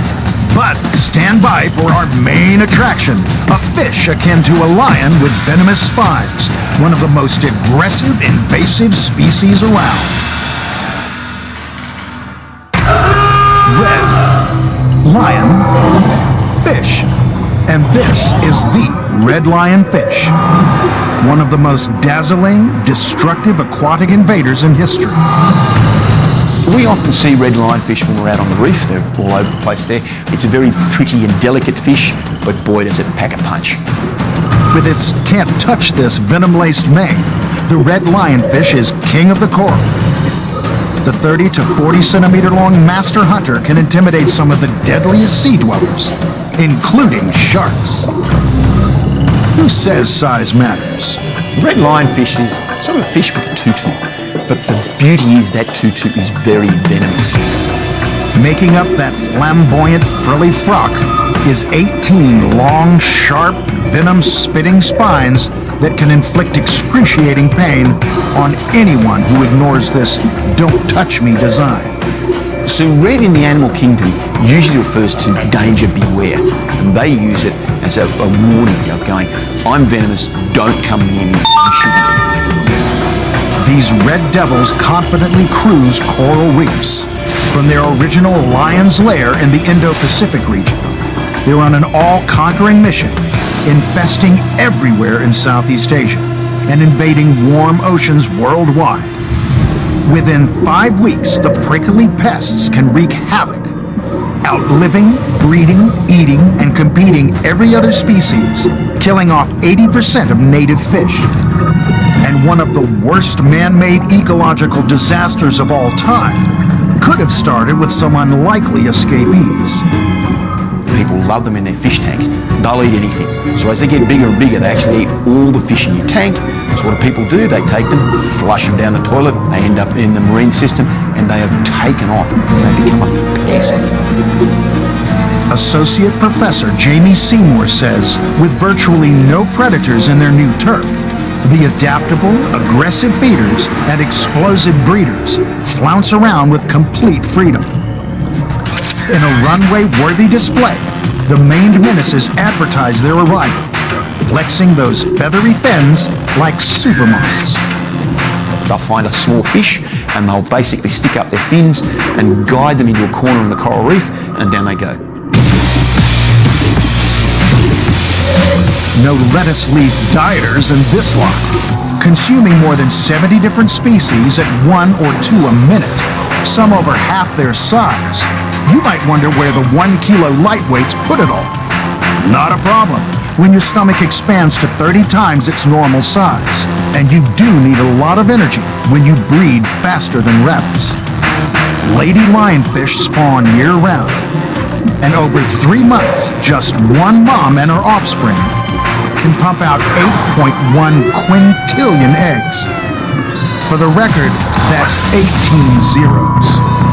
The big problem we have is we really don't know a great deal about the lionfish. We don't know what the predator is, so when they're introduced somewhere, we don't know what should be feeding on it, and the animal booms in numbers. Considered one of the top threats to global biodiversity in its quest for world domination, alive or dead, this aquatic adversary's daggers can inflict red-hot agony. Lionfish venom really only does one thing. It's designed to cause pain. How it causes that pain, we're not too sure. causing 50,000 stings a year worldwide. A prick from one of these pretties does have the potential to kill, though no one has ever died from one, officially. Most victims simply suffer torturous pain and localized swelling. But fish biologist Dr. Tan Hyuk Hui warns bits of spine breaking off in the puncture wound can be a much bigger problem. It's secondary infection, which you have to be very careful of in the tropics. Because it's warm, it's moist, and if you don't look after the wound, especially the puncture wound, you might get further infections. So that's more of a danger than the actual wound itself. Most people get stung by they go, "Oh, that's a really pretty fish," and try and grab it. Take home message, don't muck with a fish, you won't get stung.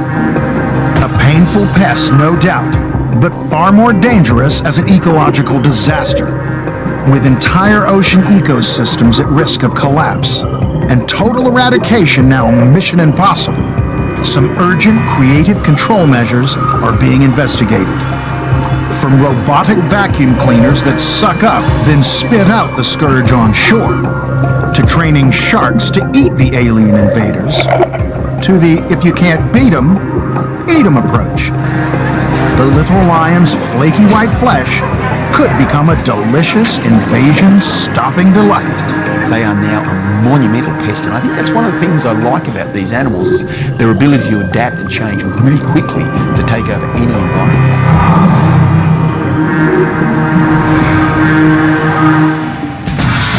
It sure is pretty, but it's no top dog.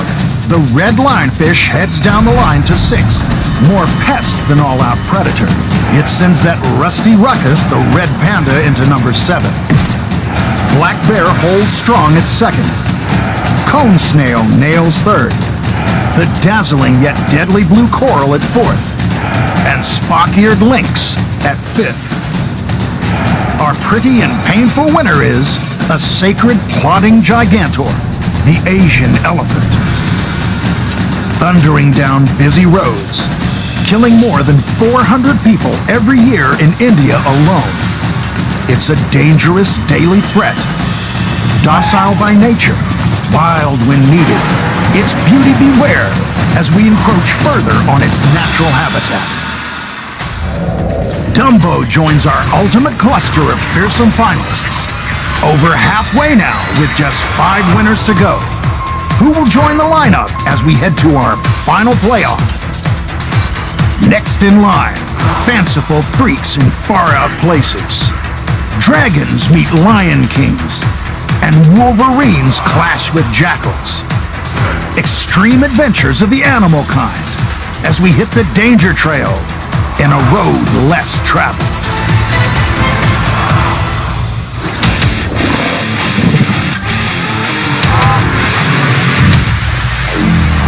They're beasts born to be wild, brutal yet beautiful premium predators. Look, but don't touch in this world of fascinating creatures. Great and small.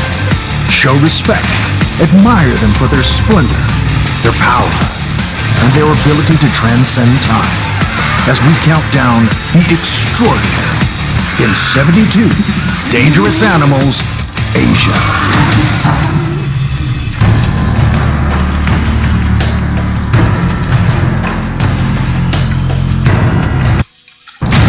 The Asian elephant has just crushed some serious eye candy in Pretty and Painful. Now, let's take a walk on the wild side. Beastly bears, roaring kings, and fiery dragons, all ready to pounce on Hell's Highway in a road less traveled. This is 72 Dangerous Animals, Asia.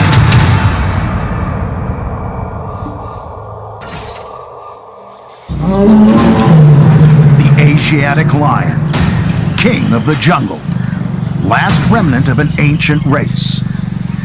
A symbol of power and strength, but also a top predator at risk. Crossing the path of one of these supreme carnivores could spell your death. The predators, what they do. I mean, they're hardwired to kill and to eat. I have still not figured out what provoked the charge, and on one occasion I thought I was dead meat. But this king reigns over a very small kingdom. Once the Asiatic lions roamed west across Asia as far as Greece. The fabled beasts mauled Christians in the Colosseum and faced Daniel in a Babylonian den. But now only a small population remains, prowling the Gir Forest Sanctuary in Gujarat State in India's west. And further afield, often these curious cats trek outside its 1,400 square kilometer expanse and into nearby villages.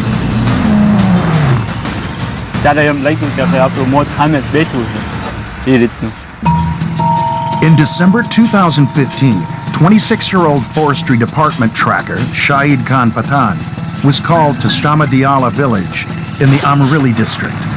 A lioness was roaming the streets, and Shahid was given the task of moving her on.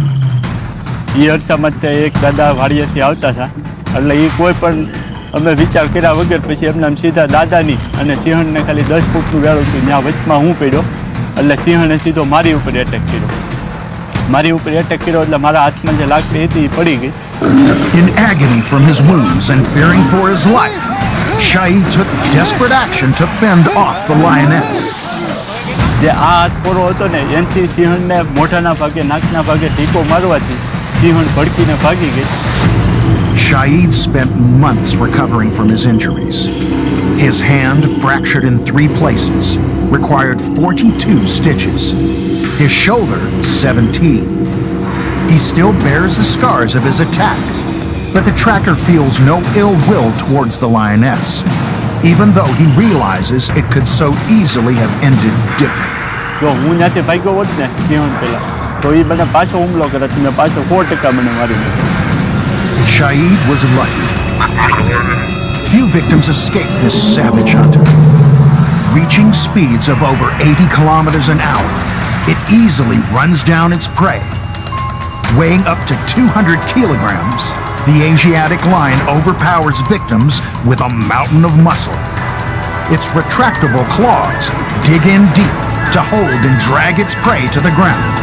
The ferocious feline's long, sharp canines then sink into the victim's throat, crushing its windpipe. All of this is going to not only require strength but technique. So a large nilgai, which could be 300 kilos plus, and a lioness who's only about 120 kilograms can bring it down alone and then kill it. Wildlife biologist Dr. Ravi Chellam spent 5 years in the 80s studying the Asiatic lions in the Gir forest. After thousands of interactions, he treats this kitty, one of the 4 great cats in India, with much respect. It's very early in the morning, at about 4 a.m., twilight, winter, and this lion, male lion, came from about 30-35 meters with no warning, ears flat, tail held up. Realizing it wasn't a bluff charge, the wildlife biologist did something no expert would recommend. He took to his heels. I ran up the hill, and when I turned back and saw the lion was at the base of the hill, it was still looking at me. So that's the one time when I had to run. But I'm happy I ran. I might not be here to tell you the story if I hadn't. Surprisingly, though, Dr. Chellam is quick to say the lions of the Gir forest are not your usual wild cat. We typically expect large cats to come and charge and attack people, but these lions typically avoid human contact. They would rather stay away from people rather than enter into conflict. But between 1989 and 1991, 120 people were attacked, leaving 21 dead. Dr. Chellam blames drought conditions, making livestock numbers drop and graziers more protective of their stock. So lions are getting desperate. They're probably jumping into human settlements where livestock were, and without electricity, in a few square meters, livestock, lions, people, you can well imagine the consequences.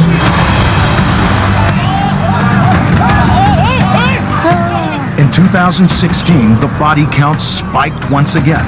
6 people were mauled to death in as many months. Local media reported the lions responsible for the carnage were arrested by the authorities. One was sentenced to life behind bars at a local zoo.